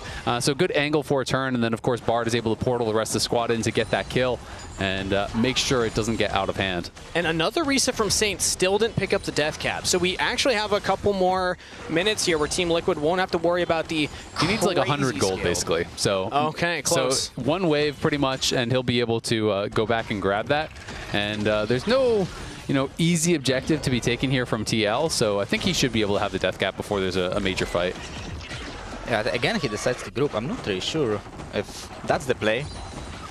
It just seems like a little bit of nervousness, you know, of worrying about, you know, your 4-man squad getting engaged on or getting caught out in a side lane. But I agree. I mean, he can't be answered in sides. It's just one of these things that I think, you know, sometimes is difficult in pro play for people to have that confidence to play through sides, and we do see this pretty consistently. I just want to say he went back. You said he needed about 100 gold. He ran over towards Raptors. Adi took them. He ran over there to clear a ward. Henna takes the ward. Just give Saint his gold, man. All right, he got the top wave. I think he's he has the combined gold now, so he just gets one wave and he will be back to base. But Licorice does have to go between worlds, jumps through it, but right into the waiting arms of Umpty as Team Liquid find a pick in the side lane. Yeah, good pick from TL. It's also going to be in the mid lane tier 1, and they could even maybe threaten Otacon. We can see that 2 members are already down there. Umpty is going to be starting this up. Have to be careful you don't take too much damage from the Otacon, as things can go bad. Yeah. But I don't think it's really going to be able to be contested. Do they even know? They do not know, and it's only Saint in the area. Yeah, I think this is going to be an uncontested Otacon picked up for Team Liquid. We see multiple members of Lyon looking at APA. He's going to Weaver's Wall early just to get out of there. He saw Lions from the control ward. So no side lane play for Lyon, and that is Otacon for Team Liquid. I mean, it also means probably the free Drake for Team Liquid, because you don't really want to fight the team with Otacon revive buff. So it's a pretty big free kill, I guess, against Aurora. You kill her, you get 2 big objectives, which will for sure help a lot in order to win the game. I also feel like the GA Otacon in general isn't that strong anymore, but when you get it in a delayed game like this, the value goes up so much, because you can even threaten around Baron, you can threaten around, you know, a lot more of these kind of important objectives, moving to Soul Point that you already mentioned, so it's easier for them to kind of get something done. At least Saint, though, does have his death cap completed. You can see Henna's on 3 items now. We decided to go for the shield bow, so a little bit more of kind of that defensive build, which I think makes sense against a team that is such heavy dive.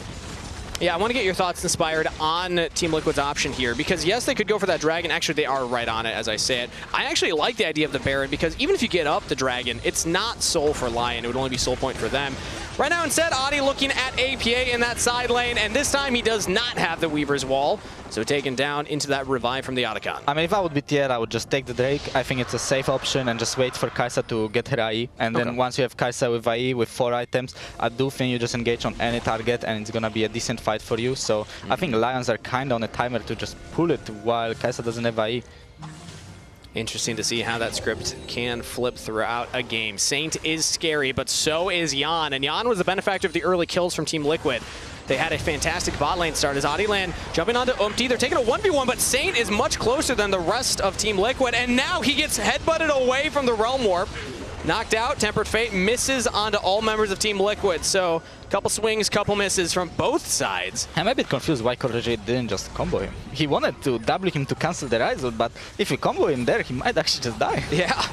Yeah, I feel like he was thinking he had to headbutt him out of the Rise ult, but just NECC interrupts it. Yeah. So I feel like he got confused there, because that's what it looked like to me as well, is that because it's not like he even mistimed his combo, he just didn't use the Q. Yeah, he just didn't want to use it. He just wanted to stop the Rise ult, but I think the Rise was just trolling there a bit. Well, either way, no one goes down from both sides, so it's just back to a fairly neutral game state. But Team Liquid, with that IE, immediately start up the Baron. Jan's going to be running at them through the mid lane to join up. They will know, though, because that Pixel Brush had a pink, so they saw Impact walking down towards it. So Lyon are immediately heading out towards this, I think. But Correge will make sure that Odi can't get into the pink. And I think they're just going to finish. He's just going to QW the guy. Adilan's going to have to try and get in there. He gets into the pit, but not in time.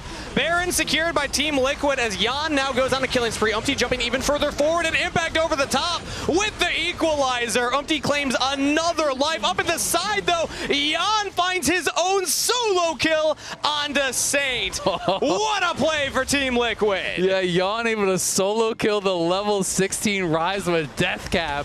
I mean, he's level 17 Kai'Sa with 4 items as well, so... Yeah, that isolated Q... 100% crit right now with IE. He is pretty strong. Yeah, he is really strong. Takes down Saint, and I think that's pretty much all she wrote. They tried to get in for the steal. They lose 3 members. Now your base is going to be getting absolutely destroyed here as TL taking full control. Does TL want to push? Do they want to keep going? There's still 20 seconds on Saint, 15 on Licorice. Play to end, I think. They might just go for it. They have 2 Baron and Power Cannon minions and all members up there challenging Lyon to say, try and stop us. Welcome to the LTA. Welcome to the conversation of top 4. Team Liquid are looking to close this one out, but Lyon can still hold 3 seconds on Saint. Diving under the turret. Core JJ is going in there. Now Umpty on top. Licorice goes down. That does it. Team Liquid taking the team fight. Autos onto the Nexus. They will take down Lyon and claim the game. Well, not much to say, honestly. Team Liquid just completed their items, went for a team fight, and finished the game. I think it was a decent game by them. I do think that Lions was in a winning position in many moments of the game. I just think they didn't use their ice power in the side lane too much. They just kept overgrouping and just giving time for TL to scale. Core JJ coaching Jan. Hey, you gotta smile more, man. Hey, there it is! There you go. He learns well. You know, he showed that smile. Looks very natural. It's like, hey, you just solo killed Saint in the side lane at the end right there. But during LTA North Split 2, you could also be smiling and win a trip to a League of Legends event or a set of Player of the Week statues. Use your MasterCard to make a purchase from the in-client store and save your card on file to be entered for a chance to win. But for now, we're joining Emily on stage for an interview. Hello, I am here with victorious jungler Umti, who I just saw you lock in Nefiri, which is interesting because I think one of the cool things about Nefiri is she does offer a very different role in the jungle. So talk me through the team composition you guys kind of set up around this pick. Well, about the Nefiri, I thought it was OP when it remaked. So I actually tried to practice when it started to be remake, and I did it a lot in the team games when, you know, as a team style-wise, our team role as me, it was not actually fitting in my team. But, you know, just someday you need to pick a OP champion, like maybe last year was Zara, and then Nefiri, so I just picked it, and then it worked well. Yeah. And then talk me through the Baron call, because I think things were really, really back and forth. It was looking very Lion favored. And then you guys decided to go for Baron. So I guess talk me through that decision. So I based first because my condition was bad after the mid fight. And then Atakan was like 30 seconds left. So I called Nefiri can do the solo Baron. So if you guys can come slowly. And then Xinzhao is still no flash. He cannot steal if Alista marks. And then we just bursted it. And then, yeah, we just win the game here. And then going forward, what do you think TL as a whole just kind of needs to improve on to get back into that top spot? Well, I think if we play like today, then we'll be very improving more, I would say. Because these kind of games are kind of looks easy to find the problems and having a solution. But if you're playing Scream very bloody and then, you know, like make 40 kills, no, we don't know what is actually wrong. So that actually makes like decrease or like not making forms better. So we should aim for it. Yeah. Okay. Thank you so much for taking the time, and we will throw it back to the lounge or commercial break.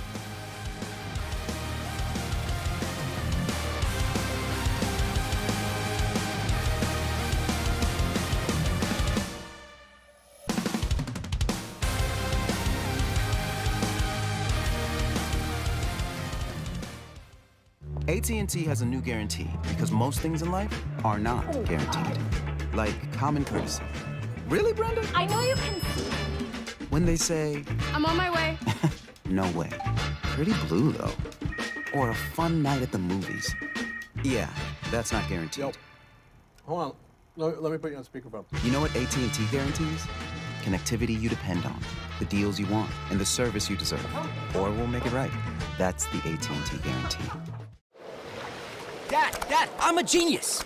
I figured out how to make us penguins fly. That's gonna be tricky without wings. Exactly. That's why I've got Red Bull. It gives you wings. All we have to do is drink it. And how? Come on, Dad, just drink it. But why? Why? It's 40 degrees below. Do you think we're standing here for fun? Red Bull gives you wings. But only if you drink it. Aww. Rich in the ground before Dub can even get there. In time to try to knock out as Impact gets burst. Don't feed. Get fed. Scan the QR code for LTA deals only on Uber Eats.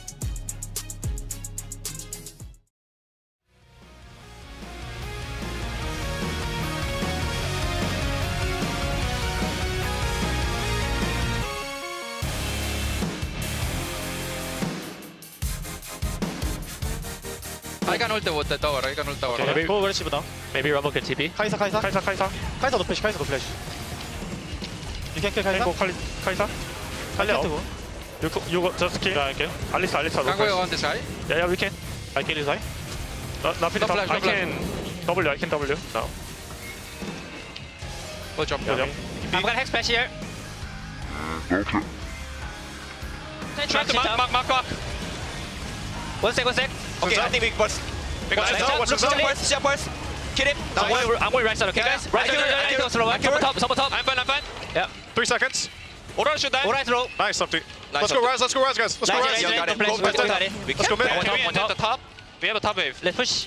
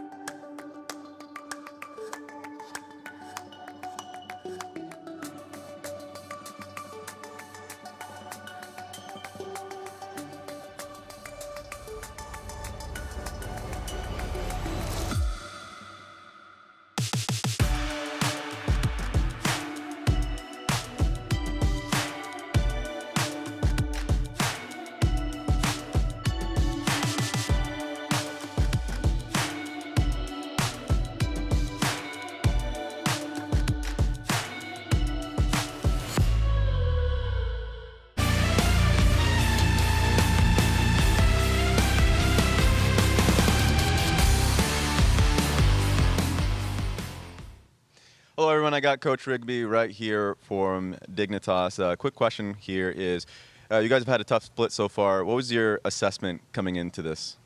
I don't exactly know what assessment means, but I guess it's how has it been going? Yeah. I mean, we have relatively young players on our team, so we're in the procedure of learning how to win the game most optimally, and then if you're a pro, you have to play to win, right? So the purpose has to matter, and the simplest win possible is what matters. And then I think our team generally gets an understanding on that. But on the process of making a clean game or just playing with purely purpose from start to the end, they get distracted a lot. Maybe they're not used to their play style.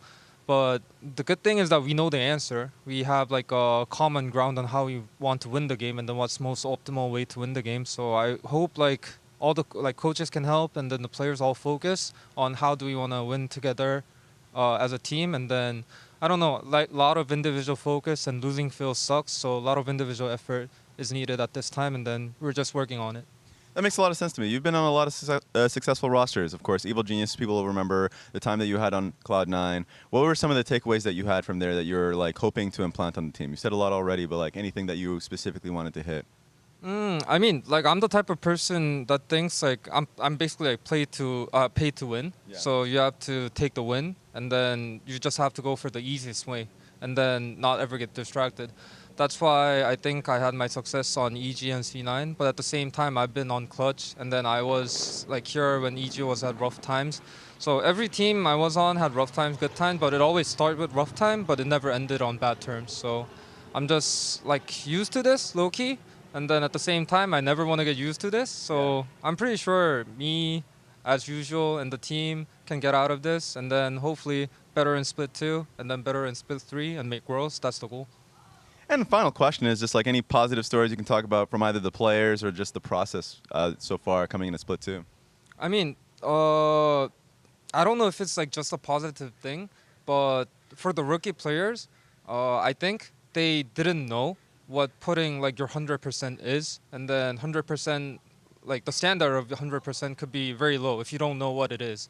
So I've just told them about how good players become good, how much effort they put in, and then I can see them trying, and then I think I see those efforts and then tries, making like a inexperienced player become good. So I hope they're on the way, and then we're pretty like have like a trust between each other, like coaching staff and the players. We have like a huge trust, so it will eventually get there, and then that's the area I see positivity. Thanks a lot, and good luck into your games today. Thank you. All right.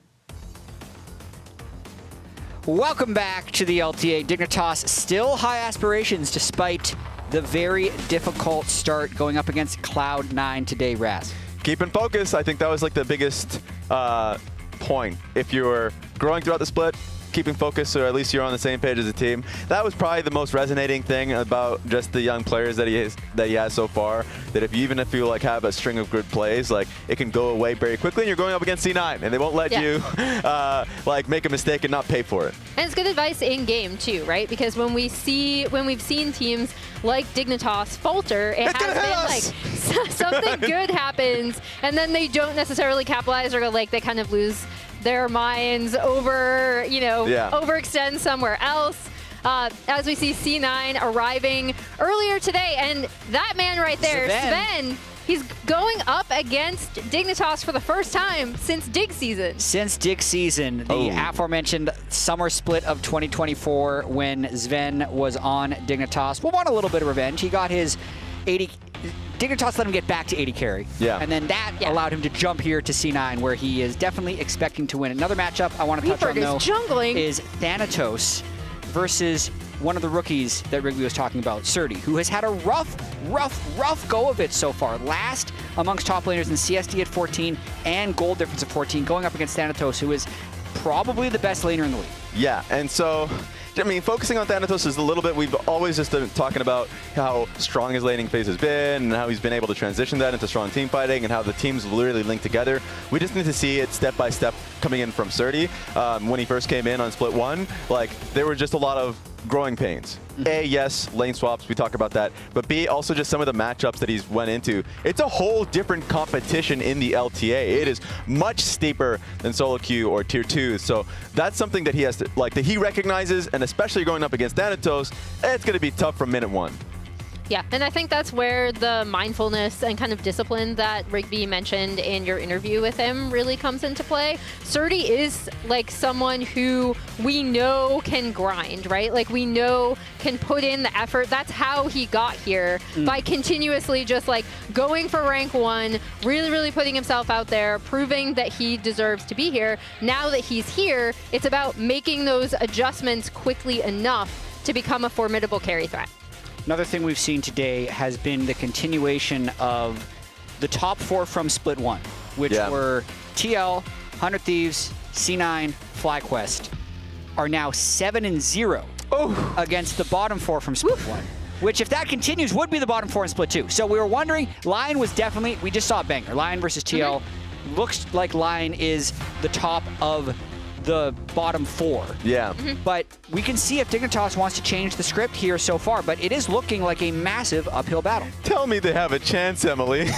I was gonna take the opposite approach, where I'm like, C9, this was a big week for them to prove, because people thought they were looking shaky coming out of week 1. We heard from Sven where he's like, this might be a little bit of an off week, an easy week, joking around on the C9 podcast. And this is where they really need to come in and absolutely prove that they are the top team. They did it yesterday, and now they're looking to do it again here today. Yeah, and I will be the coper of the group. Okay. A little bit, just because, look, the catch-up effect is real, guys. Like, at the end of the day, C9 had a really tough week 1, and then I feel like they grew exponentially. Who is to say that that won't happen for a Lyon? That won't happen for a Shopify that I thought actually had a pretty good early game in the last one.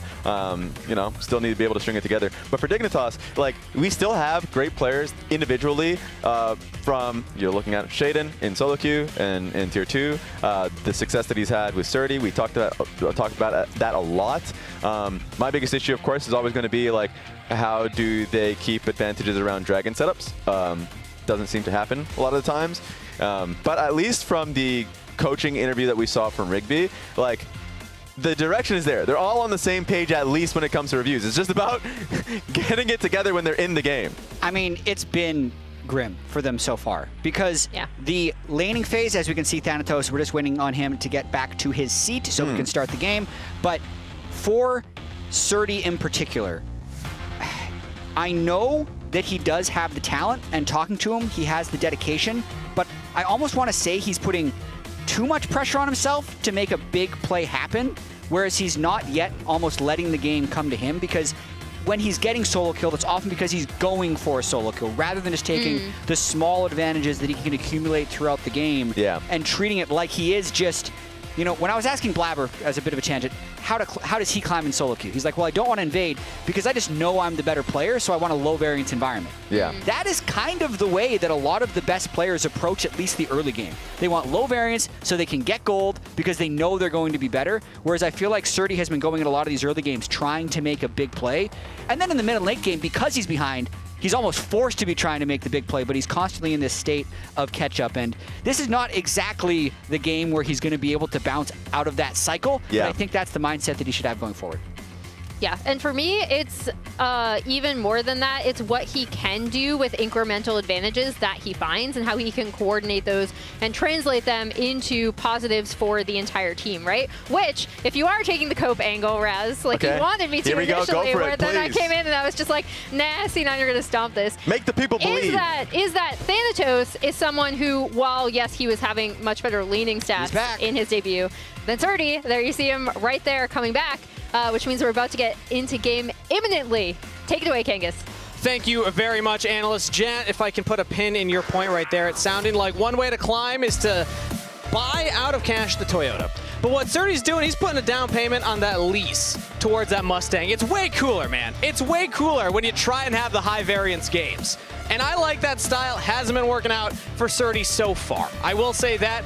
And we put a lot of excitement around this guy. He earned a lot of excitement around himself, Azale, because of how well he had been doing in solo queue environments and how long he had spent developing in that tier 2 system. We're still waiting for him to really step up and perform against the top laners here in the LTA. And it's kind of weird because I think going into Split 2, there was even more hype because people were like, lane swaps are dead. Now it's Surdy's time to shine. You know, he had talked about how, yeah, there's LCS, you know, formerly LTA pros now, but he was talking about it back when it was the LCS, how some of these pros were better at things like, you know, maybe playing the map or playing weak side or some of these kind of things that you more associate with competitive, but that he was extremely confident that he was basically better than all of them in the laning phase, right? And then Split 1, he had to actually do all these lane swaps and stuff. So you kind of have the cope of like, well, it's lane swaps. He's not supposed to be good at that. He's a rookie. He's not supposed to be doing as well. Even with that, he had some good moments.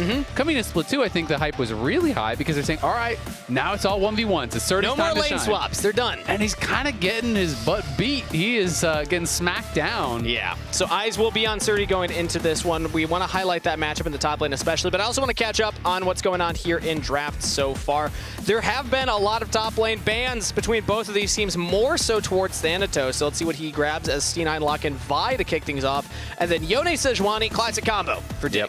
And that means Surdy is going to be looking very likely for a melee top laner on the top side to try to have that double melee pairing with the Sejuani. We've seen that a million times before. Wouldn't be surprised if it's just Ahri or something like the Aurora are both really strong pairings with the Vi. To kind of have that setup, have that follow-up. And it is going to be the Aurora getting locked in, so we'll see where they want to go with their pick on 3. And then if it's going to be matched here by Dig, or if it is going to be some differentiation, because I do think you are kind of expecting the double melee solo lanes. So we'll be the Gnar coming through, and then we'll have to see where Surdy wants to go. There are a lot of spicy solo, like a solo queue type of counter picks, things like Aurelia and whatnot that are considered really, really good. But I don't know if he would actually go that. If you are looking more from the competitive route, generally people don't want to play those more risky picks. Yeah, when you think of Surdy's champ pool and the carries he likes to pull out, I usually think Camille first and foremost, Gwen, Jax, those types of picks. Gwen's already banned, and they don't even go for a top laner right now. They're going to give C9 the option to ban a couple away because they want to take that priority Ezreal, instead opting for a big pick for Tomo, who, you know, this is a champion he's very comfortable on and has had some great performances on as well. And when you already know that you're playing against Vi plus Aurora, you want an AD carry that's going to be quite safe. True. Generally, the two that I think of immediately are either Zyra or Ezreal. So Ezreal, you know, is going to be the pick here for Tomo. If Vi goes in with the ulti, sometimes you can just arcane shift and pull them too far away from the rest of their team, kind of put them in that awkward spot. So something that Blabber is going to have to be aware of. We saw Blabber and Loki absolutely tear people up yesterday. They played really, really well. After Loki, I don't think had a great week one. It was nice to see him pairing up really well with the Poppy. He played a great Silas game yesterday, had some really nice stolen ults, was playing against both an Azir and a Gnar, and was able to kind of like combo people into a position where Blabber could then flash stun them against the wall, and they had these great CC chains. They were kind of all the action on the map, and individually they both had over a 3,000 gold lead over their lane opponents. So Blabber and Loki were going crazy yesterday. Let me tell you, it was great to draft both of them for fantasy. And I will say thank you, Blabber, for locking in Vi, because that's what I've inspired in fantasy, and he's been doing well too. Okay, he also had a great week. Maybe even better than Blabber. We'll see.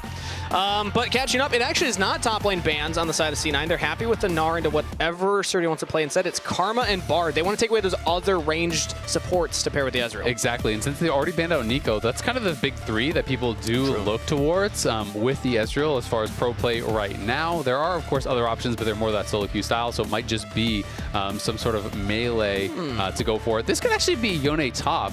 It is also possible that it is Ryze top. Either one could go up towards top lane. We used to see, back NRG a while ago when they used to do kind of the flex of the Yone top quite a bit. And it can be pretty good into Gnar. You have that potential, kind of similar to like Aurelia and a lot of these champs. When Gnar goes mini, if you can actually hit your full combo, you do have that potential to get that 100-0 play. You scale really, really well. Both these, I think, can be absolutely fine into the Gnar, whether it is the Ryze or the Yone, but I'm kind of like feeling more that it could actually just be the Yone into the Gnar, and then you bring the Ryze mid lane against the Aurora, where you can kind of just wave clear and mitigate the advantage from that matchup as well. So if that's going to be what it is, I think it's actually quite a clever flex, because I think you end up with two matchups that are kind of both improving based on the flex. It isn't double melees for the Sejuani, but it's still fine. But it's Rune Prison. It's Rune Prison. Basically same thing. Kaisa Rakan locked in for the side of C9, so a little dive and all-in potential, and that means Alistair is the final pick locked in for Isles. Yeah, I mean, C9 is playing something that's relatively similar to kind of what we saw out of TL earlier, where it is just kind of like full dive. Generally, when you do play Kaisa with hard engage, that is what you are looking to do. Of course, they have a little bit of an ability to side lane there potentially with the Gnar, but generally speaking, you're looking for hard engage from Vulcan. Everyone flies in, Vi ult, you have Loki throwing down the ult, in comes Sven as well, so they're looking to kind of dive in on the back line. But that being said, there are some champions that are pretty good at disengaging things here, like the Alistar, and it is looking like it's going to be Ryze top, so not the flex I was thinking might be better. I'm not surprised, because these are both, could have gone either way. Could have. But I do think that potentially it'd be an easier matchup for Kani mid with the Ryze, and I do think Yone can be absolutely solid into the Gnar top. And I just don't think of Ryze when I think of Surdy, so this is a bit of a shock for me, but hey, Dignitas got to shake things up. They got to try something new if they want to find success, because so far what they have thrown at the board has not landed, and they are up against Cloud9, one of the top 4 teams from Split 1, and off to a fantastic start. C9 versus Dignitas right around the corner.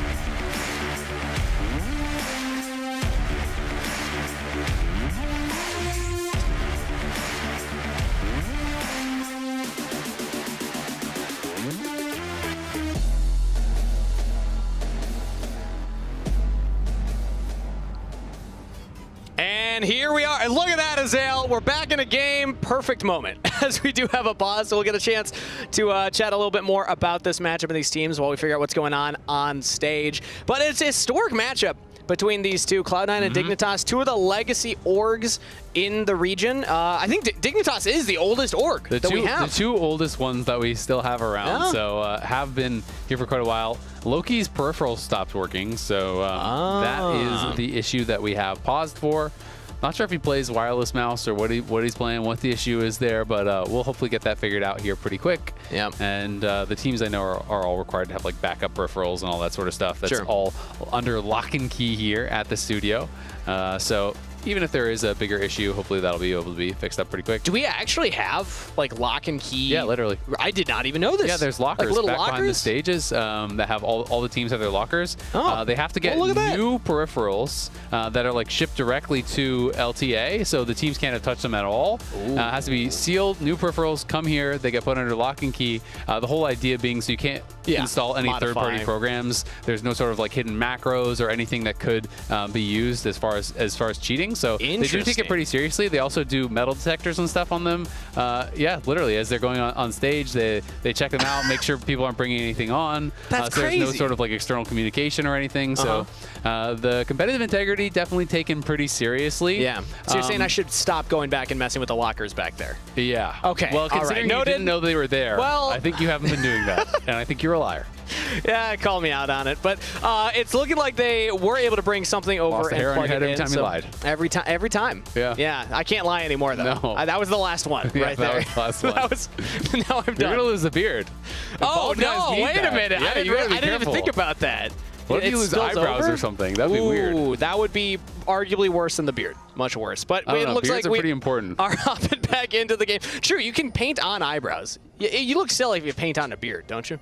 I think you're gonna look stupid either way. So. All right. Well, I guess we'll just be honest from this Maybe point you can wear on. sunglasses, you know, and hide the eyebrows. Oh yeah, the big thick ones. Yeah. Yeah, that's good. That's good. Like maybe a lot butterfly of shape hats. or something, you know. Well, I was talking about it before, but we want to highlight again just how long these orgs have been around in the scene. All the way back 2015. Frog in there. And look at this matchup between the two. When you have two orgs that have been playing against each other for this long, there's a lot of tape to cover, Azale. It's a lot of tape, and not a lot of it is good for Dignitas. So hey, they got double-digit wins, though. They got to 10. They do have 10 wins. If you're like, we have 10 wins against Cloud9, you're like, that's pretty good. Over how long? We have 10 wins against Cloud9. Hey, that's 1 win a year on average right there. Look at that. They got their one. Exactly. They got their one, and then they're done for the year. That's all you need. Hey, you know what? Maybe if they get their one now, then yeah, then you know Back it up. they're good Done until for the year. 2026. Yeah. So you guys skip the rest of Split 2, Split 3, who cares? You don't even need to play it at that point. Come back for next year. This is why we do Start it. prepping the draft to get your one yearly win. All right, well, I want to set some early game expectations here, or at least try and like guess That's what we where were doing. we think they're going to go. Oh, so early game expectations for that is just Dignitas are going to win this, though. Okay. Clearly, yeah. But if we're talking about the pathing of the junglers, do we think that there's any chance of going for a play topside? Because I'm seeing both junglers starting on the bot half of the map. I'm gonna be honest. These two champions and these lanes, I think we're just doing 6-game clear. Okay. I don't think we're gonna expect too much. I think there always are those potentials for ganks of opportunity. If someone's going really crazy, if a lane gets super volatile, if someone really over pushes, I think you can look for those moves. But generally speaking, these days you are just kind of 6-game clearing. You're really prioritizing getting towards level 6 for both Vi and Sejuani. It's super important.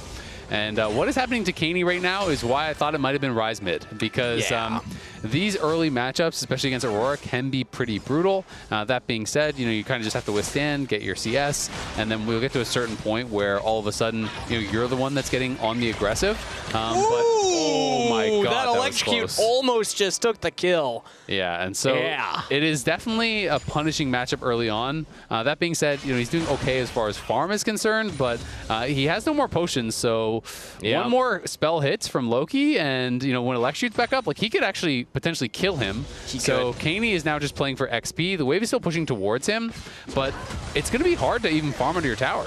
Now Glacial Augment into the bot side. We have an Ignite onto Sven as he gets the shield from the Rakan to absorb most of that damage, so he's fine.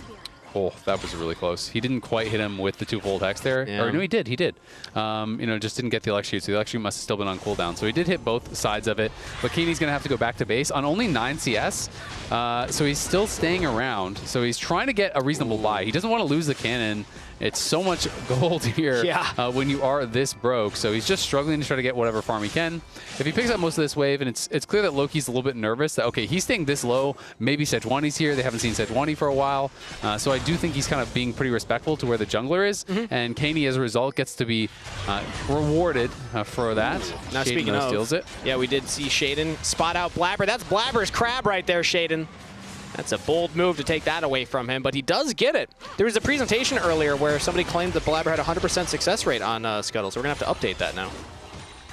There you go. Yeah. And you gotta be careful about fake news these days. True. I have fallen for it Do you know what getting sentelled is? Have you heard about what that means? Yeah. So it's where you believe a tweet. A legendary account. Legendary account. I learned about it recently. It happens to me with a League of Legends thing last week. Those that know, they know. So yeah, you gotta watch what you believe, everybody. Because that is actually one of my favorite Twitter accounts. It is a great Twitter account. Fun when you get sentelled yourself. Whereas bot side actually, Tomar Isles scrapping. I can read, so it hasn't happened to me yet. Well, see, I just learned how to recently, so that's why we established in Split 1 the counting is tough for you. You know, so we missed a lot of counting, things. Reading. Yeah, not everyone knoes this, but you know, homeschooling didn't work out great for me in the first couple of years. So. Actually, everyone knows that. Oh, okay. Is it that obvious? I wasn't gonna say, but they do say honesty is the best policy. So. And I can't lie anymore because I'm gonna lose my beard at this point. We have an update here. Thanatos' record on NAR. Stop flaming Kangas. Talk about the game. That's pretty. Yeah, you know. Thank you, producers, for giving us something else to talk about here. 34-16 all-time record. Very impressive right there. I don't know what the math is or for a percentage, but it's more fingers above than you 50. have. So it's above 50% for sure. Significantly above 50. It was 34-16, so I don't know. It'd be close to 70, a little bit under. You know, so 32-16 would be 66. So yeah, it's like 68 or 69 or something like that. There we go. Pretty damn good. Quick. Look at that. There you go. The speed is still there. I was getting word for you. Oh, me too. It's just turning into a roast at this point. Yeah, it's true. Yeah. Every year past 25 in esports, I mean, it's one foot deeper in the grave, slower. you know? Yeah, a little bit. And you've been past that point for like 2 decades now. So yeah, exactly. It's crazy. Yeah. All right. Well, Isles is on the map. From the grave. With Vulcan. Oh, really? Yeah. That's impressive. Yeah. Yeah, it's a 6 feet long microphone pole. I like exhume my corpse every weekend for the LTA cast. Time for C9 versus Dignitas. Let's get Azale out of the old coffin. All right, get him up there. Yeah. Who's going to dig it up this week? Oh, God, is it my turn? Yeah, usually it's Flowers, I hear, that has Flowers to go pick you is up. good at shoveling dirt all the time in Ohio. Shows up in a trucker hat and a monster truck. It's and a says, passion get in, for partner. him, you know? It's less of a job, more of a passion. We see it. I'm really trying to bring us back into the game here every now and then. I'm not being very helpful. We can check in occasionally. No, you're doing great. You're doing great, Azale, especially for a corpse. But Dignitas currently are getting the grubs, and actually looks like no answer immediately for the Dragon right now. Flash from Surdy away from the Gnar ultimate. Thanatos still going to try and chase him down. Blabber's nearby, but Isles is here to back up Surdy. We could have an actual scrap for an actual objective, but for now, looks like Thanatos is backing off. Yeah, there's a lot of minions pushing towards Thanatos there, so he definitely doesn't want to get too crazy. He wants to be able to pick up that wave.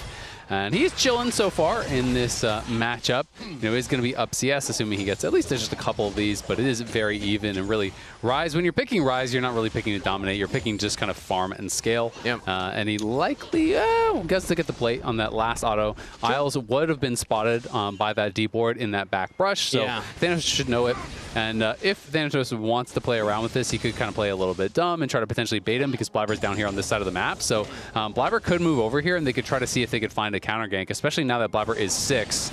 It would be a pretty good angle, but we'll see if Blabber's going to go for it. It looks like he's pathing more up. And Isles started the sweeper when he already started walking. If he had done it while stationary in the mid-brush, he would have actually spotted that. So now Thanatos is basically saying, is he still there? Is it still happening? And I don't think Thanatos realized that Isles committed for the long con. Thanatos trying to get that Mega Bar all the way up. He's actually close, about to hit Mega, does get a big amount of health right there, but has no backup. Jumps away, has Flash. I think Thanatos might get out of there. Rooted up, now Shaden's in the neighborhood. Flash 4 miles, Flash with Thanatos. He's out of there. Nicely played, honestly, from Thanatos. Just kind of goes ring around the rosy. What was that? The bot lane. Is able to just kind of walk it out. And I thought he was honestly going to die before he megged out because he wasn't going for any autos, but he just kind of kept out of range of them. And once you get to that certain point in the Mega Gnar bar, it's just going to transform automatically. So he just waited. He gets the wall up there to be able to actually get that transform. As I called out, he was spotted on that ward. But even though he knew he was there, it was so long. Yeah. I've been in situations like this so often as a top laner where you see someone go into the brush and it's 40 seconds later, you're like, there's no way he's still here, right? And then he's still there, but he's able to actually outplay it. Very well done. You know, he waited on the far side of that brush and back to live. Sven has to ult to get to safety. Saves the summoner spells. He's fine. But yeah, it's just catching a top laner unawares, but still great for Thanatos to survive. He uses the flash. And actually, Isles, it looks like, did not flash there, so it's just a head pulverized combo. But either way, C9, I think, in an all right spot. Yep, definitely not bad whatsoever. Do have that slight gold advantage. You know, nothing too important, honestly, on either side. Blabber has just been power farming, so has Shaden. They haven't really been involved in much of anything. You can see that Loki is the main advantage, really, for Cloud9 right now. Top lane is pretty much dead even, and Loki has opened up a nearly 20 CS advantage. Some of that will be gained back by Caney as he farms this wave at his tower, but has been constantly getting pushed in. But generally speaking, once you get to this point where you have Vamp Scepter, you have tier 2 boots, you can really start to kind of just shrug off a lot of that harass. So the fact that he didn't die early was very important. He was also able to be, honestly, really greedy. And because Loki was playing pretty respectfully, right? Like, if that's solo queue, I feel like the Aurora might have just like flashed in on you and killed you.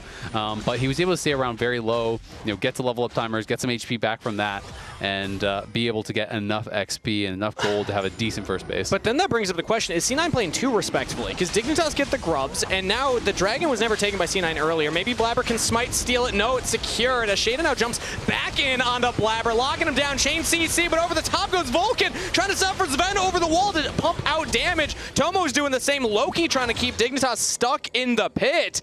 And at the end of the day, Shaden goes down, but he does secure the Dragon. Yeah, he's able to get that Dragon. I mean, Loki had such a good angle there, got so much damage out, but because of how low damage they are this early on in the game, they just couldn't really finish a lot of kills off. We can watch this one more time. They try to get over here. Blabber tries to go in to actually steal this. He says, you know what, I can just Q out. But his Q gets interrupted there by Shaden as he comes forward. Loki, though, invis walking forward, gets between the worlds. The ulti hits on 3 members there. Then the weirding across all 3 as well, but they just can't finish anyone off. Caney 1 auto away from Sven getting that passive proc on him. You're almost able to take him down, but can't get it, and we're just scrapping. Yeah, back to live. We're still fighting. No ult on Isles. Isles has no ult, and Sven does! Killer Instinct in behind Tomo to take down the Alistair. Now Tomo could be in some trouble. Has the barrier, has the flash, and has Shaden in his back pocket in the dry brush. So C9 will back away, and they'll take another kill. Yep, C9 going to be able to punish. So even though they didn't get that kill at the Dragon, that fight means they can get the kill now, because if he has the Unbreakable Will, no shot you're actually taking down Isles in that position. So they get the Ignite, they get the barrier, they get the kill onto the Kaisa, and he is going more for that standard build. Kraken Slayer, not what we saw earlier. There's a lot of different builds that are kind of being cooked up lately for Kaisa. We got to see the Yuntal last game. Best ultimate bravery champ. Yeah, I've seen you know, people doing like Essence Reaver Rush and all kinds of different stuff that is getting pretty popular. So people are always cooking on these different builds for the Kaisa. All right, what's that math? Zale, real quick. I mean, it's slightly under 66%, so it's like 65, 64%, something like that. Okay, there we go. There you go. You know how I do it? How? 17 times 2 is 34, and 33 is below 34. So I know it's below 1/3, but it's close. It is close. There you go. That's good. Well done.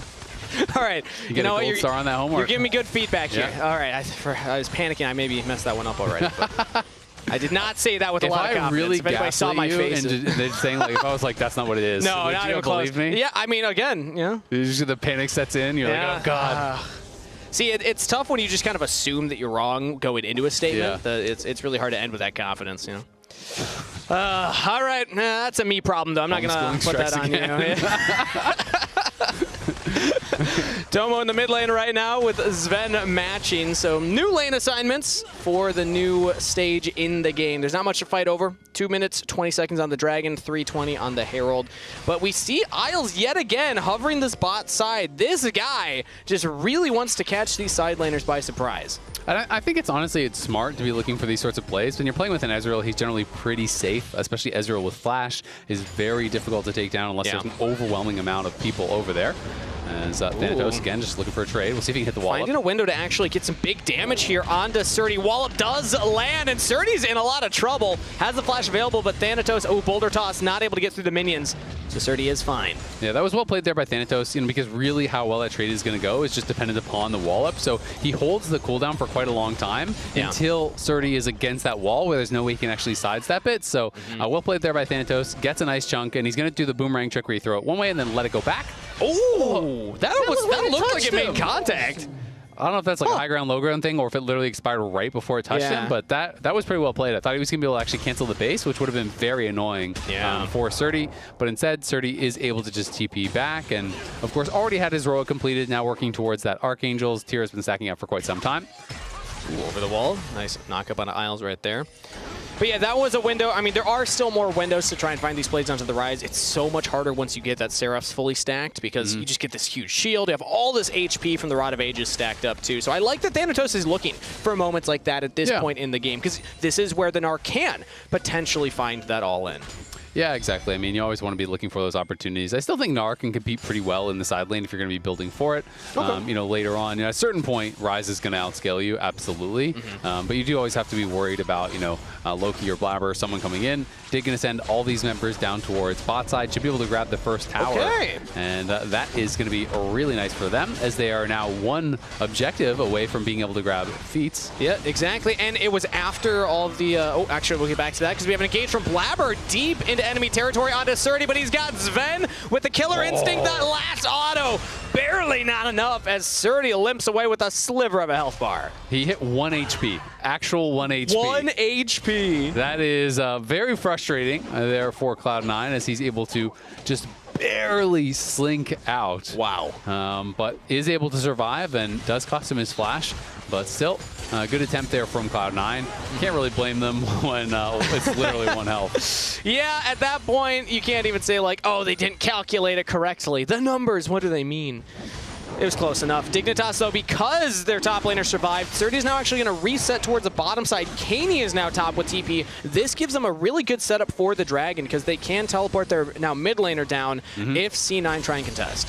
Yeah, and it looks like they're just going to give this over, so it is going to be Feats grab for Dig as they already have first tower. That is their third objective. So we're going to be able to get those upgraded boots. And here is Zen and his history against Dignitas. While he was on Dig, 13 and 17, has never lost a game against Dig while, you know, all on Cloud9. And then also he was on TSM for a while, so would have been including that too. I'm assuming. Maybe...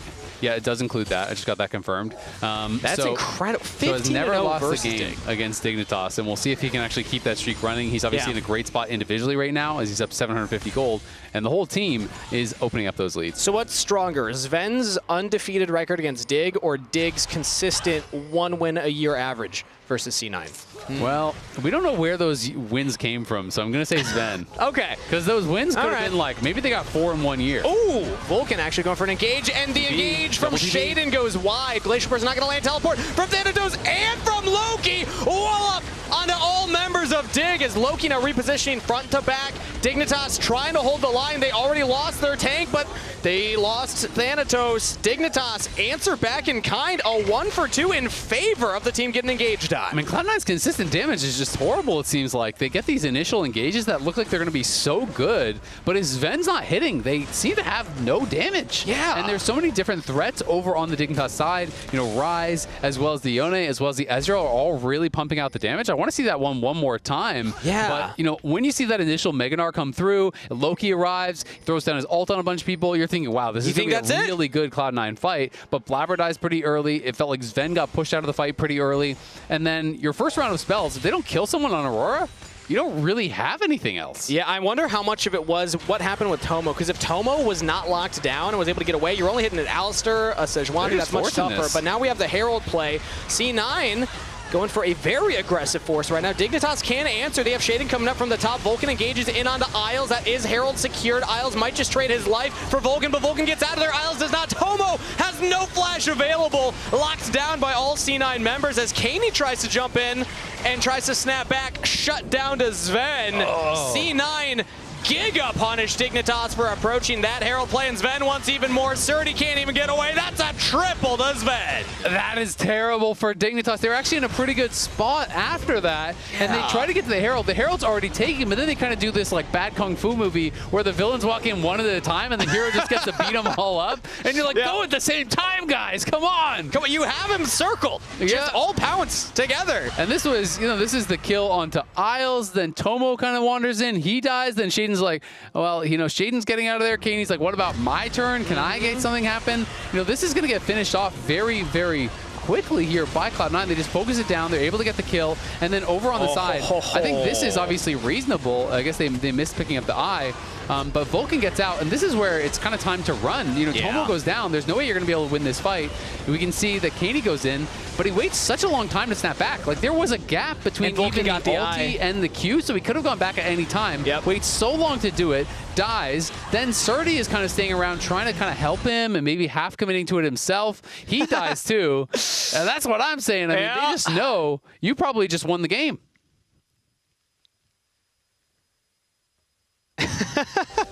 Looks like we're trying to get a listen in right there. Thanatos trying to find a play again in the side lane versus 30. Just 100-0 burst. No chance to escape. I mean, now Sven is just so fed. He got a triple kill in that. Blabber is way ahead again. 1.4K lead for him. Over 2,000 now for Sven individually. And you're looking at Mikhail's just getting completed. One of the only ways they can actually find these fights, you know, is with this hard CC, you know, finding a set 20 ult or something and following up on that. Now that's not really an option. So bad going to worse. It's now all of a sudden nearly a 6,000 gold lead. They even get the crash in on the tier 2. Cloud9 completely running away with this after what was a very even early game off of just a straight up horrible fight from Dignitas, where they kind of lost their minds a little bit and tried to, it's kind of that sunk cost fallacy where you're like, well, we already lost a bit. We got to try to get something out of this. You know what I mean? We already lost the objective. We already lost the kill. We got to make something happen.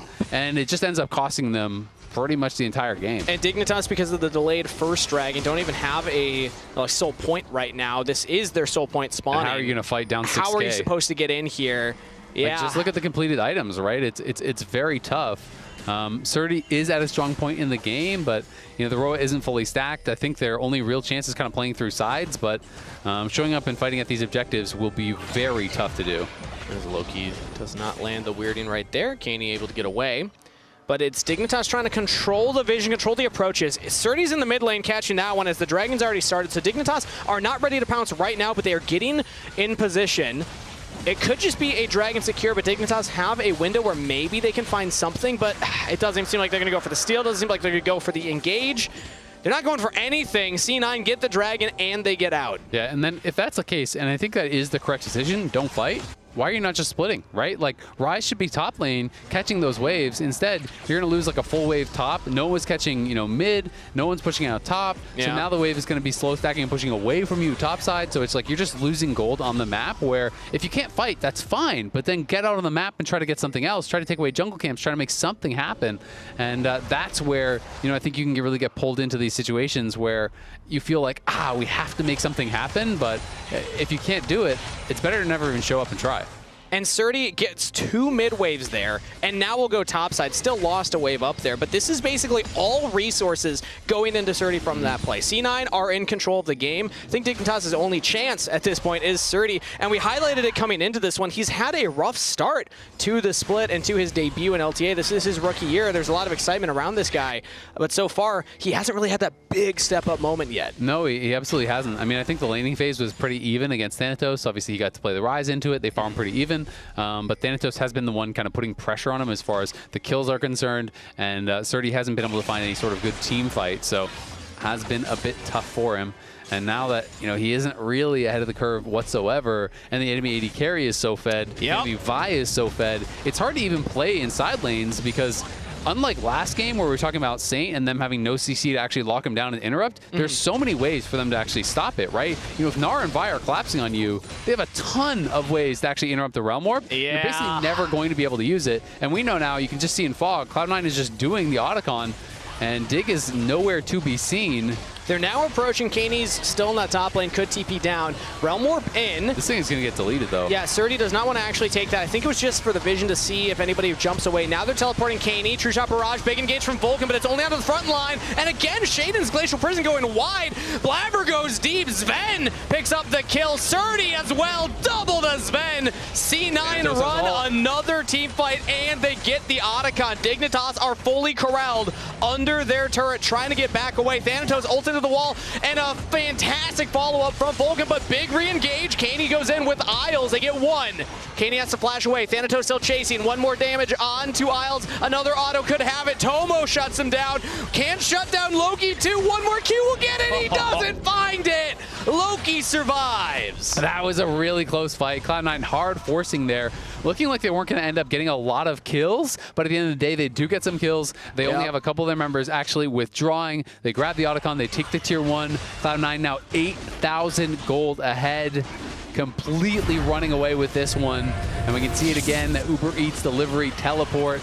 This one coming in, trying to make a play happen. Vulcan, really good turn here to deny any opportunity for them to look for the steal. It gets secured there by Blabber. And then as the teleport comes in, Thanatos is about to mega, so Dig knows we can't actually sit here and fight. We basically just have to run. So they're trying to retreat back towards the tower, but Cloud9 with the Otacon GAs are just going to hard force. Sven gets the early 2 kills, and then it was looking from this position like they were pretty split because Sven and Loki weren't with the top half, and you're thinking, well, maybe Dig can get some kills back, but we're back to live. They must be scrapping. Yeah, it looks like we're setting up for a dive onto Surdy here. Multiple members of Cloud9 are in the area. They have the engage. Surdy has flash. Can he outplay? He's trying to get some damage down, but Chain CC, no chance. As Sven goes godlike 7-0-3 against the org he played for last year. Dig season is over, baby. Sven has arrived. Yeah, Sven crushing him. And looking like he's going to maintain that 100% win rate against Dignitas. Never dropped a game against him in all the time he has been here in NA. That is a long time. It's a long time. I want to say he came over probably, what, 2017, 2018? I want to say 2017 TSM. I think that was the year. I think it was around 2017, 2018. Yeah. I'm not sure exactly which, but it's been a long time. And looking like he's not about to start losing now. They drop the True Shot Barrage to see, all right, are they on the Baron? And you can tell you are very nervous about your position in the game when you have to instantly ult on spawn to check the Baron to see if it's actually being taken, because that thing had spawned 8 seconds ago. Cani does have 2 items now, you know, so does Tomo. Those are some positive things, but then you look over at the other side and you see the itemization there. It's so tough. Sven is already on 3 and has the Seekers ready to go, so it's very difficult to actually take him out. He's got Cleanse, he's got Flash, he's got a Mikhail's on his support. So there's so many ways for him to stay safe. And if you can't take down Sven and Sven is hitting, he's just too far ahead of the curve. Yeah, and this is exactly the type of game that you want to see from C9 at this point. This is the positioning phase, after all. This is going to seed into the group stage. So C9 are trying to stamp their name up there at the top with the likes of FlyQuest, with the likes of Team Liquid, 100 Thieves, their competition from last split. And so far, they are off to a great start right now, as they play around with an engage onto Shaden and just don't even get punished. Vulcan took like no damage right there. But when you're against a team that was from that bottom 4, the expectation is for you to deliver. C9 are doing just that. I mean, especially against, let's be honest, Dignitas and DSG do look a tier below Shopify and Lyon, right? So I do think these are definitely expected wins, and these are games that you want to see them dominate if they're going to try to compete at the top of the table. You know, we had Inspired here earlier. You know, he was saying that he thought it was them and Fly at C9 and Fly as the kind of top 2 teams right now. And then he had Lyon even in the conversation for top 4 above 100 Thieves. So it's always interesting hearing people's power rankings. I love hearing the players' power rankings, especially. Because it's really going to be based on scrims, right? For the pros. They see way much more of their matchups than we get to see. Exactly. And sometimes stage games can look wildly different, right? Sometimes teams can be getting really over or underrated by either broadcast or pros. Oh, Vulcan just clearly outplaying Cani at every turn, trying to get away, has the team behind him, but Blabber goes very deep. Does he get punished? And the rest of C9 do not want to follow up. Sven not willing to take the killer instinct to the 4 members. So, all right, small window for Dig right there. Blabber gave them a little option. Yeah, Blabber gives them a bit of an option. I think he was just really trying to follow up on the play from Vulcan. And now they're going to try to force here, right? I think this is actually a good opportunity. Just flip it at Baron. I don't think you're going to get a better chance than this. Kill the jungler. Far behind. You kill the jungler. See if you can make it happen. There's no flip. There's no smite contest. I don't think anybody from C9 you still have to be able to win the fight. That's a good point. That is the flip, is that Thanatos is coming and they could maybe 4v5 you. Loki's also looking for it. No Between Worlds available though, so C9 without the proper ultimates cannot stop the Baron from going down. Dignitas get it. Everyone knocked up. Now Thanatos with the flank. C9 might still think that they have an option. They have a way pushing top. That was massive. That canceled the Realm Warp, and now they're getting flanked. And now Isles does not find the re-engage back in onto Thanatos. Flashes the wall. Sven goes very aggressive with a killer instinct. Flash out of Isles. Shaden taking a lot of damage right here. Loki looking for the flank. Between Worlds is about to come back up. If C9 can get that ultimate available, that's huge, but Vulcan caught unawares. Trying to stop Dig's retreat, gets punished. Dignitas, they get the Baron and they get out with the kill. Yeah, nicely done. As you called it out, you know, the Aurora ulti was just barely not off of cooldown here. And this is that earlier play. So again, they're going to try to just take the Baron and Realm Warp out, but the Baron knock-up not actually spotted. So he gets knocked up, it cancels the Realm Warp. So that's why I was kind of freaking out in that moment is, hey, maybe C9 can actually find an opportunity to get in here, but they didn't fully commit to the play. As a result, Dig, big comeback play. Unfortunately, still that big comeback play leaves you down 7,000 gold. Yeah. But it does close the gap quite a bit. You can see even the Red Bull Baron power play plus 2,500. They're about to take a tier 1, so that's going to get even better. Now it's plus 3K. It went from like absolutely Omega over to you have an outside chance. And that is definitely way better than they were doing. But Loki now threatening a flank, and Dig still could easily lose a fight. Ooh, and Blabber's taking a big chunk right there. He was trying to position aggressively for Loki on the flank, who was just spotted by Isles. So Dignitas are aware. They're just trying to use this Baron as much as they can. They took that outer top turret. Now looking to get some damage onto this mid out turret. It's crazy that they hadn't even like done damage to that thing. I'm pretty sure that this wave is what just did that chunk. So they have really been struggling this game. Only 2 turrets to their name. And yes, it's still an uphill battle, but signs of life for Dignitas. We've seen this happen before. This happened to even Shopify Rebellion earlier. Good game state versus Cloud9. Contracts gets picked off. Baron's taken. Game suddenly on its head. Now this is a very different situation because Dig's much further behind in gold, but I mean, you find those windows, you got to be willing to take them. Yeah, absolutely. I mean, I think it was a really smart force. It was risky. You know, maybe C9 could have done something in a different situation to punish, but they knew that Vulcan had no ult because he spent that on top side. And it was really just C9 kind of heavily overcommitting to this kill onto Cani without a lot of their major damage dealers in position to actually follow up, right? Because Vulcan, he interrupted the ult from Cani and blocks it with his body and all this sort of stuff, but like Sven wasn't hitting. So you kind of force all of this, and then Blabber goes in with the ultimates trying to see if he can finish him off. But so much time had passed that Dignitas were able to come in, bail him out, get that kill, and then take the Baron. So big swing for them. Cloud9 still in control, though. And Baron's going to time out pretty much on this wave. I don't think Dignitas will get this mid turret, and the Dragon is coming up. So C9 can go for their third. Actually, they're not going to contest, so mid turret will fall. Great use of Dignitas for the last couple seconds of that Baron buff. They're back to that 3,200 Red Bull Baron power play. But now they got to try and fight at the Dragon, potentially. C9 still have a gold lead. Hopefully they're not too shaken and realize that they still should be in control. Yeah, I think they absolutely know that. You just look at the item completions and they can realize that they are stronger, but some big items are coming through on the other side. 3 items done for Tomo. The IE is done as well in the mid lane for Cani. So now if you find a good fight, you can actually win the fight, right? Like they're close enough that it's possible. Still going to be definitely heavily C9 favored, but we have seen that their comp, it's all this upfront damage, and then it's really just relying on Sven to be able to finish everyone off. So, you know, if Sven were to get caught out and burst down, that definitely could be a Dignitas win. Thanatos won't have Rage Bar, though. Ooh, big flank. Thank you, Observers, for highlighting Dignitas. Do not realize that Loki is right there, ready to pounce. Tomo dodging away. Thanatos jumping in onto Tomo as Loki's locked down, shut down, taken out. Tomo will fall to Thanatos. That's big news for C9, and Isles will as well. Sven over the top goes legendary. And C9 don't need their mid laner. They will use their AD carry to great effect and will take down Dignitas at the Dragon fight. Cani will fall. Sven 10-0-3. Yeah, Cani tries to ult away and then TP out, but gets interrupted. We can watch this one more time. Loki was on the flank here. Thanatos is expiring with his Mega Gnar, so you think, hey, maybe there's a chance. Good sidesteps from Tomo in the backline, but then Thanatos, even in mini, just goes straight in and is able to take down Tomo in the 1v1 through the barrier. The Locket is there to save him, and it just gets a really chaotic fight where Cani's not involved. He's not actually there fighting with Tomo, and Surdy gets taken out before he's really involved. So their carries were all kind of split. A terrible fight for Dig, and the C9 carries just realizing their strength, able to force it and make it happen. Sometimes in the most chaotic moments, the veteran players are the ones that see the line. I think sometimes when you look at players like Dignitas have on their roster, they don't have this much experience, this much playtime as we were just talking about Sven. You know, how many times has he beaten Dignitas throughout his almost 10 years playing here? Now. Yeah, death cap completed on the Kaisa. Sven kept it cool and collected. Target selection impeccable, and that might just be the nail in the coffin for Dignitas, as Shaden getting picked off is definitely not going to help their chances.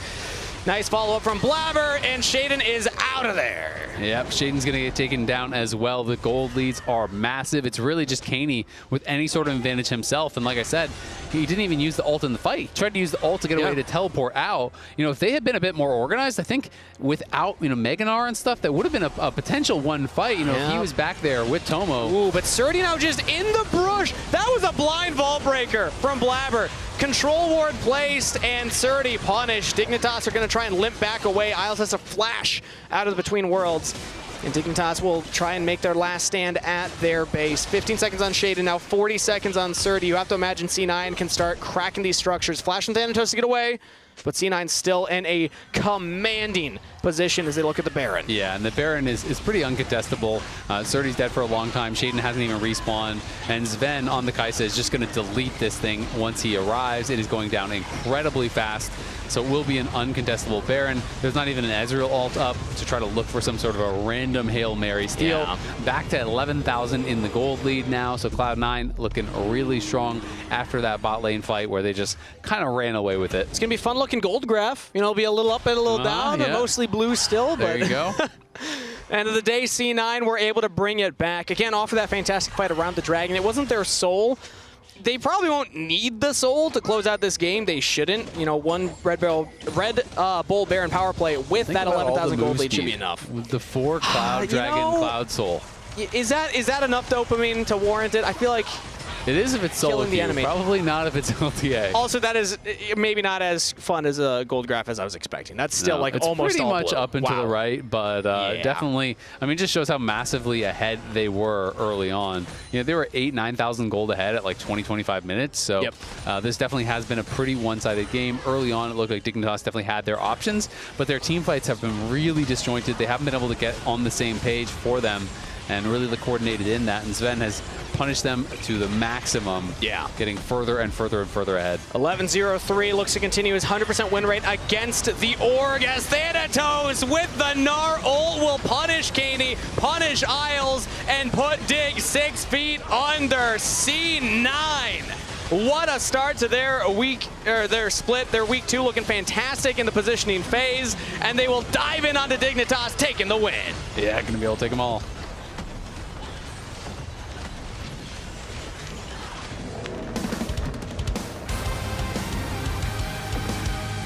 The team embraces as they feel good about that one. An expected win, if we're being honest, Azale. Power rankings have C9 well above Dignitas.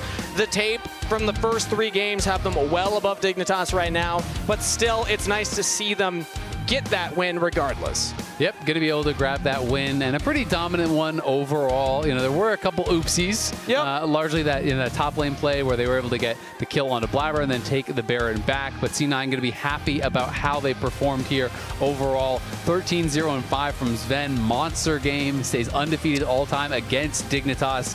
And Dignitas and DSG definitely looking like they have a lot of work to do after these first 2 weeks. We've gotten to see some more games. They got to figure it out. All right, signs of life maybe for Dignitas, but still a loss. But now we're joining Raz for an interview with C9. Got Blabber right here. First of all, thank you. I think a lot of people will appreciate the fact that you got the Vi pick just for fantasy. How can you thank them at least?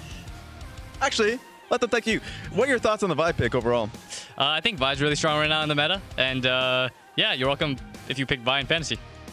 Now going on to the kind of the team as a whole, I think this was a big markup from the last week. Felt like you guys had just a stomp of a week. Just like, what were the things you guys were looking to improve upon coming into week 1 to week 2?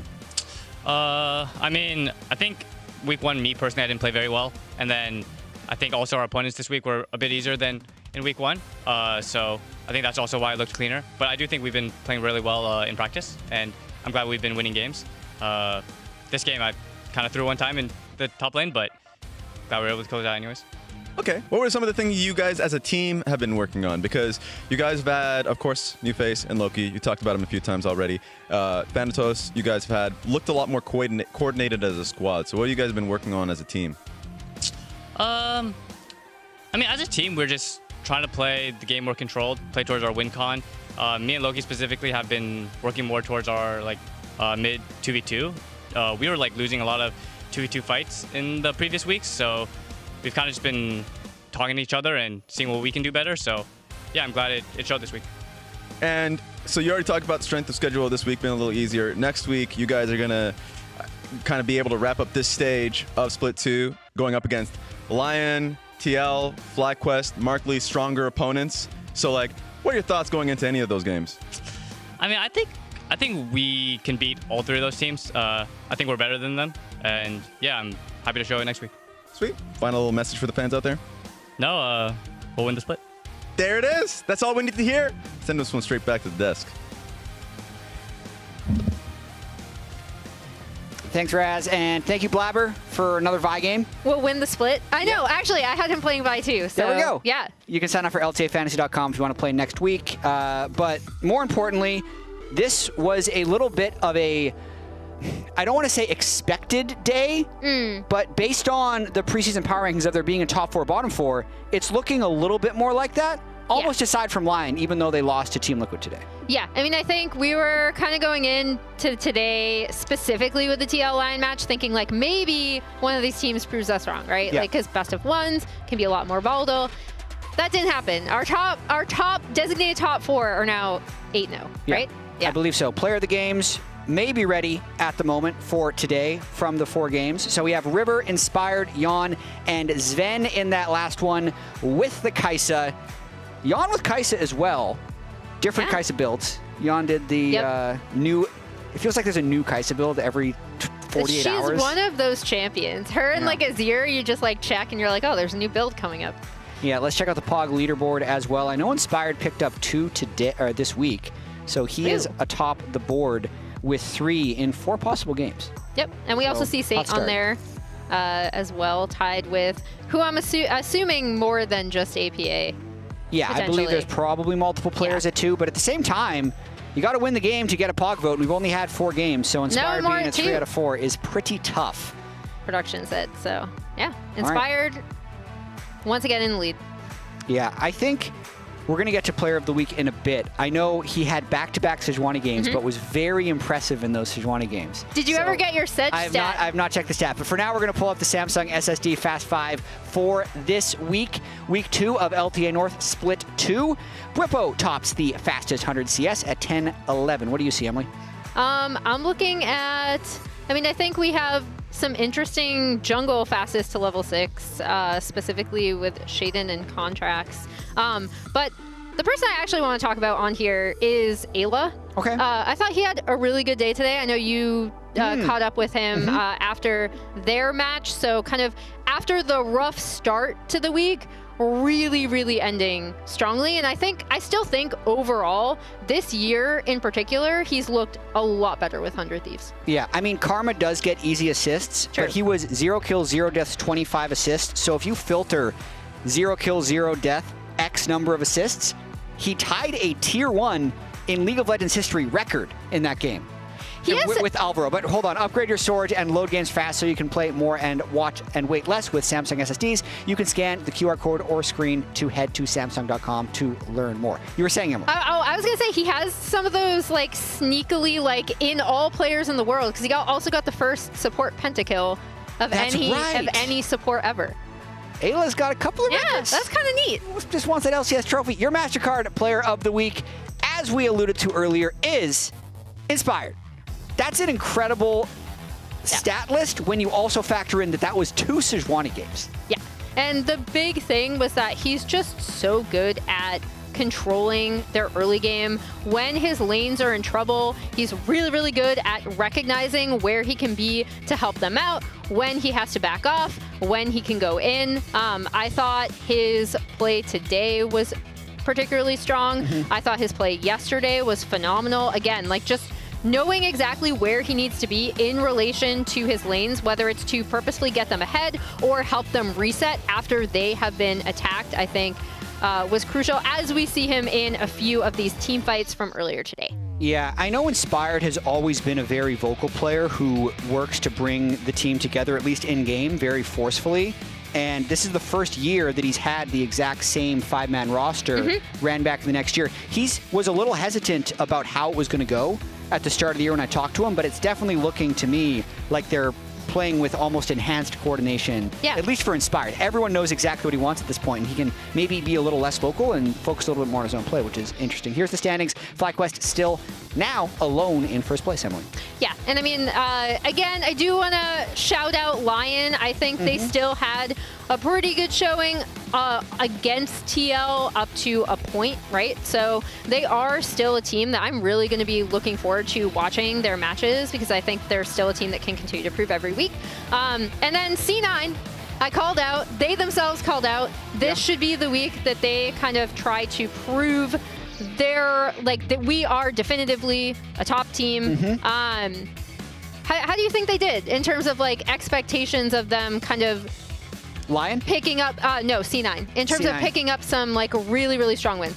I think they've gotten okay wins. I think they'll have strong wins if they're able to beat Team Liquid or FlyQuest. I think they've still looked a lot to me like they looked when they have done good enough in the regular season and then fallen short in playoffs. They haven't clicked over yet. Here's the schedule for next week. These are the Saturday games. A special note, though, there will be Monday games. So Saturday, Sunday, Monday next week. Every team is going to be playing 3 times. And that is it for us, Emily. Yeah. That's it. Week 2 is over. We'll be back next Saturday, 4 p.m. Eastern, 1 Pacific for Fly versus Lyon. Then we'll be at the same time on Sunday and the same time on Monday. Super week. 8 days from now. Not this next Monday. Next. The 8-day Monday.